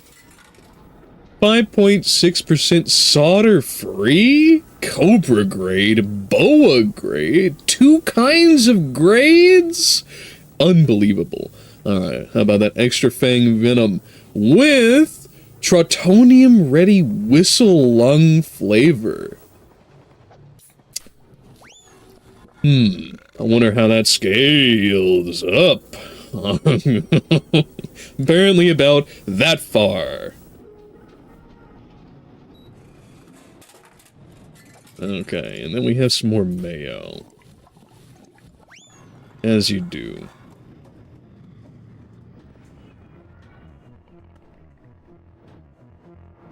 They do look like they'd be predating. Oh, I didn't even see this scaffold bit over here myself. Oh, shit. Ah, look at me, Polyblank falling for the old punching glove on a truss again. I appreciate that it does produce a different sound every time. Alright, well... onward and upward. I challenge you, Polyblank, to the ultimate wrestling match. Ooh, yeah. Alright, brother. Takes to take on me. I think I do! Mania. Ooh, well, I'm Johnny on the spot? Yeah, Johnny on the spot. And now entering the ring, challenger, Polly. Woo! That's me! And in this corner, 10-time heavyweight world champion, Psychomania. Boo! Get bent. Do to Polly Blank. Come here, my 10-inch guns got your name on them. Ooh, I am Johnny Psycho 10-inch gun mania. There you have it, ladies and gentlemen. The insane rantings of a madman. Too true. Belongs in something like, you know, an asylum or maybe a morgue, but You know, in any event, afterwards, yeah! What about you?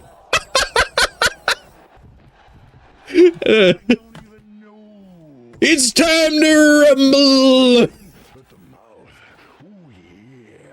Come on! Get in here!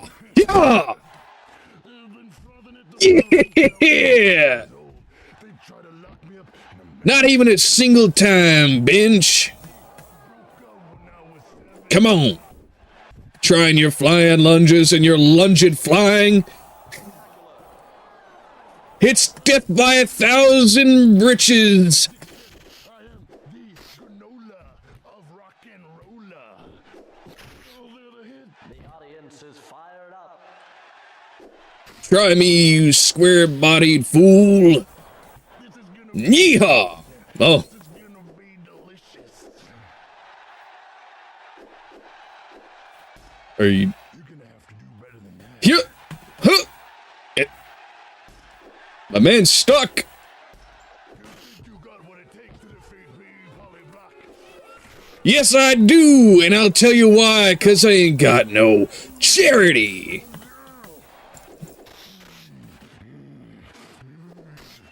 Oh, hell. Oh. Oh, gotta spare me! Huh. Hitting a man while he's down. But you ain't no match for this! How do you? I'm about to take the piss! Feel the poke of death. Polyblank, but you'll be back. I'll see you with the next Psychomania challenge. Yes, you will. Yes, you will. Congratulations. You are now the ultimate heavyweight champion. As the champion.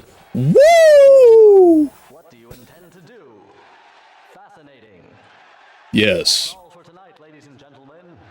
Tune in tomorrow for more insanity. Well, look who's back for more punishments. Ooh. Look, man. Look, brother. I'm sorry to tell you, but you're the only one who got the punishment here. And it was tough.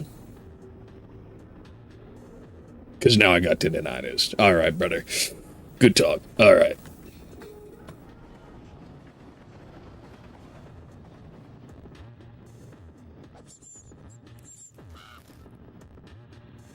Ah, how excellent.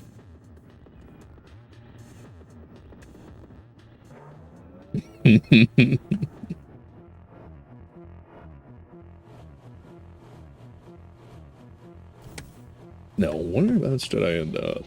Ah, yes. Back where I started. Speed jump.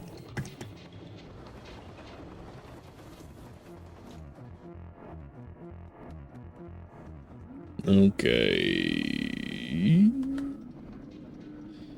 Yeah, I've all been through here. Okay. Well, time to progress. I think that these... Oh! What do we have here? A Blank Master Vidicon? Anode Road. Knife Jogger. Director's Cut. Okay.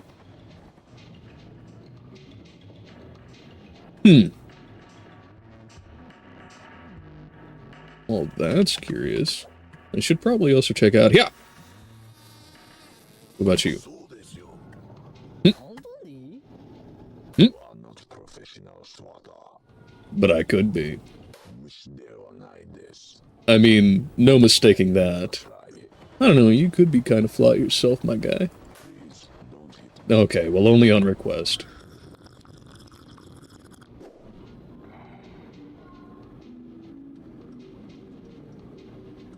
Ramen.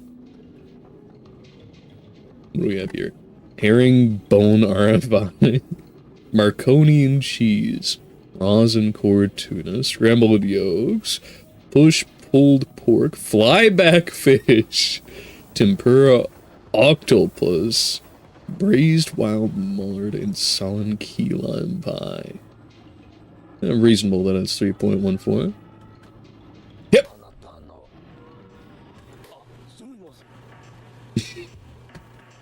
Hey, yo, what up, little guy? Oh, that's unfortunate.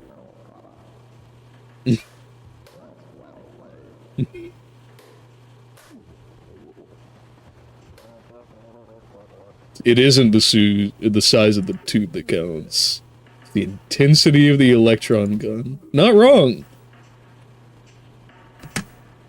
I won't give you any static about that. Oh, radio puns? Alright. Well, what if I do this? Nothing, I guess.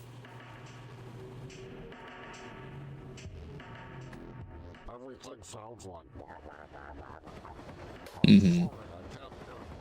Can you hear this? Mm. I would assume so. Hmm? Hmm? Hmm?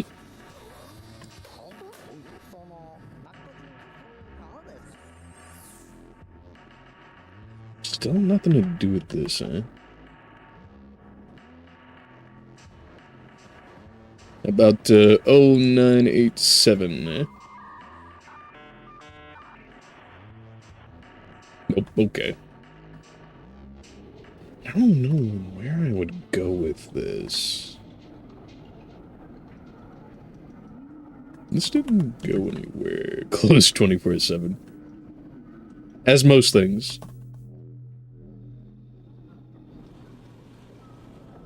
Can I join the Kenpai Tai?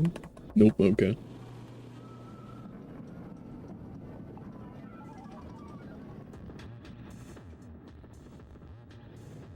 I suppose we'll find something to do with this later on.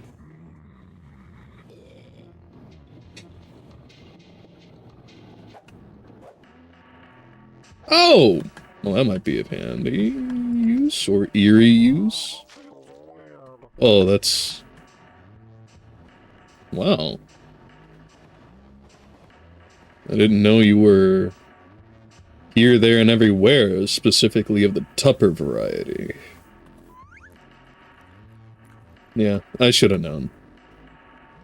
Spongiform encephalopathy is the achievement I just got from that. Yeah, okay.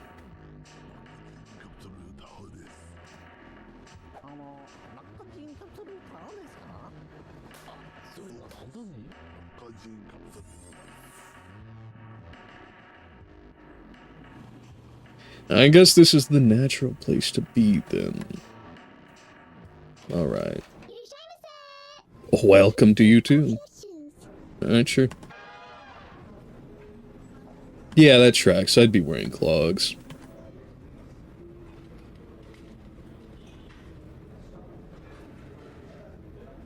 Well, let's check out this side first. I'm sure there's absolutely nothing of concern.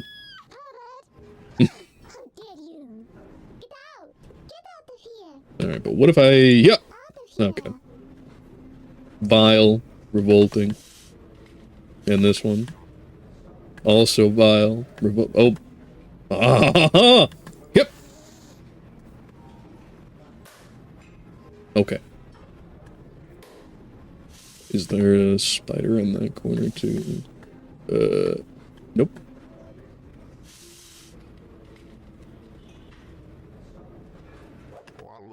Some sushi. I bet. I mean, I'll tell you that is the best sushi you get in town. Mm-hmm. The only thing here I don't judge is the fugu. You know, they actually let me keep my shoes on here. Been working in NeuroCorps on like 17 years. My grandpapa raised me to be a Texas Instrument man. Why, yes, I do have a fancy kidney. Thank you for noticing. You gonna go see Johnny Cash live? That's very kind of you to notice. This is a new hat. I was born and raised on a renter farm. Just got myself augmentation of a kidney variety. You know, I've been bit by snakes, gators, crawdads. Just got myself a raise, you call it. I miss driving my pickup truck. Actually, yeah, this is a new hat. Boy, I tell you, I love me some sushi. Yeah, I mean, I'll tell you that is the best sushi you get in town. Oh, the only thing here I don't judge is the fugu. Gotta appreciate it, man. Do you have anything else to say? Oh, brilliant. A fine host, I'm sure. Prince, priest. Also, I am a terrified of spiders. What if I could take care of that for you? I hate spiders. What if I take this jar and then I collect this spider? Yeah. Are there 5 of them? Okay. Well, let's see what I can do about that. Hey fam, you like spiders? No, actually, let me keep my How about you? You like spiders? not in her. Where am I supposed to... Can I just take up spiders? From... do they have sushi lines here? Yeah. What if I come up...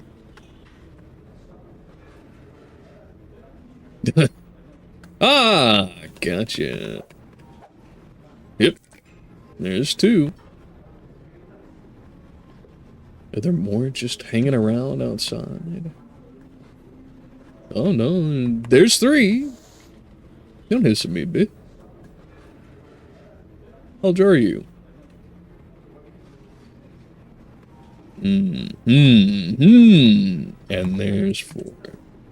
Now there must be one in here. Ah! Okay, and now that we have all this taken care of,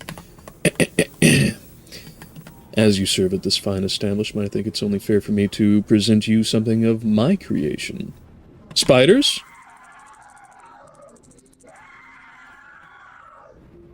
Did you like it?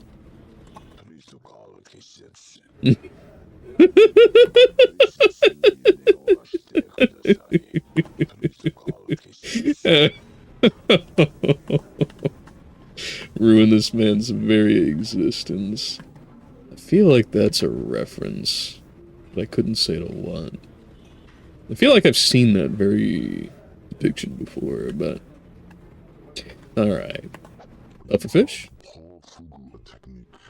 Oh, fuck you do, buddy. I just got this. I should say, Fugu you do. Oh. Well, now I've got a new toy. Working in miracles on like 17 years.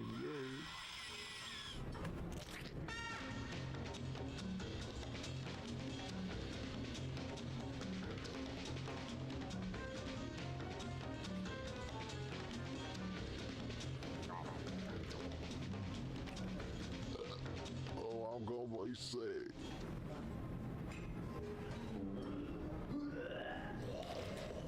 What could this possibly be put to?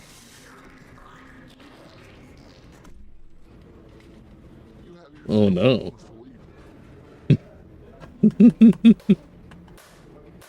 I think I will.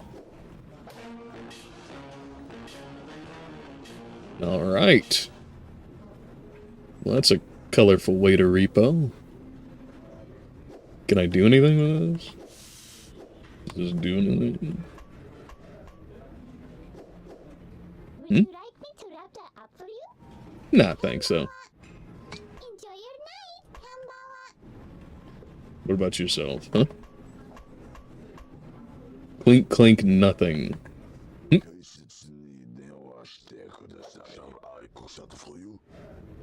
cannot prepare kidneys. You know what? It is bad luck. Yeah.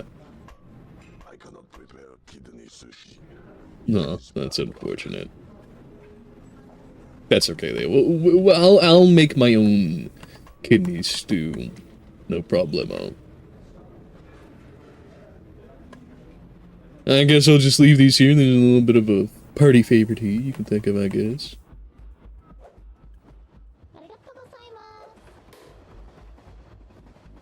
Still got no idea what I can do with this VCR.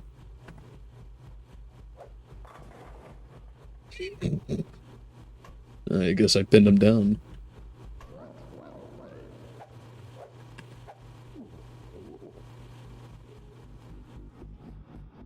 My ear, nose, and throat feel so uncongested. I bet it does. Ah, that's much better. My ear, nose, and throat feel so uncongested.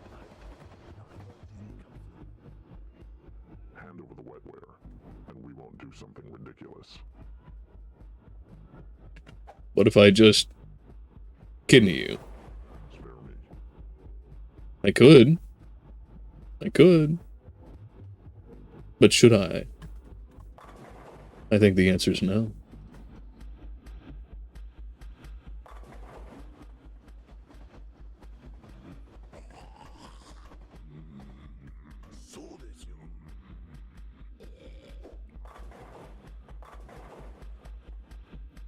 You think we're just gonna let you leave? Yeah, probably. That's gross.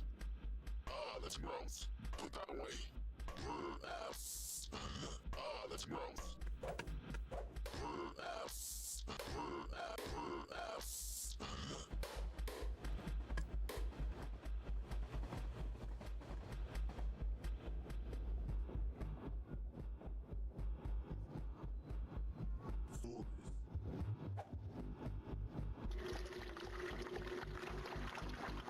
Mmm.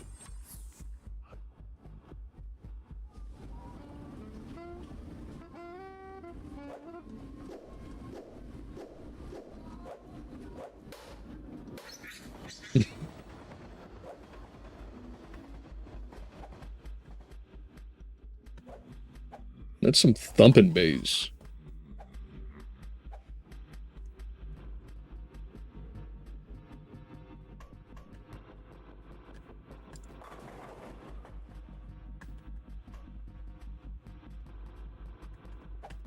Will this do? Ah, yes. That was, we got that before, but nope, no fruit. Okay. Nope. I guess I gotta get something then, huh? Bowling joke.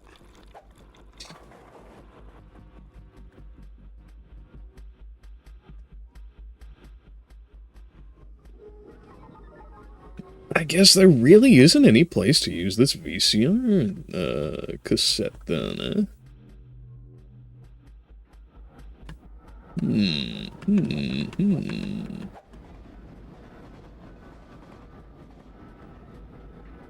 It's not this guy. I tried it on him earlier, I believe. Yeah, no.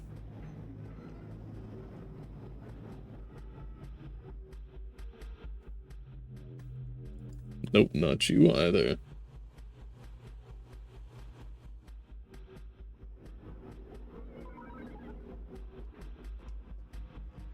I guess I'll just not find out then.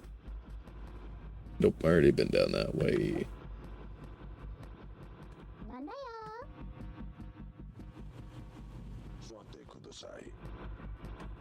Nah, I've already had that. This is your last chance. We've tried to reason with you. Yeah? What are you gonna do now? Get swatted, I guess. Please don't hurt me. Okay. I'm a sensitive man.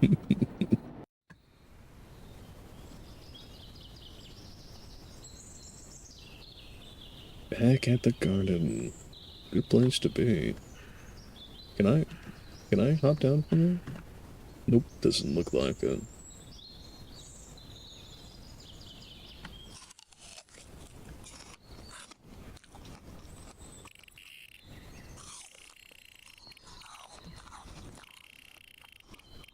Okay. Bye-bye. What about you, friend? Alright, well, I'll just stay to myself then.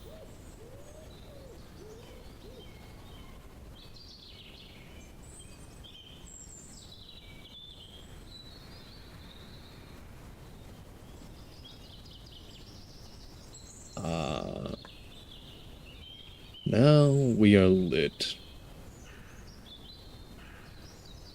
Of course it's an MS Paint type play. No need for fancy particle effects or any of that sort here. We spent all that budget on the sunlight pouring in.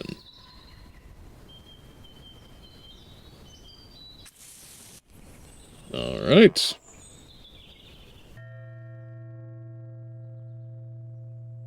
We're gone.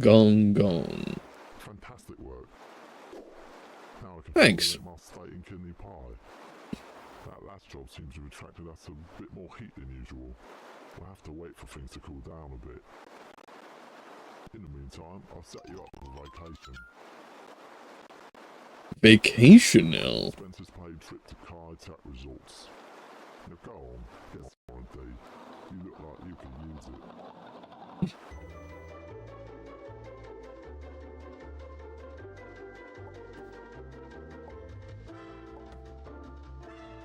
I hope I can visit all of these in time.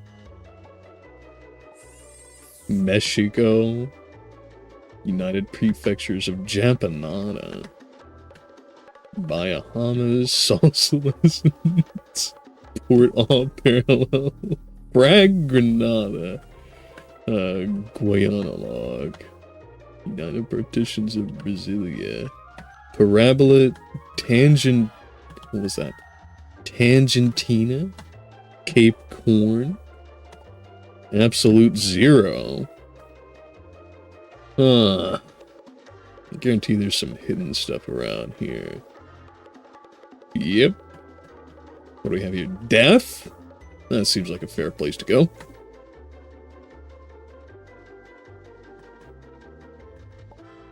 Unallocated space.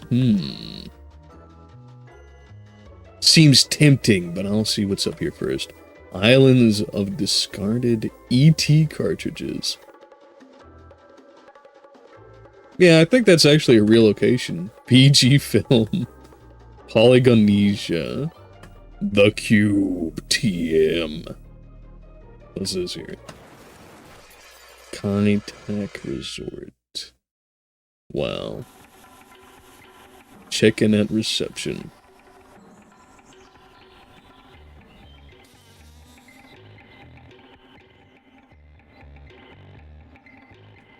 Vacancy, wetware bar, Quadra TV, free ARPANET, and color buffet.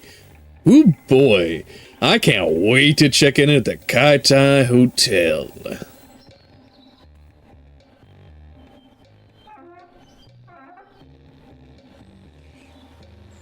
That's gonna come up later. My dermatologist says somebody's gotta shave me. Why me?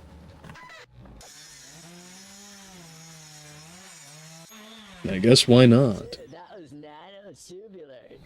Thanks. Nanotubular might even say.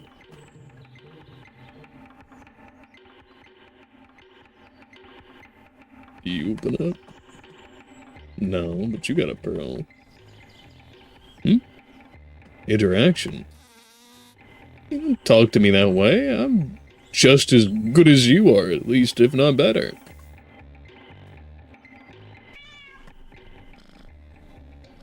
What the hell? Okay. What about you?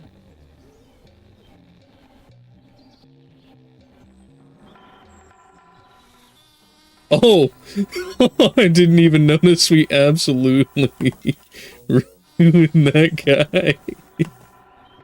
And then literally money shot him. Oh, that's Kino.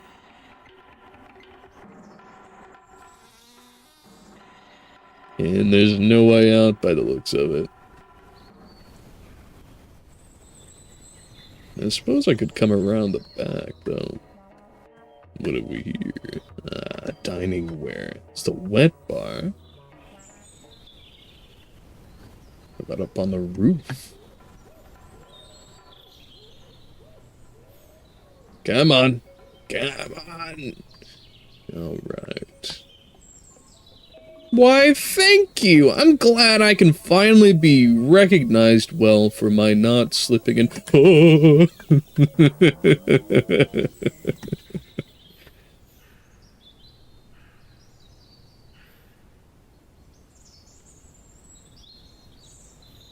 Into the pool!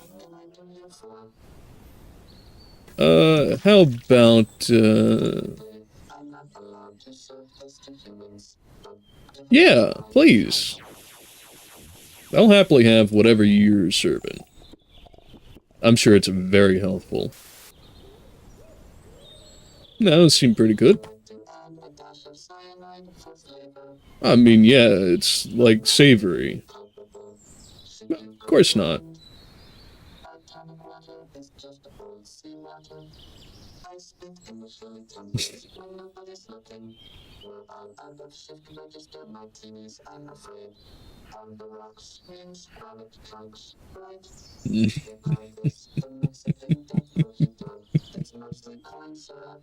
Yeah, that tracks.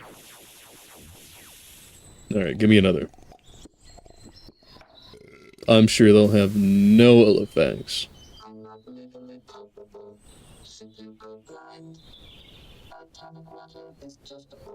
Can I get a third one? Feel like that'll make us, it'll make the difference.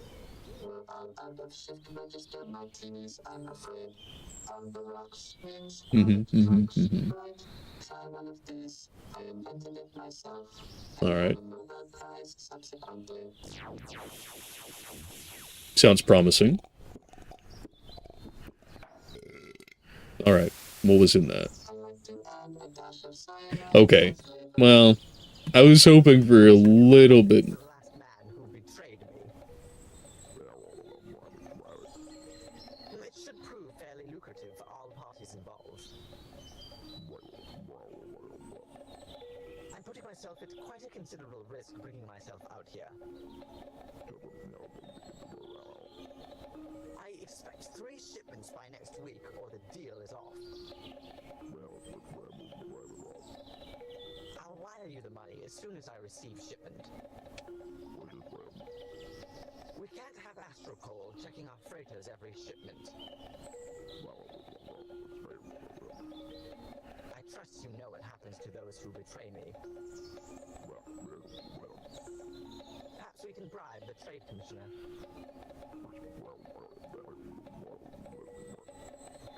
Most people don't deal in cash anymore. Do you know what happened to the last man who betrayed me? Well, sounds like I could finally do some insider trading, and all I had to do was be on the outside. Alright, let's go. What about you? Work. I feel you. Just acquired a new multinational, and I have to do so much paperwork. The I cocktails bet. here are amazing. Yes. I'm late for an appointment. Chicken tail I'm too. supposed to be on vacation, but I've been on my radio phone all day. You should try the sodium pentothal spritzer. You look thirsty. You should grab a drink. I did though. Acquired a new multinational, and I have to do so much paperwork. Will that trigger a new event, huh? Drink me. Alright, what if I take these fruits then? Oh! After 10,000 years, I'm free. It's time to conquer Earth. Aren't you glad to see me? I am. Watermelon Oh! That's bananas. have one of these. I shall! Because Eat it. I am Take the ninja of fruit. You're too Is that so?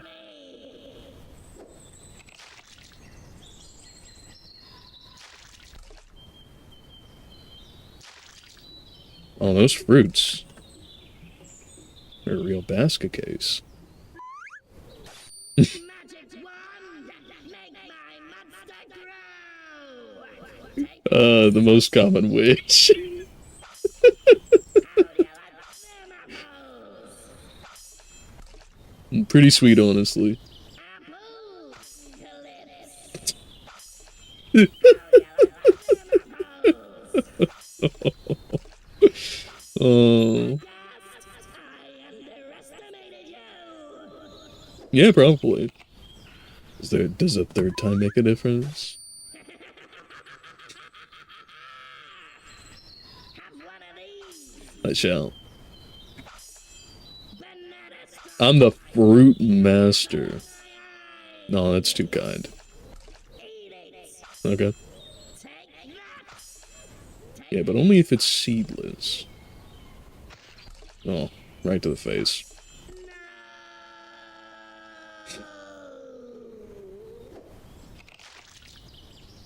Okay. Enough of that. Howdy, fella. I found it over there by them rich people. Okay. What do you think it's worth? I know you. Do I you? think you're really ugly. Oh, well, that's not kind to say. To pick with you. Oh. That reminds me of a funny story that I forgot already. What, you think I'm a spy? You're a spy. Who sent you to kill me? You gotta look behind you. Oh, no. He skedaddled, skadoodled. Maybe even had something wrong with his noodle. When you decide.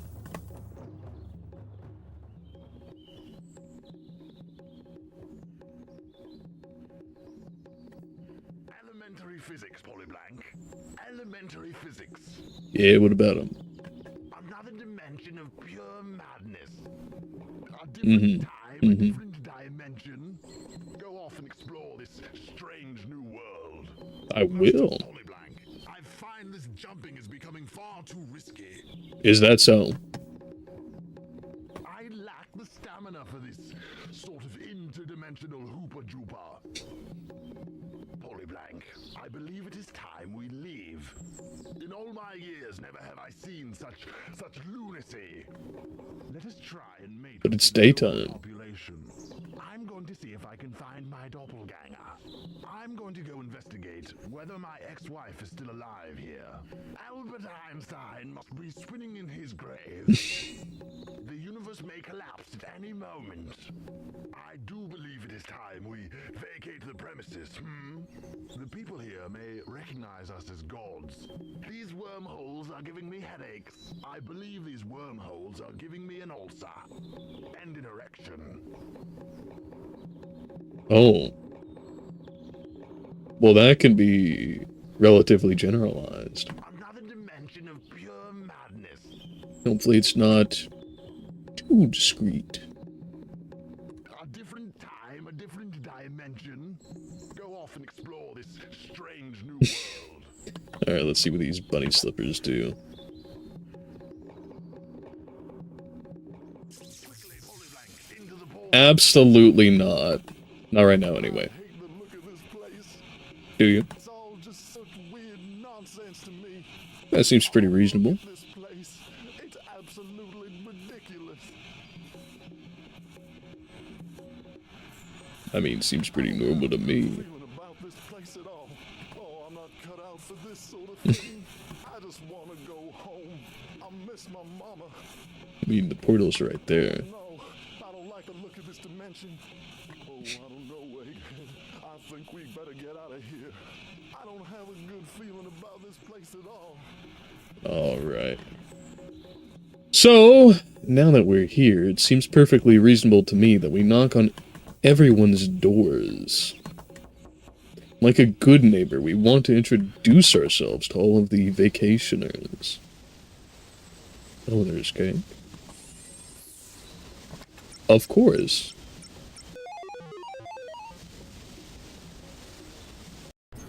Welcome to Wedding Cake. Okay. Select honeymoon destination. Oh, we've got levels, man. What about here?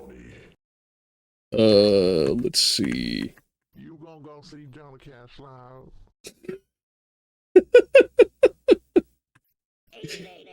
Oh, you crazy. Hey, you seem pretty cool. I'm Dottinitrix. We really do have the whole shebang here, huh? Alright. Let's do, you know what? I'll roll for the number of passes. So we got a nice d20 right here. Look at and see what we get. Bam! Alright, what we got? 2, and we'll do that. Let's see. Odds will be to the left, and evens will be to the right. And that is a 1, so we are on the odds. Alright. So, Oh, I love some Not that one. Okay. Let's get ready to rumble! Oh. What the hell? Oh. We've arena shootered ourselves. Okay.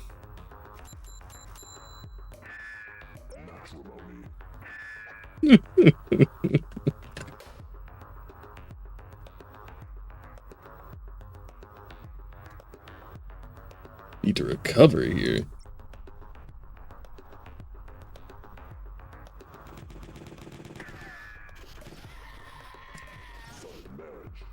Oof.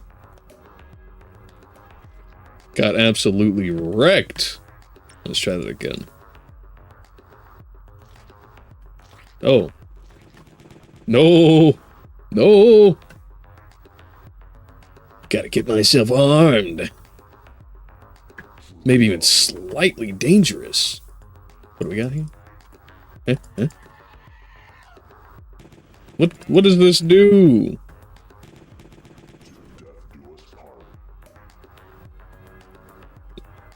Not too much, apparently.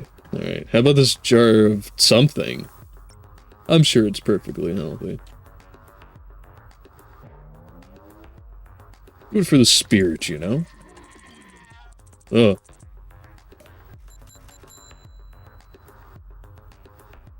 Ah, that'll do.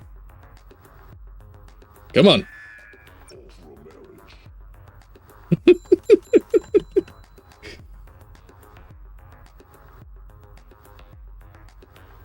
Where you at? Where you at? No, I could get the Fugu launcher again. Alright. I got you. Get wrecked.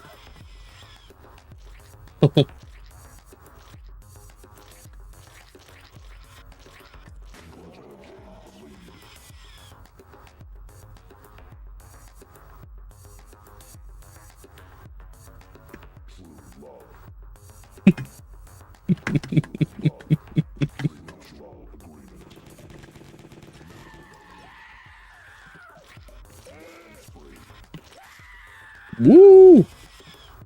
I am the victor.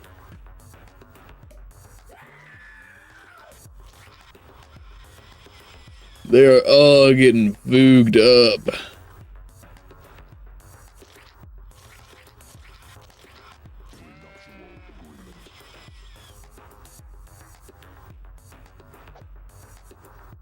And now they're gonna get swatted. I'll actually give that a shot.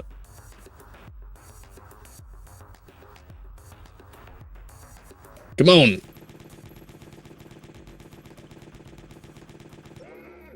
Get wrecked.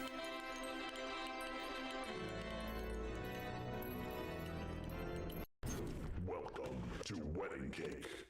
They even have an option screen here, actually. Wow, it actually is a fully fledged game.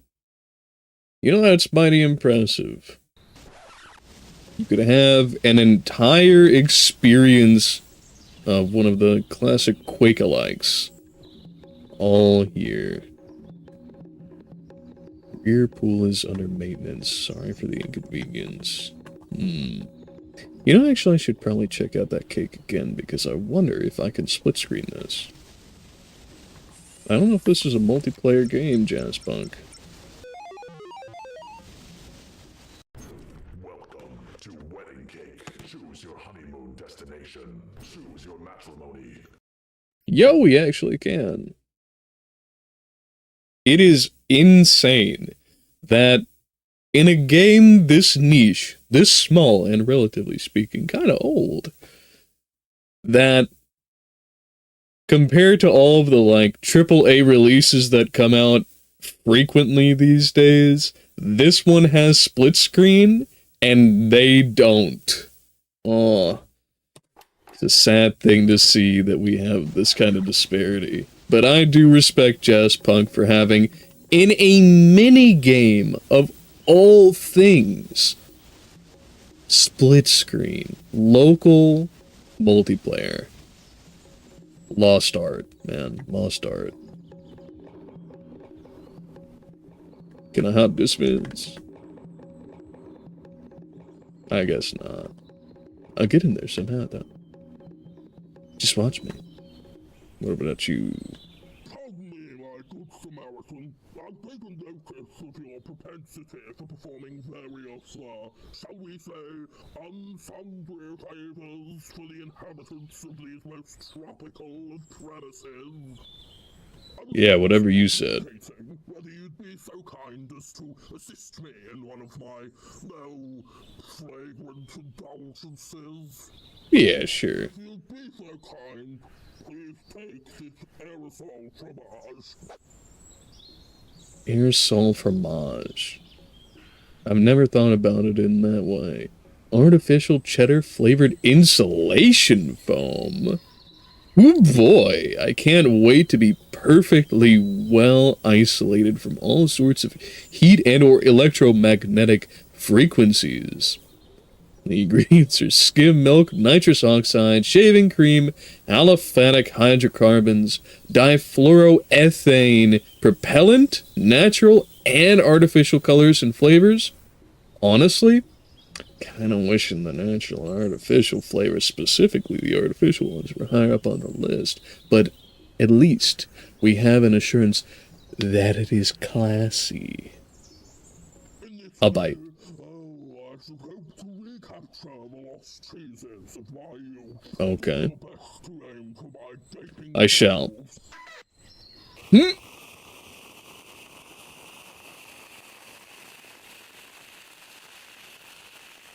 Excellent craftsmanship. Pretty cheddar, huh?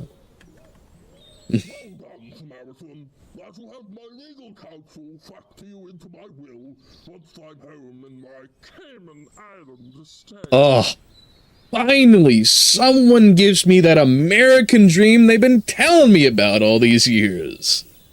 I am indeed, as you've no doubt surmised, Xavier Esperanto, eccentric trillionaire and heiress to the Jade Monkey fortune. You may recognize my visage from various newspapers, periodicals, short erotic stories, obituaries. I'm prevalent in many mediums, yes. Did you know that I, in fact, own this entire archipelago? It is my favorite one of the dozen or so that I purchased some decades ago.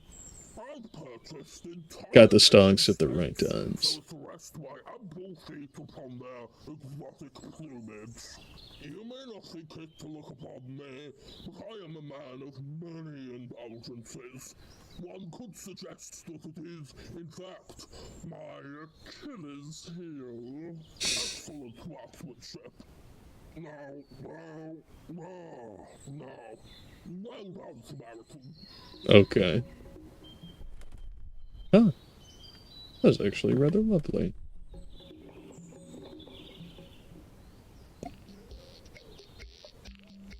Well, it's probably about time to actually check in.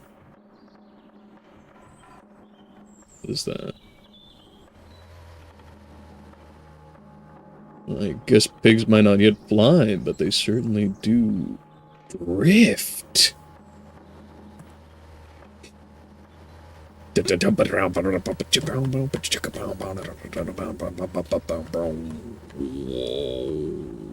There it goes.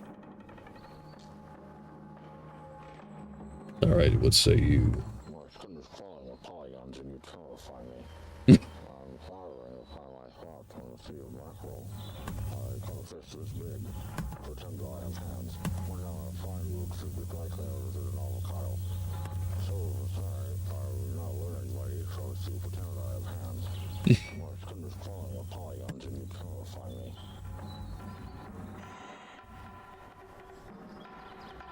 Oh, I got a bot on vacay. How you doing, bro? Albert Noodle. My body is made of recycled tuna cans. Impressive. Fortunately, they didn't wash the cannons first. That's fine. One day, be able to pick my nose. Video game Joe. insert punchline here. Someday I will have a human heart, preferably a fresh one. Oh, I see you're running ChatGPT. Gotcha. Dial up modem travel.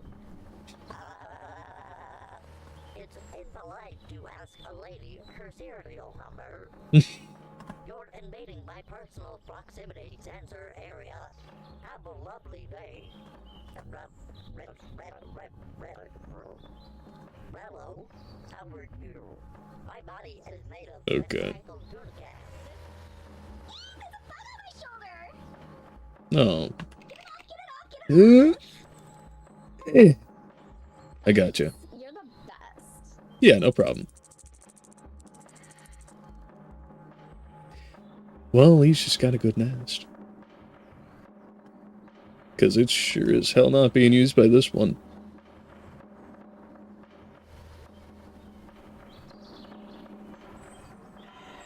Welcome to Kaitak Resorts. We've got a cable television and a stereo buffet. We have some freshly formatted rooms available. Good to know. Contact the complaints department because I am. Oh, you'd like to speak to the manager? Well, I am the manager. What now? Have you tried jiggling the handle?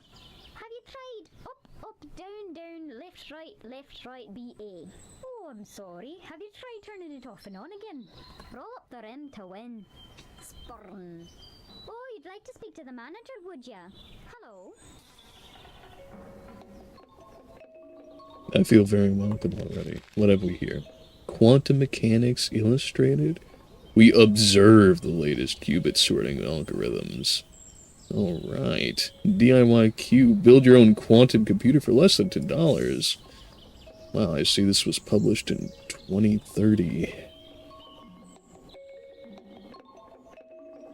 What we got here? Who do we have on this list? I gots to know. We got, Raymond Scott, Enoch Lustig. What's that? Gerd Alkins? Alkers?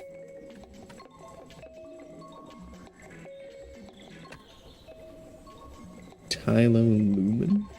David Cockerell. Alright, seems like a fair list of folks. The print in Braille is good. But what gets me really more than anything is Milk Truck.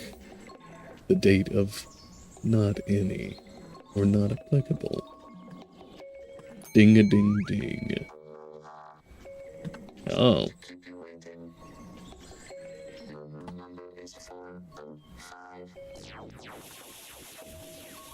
Righteous. Already done. Are you sure?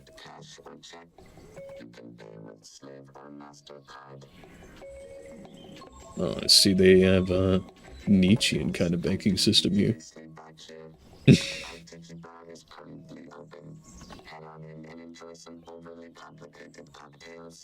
I lost my eye in the Great Resumptionist Wars of 1917.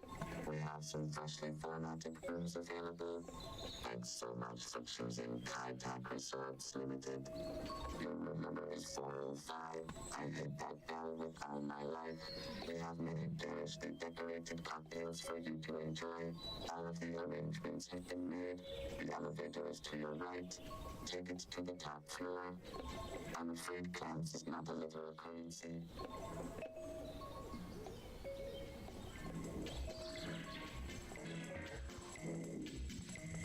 I've got crabs. I'd like to give you crabs.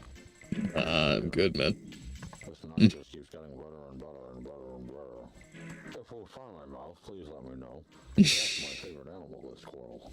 So as I say, I'm not letting anybody, so as to pretend that I have hands. I've got crabs. I'd like to give you crabs for dinner. This night just keeps getting better and better and better and better. I don't know. Should I go to the bar? Or should I head back outside?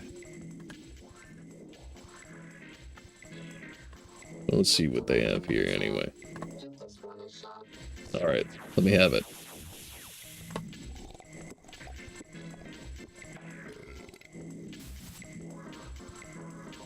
I'm sorry, you can't actually pay with sand dollars.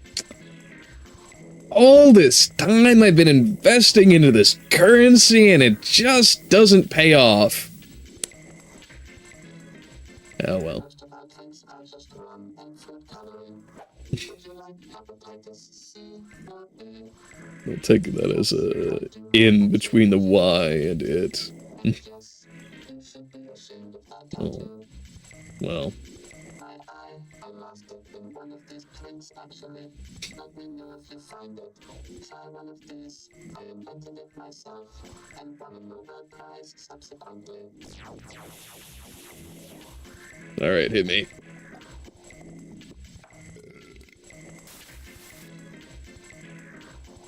Well, now that I'm properly lubricated, let's see what we can do about talking to some more folks. I'm actually from Edinburgh. This is just Bronzo.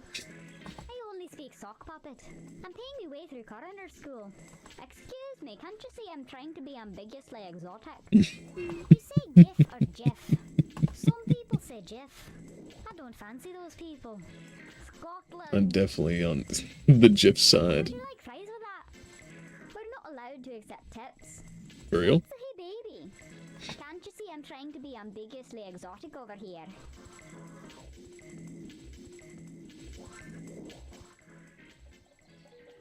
Whoa, it's talking koala bear. This is the greatest place I've ever been. You are a charlatan, a human mouth, a tapestry of horrors. Too many times in a day, I have to go pick up a meal from the store. They had so much fun with that line.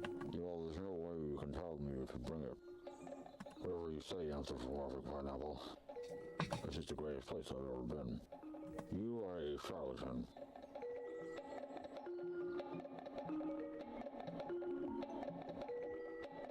I'll wire you the money as soon as I receive shipment. Ah. What about me? Can I get involved here? Checking off Hmm? photos every shipment. I trust you know what happens to those who betray me.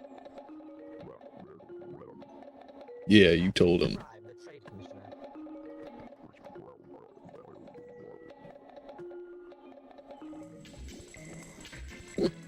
Well,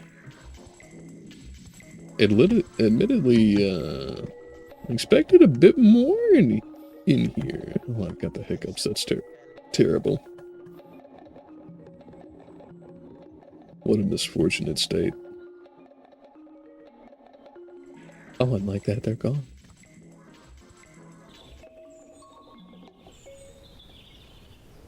Okay. Well, I don't think I've been through this section yet. Huh. Colander me shocked. Yep.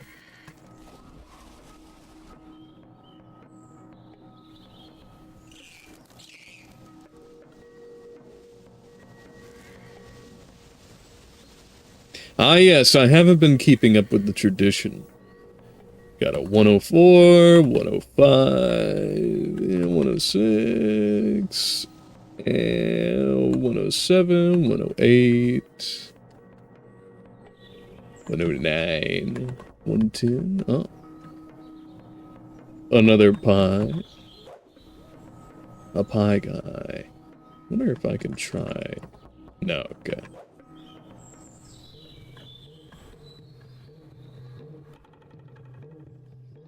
Can I actually head into the bowl? Oh, right over the fence.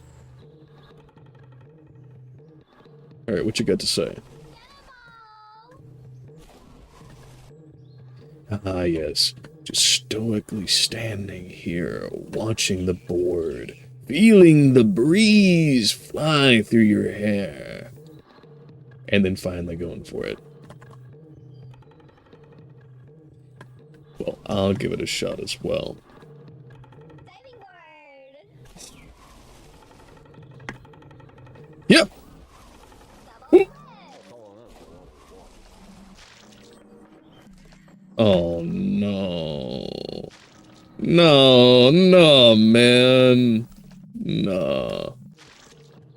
You don't think this one's coming back?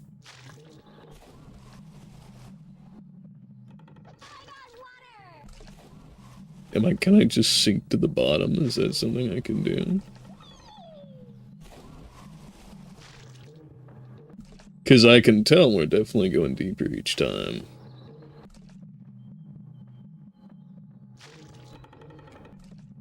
Nope, guess that's it. Yep.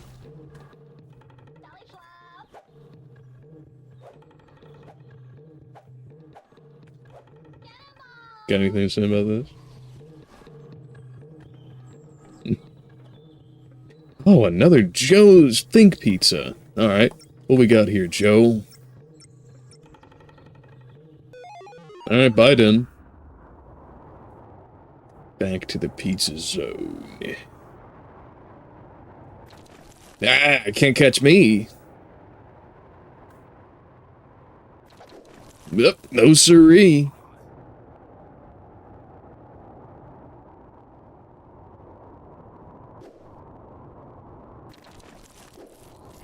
Nope, nope.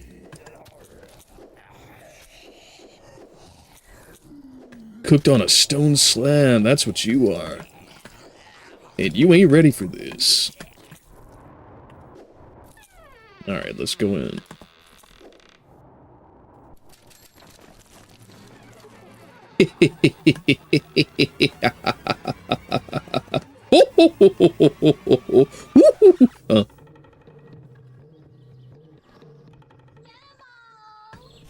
You know, while that was not nearly so fun the second time around, as a lot of these jokes are clearly meant to be, it's all about catching you off guard and hitting you with something that you didn't anticipate by any means.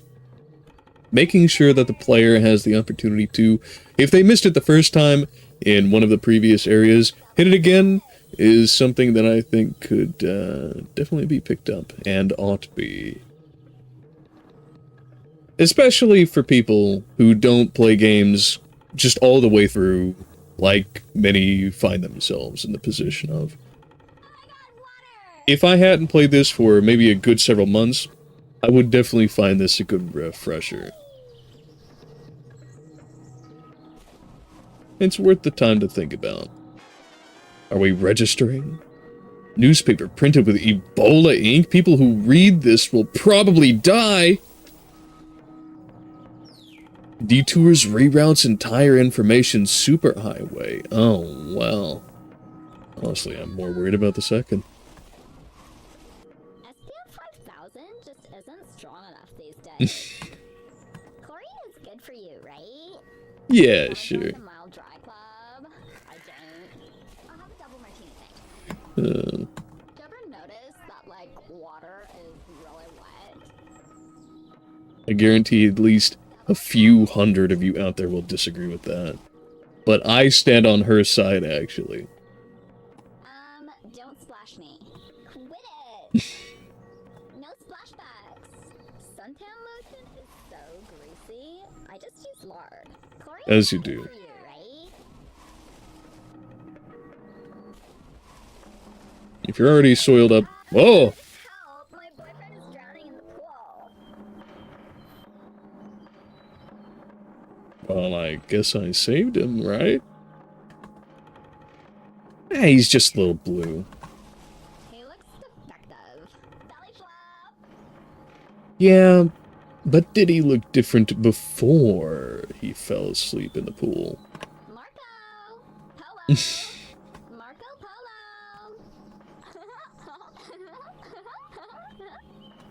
He looks different. I changed my mind. You can keep him. He looks defective.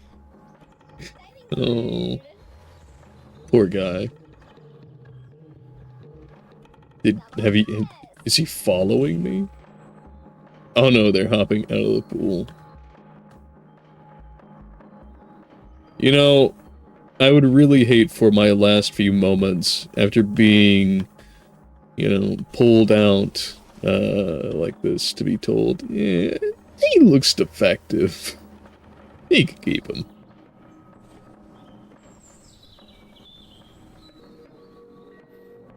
Well, I think that just about sums up the bottom level, unless there's something across this bridge that we can go take a look at. Maybe behind? No, I think that's the limits. Oh! What have we here? Oh, it just wrenched me up, I guess.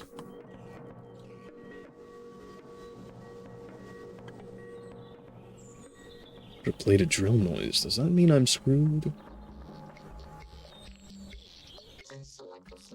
Okay.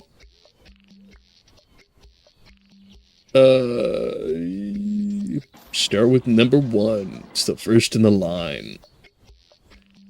Same as before. Alright, how about 2? Oh, convenient. I see you've got some of those, NVIDIA chips. What up?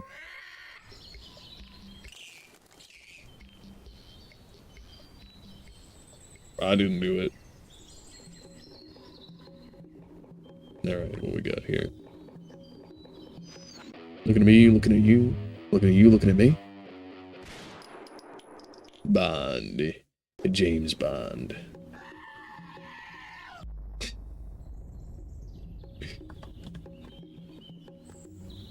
Goofy, yeah. Knock, knock.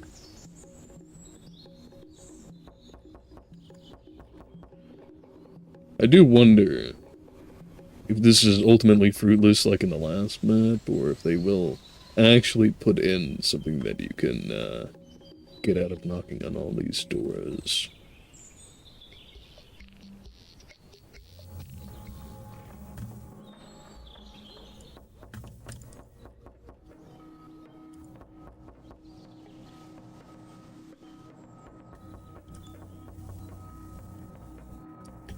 Speaking of fruit, I think that we will perhaps close off here in about 30 minutes or so. Oh, is that so?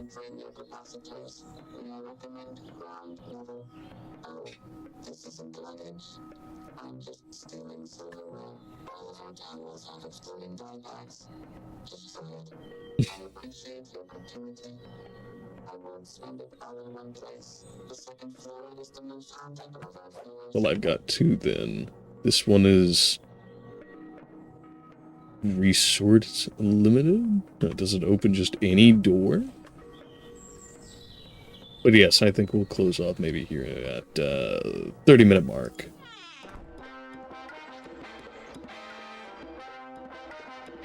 Alright, party, what's up?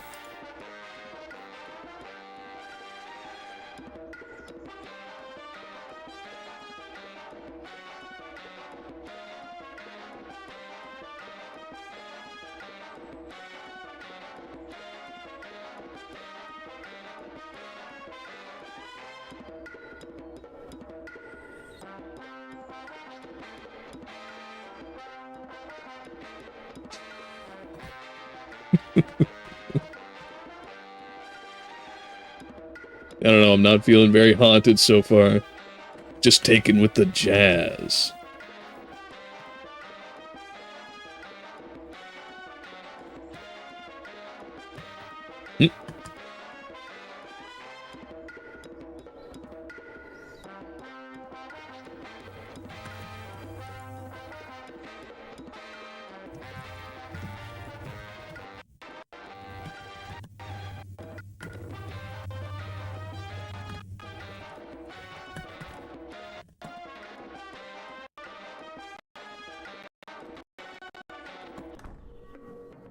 Yeah. I get it.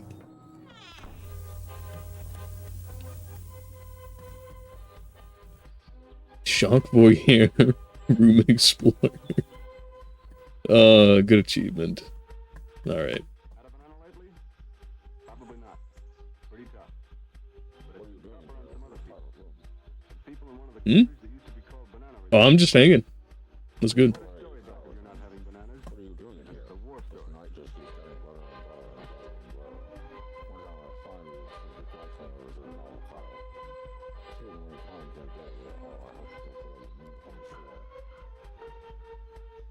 Had a banana lately? Probably not. Pretty tough. But it's been tougher on some other people. Some people in one of the countries that used to be called Banana Republics. There's quite a story back of your not having bananas, and it's a war story.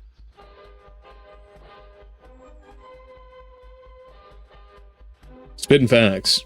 Matter of fact. Alright, let's see. An entire... Oh, hello. I don't mind me. An entire milk truck.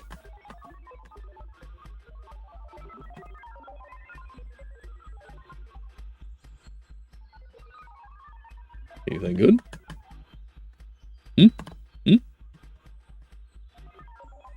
Nope, I suppose not. Oh. No! Shit! You son of a bitch. Alright, well. I guess we'll just have to find another one of these cards, huh?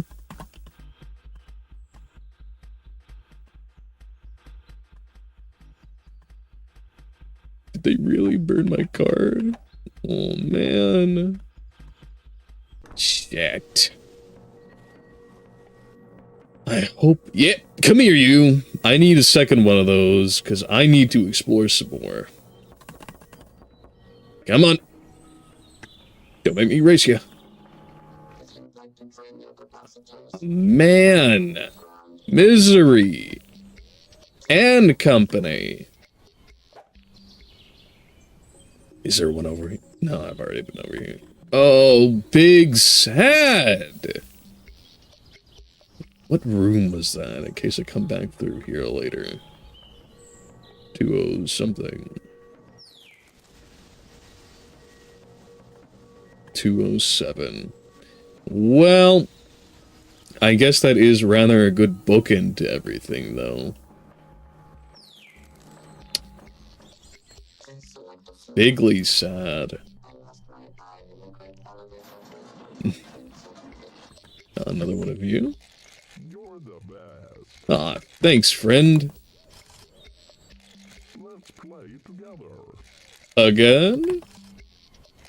Let's cuddle together. I don't know about that. Let's sleep together. Pretty forward, huh? See your dreams. Oh, well, I mean, if you've seen my dreams, that's fair. I'm clearly already in the residency. Right up top. Show me on this doll where you touched me. Hugs for everyone. Mellow.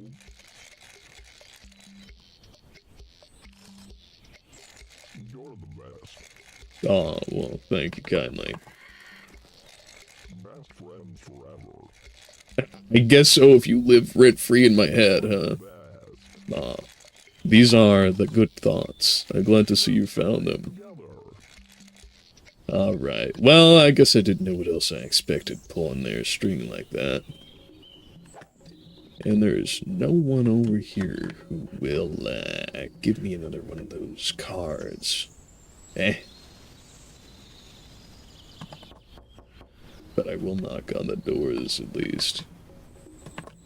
Maybe they'll be so kind as to let me in.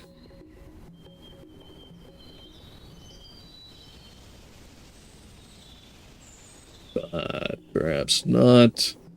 I think once we do our, kind of run around this area, we'll call it good. What's up? Oh. Give me 5. Give me 5. Come on. Alright.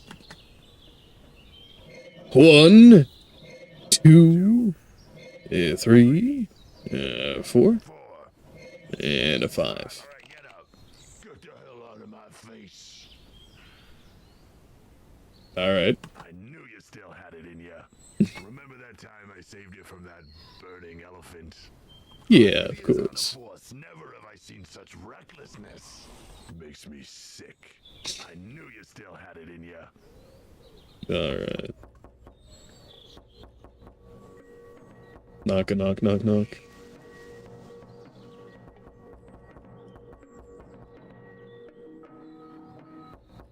Man, I'm still kind of chuffed about them taking back my card. Oh, is that one up there? Oh boy, we gotta run up there. I know it's already time, but gotta get it right now. Let's go, and onto the 4th floor. That's tough for you, buddy, but I got a card to catch. But first, this placebacks.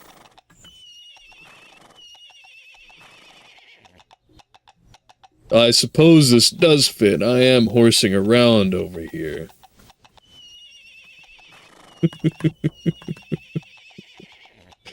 Oh. I can't believe they keep saying nay to me.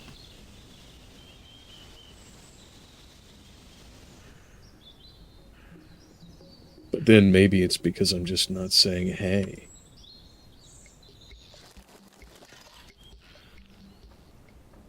You got that card? No, you don't. Ah, well. I'll get through this last gag and oh, I see you. And you?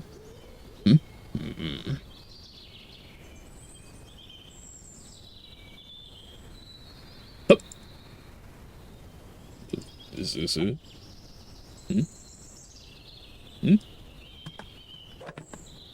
Am I missing something? I see him. Is that it?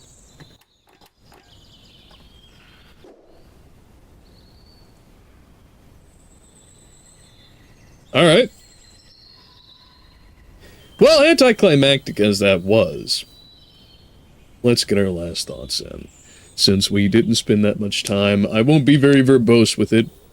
This was a short playthrough on Jazzpunk, and that being the case, it means that we didn't get to make too terribly much progress. But the progress we did is showing that the pacing is becoming a little bit more sparse. They have done the player the favor. They have done the player the favor of offering them some opportunities to go through some of the experiences that were in the previous levels, which is appreciated for what it's worth, but it does mean that it is taking up a place of something else that could be new and novel. But even still, with that, given that we have just started this level and have only cleared out the exterior portions of it, there is good promise. And that being said, the end of the last level was pretty fun going through the city. Although, again, it did feel like some of those gags could have landed a little bit better. Didn't quite have the same oomph as in the earlier parts of the second level or even the first one. Nonetheless, it does still have me on the hook, making me think that it can pull its weight going through to the end of it. But with that being said, I think it comes down to saying goodbye for the day.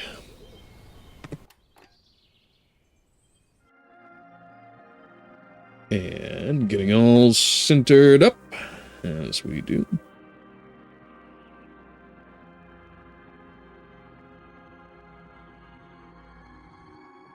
I thank you all for being here with me today. If you enjoyed our stream, I hope that you like it. Maybe subscribe.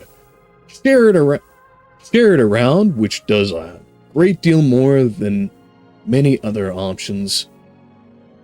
And if you want to see more of us or our daily content, go ahead and head over to X, Instagram, Spotify, BitChute, or check out the Threefold at a Factory Discord server where you can hang out with like-minded individuals, such as myself and you,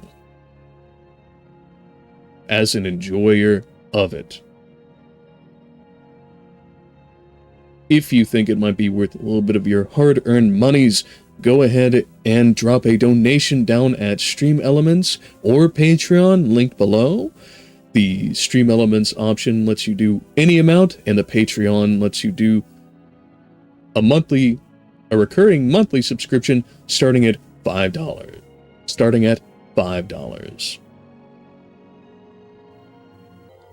But without further ado, I hope that you all never miss your opportunities. And I'll see you around.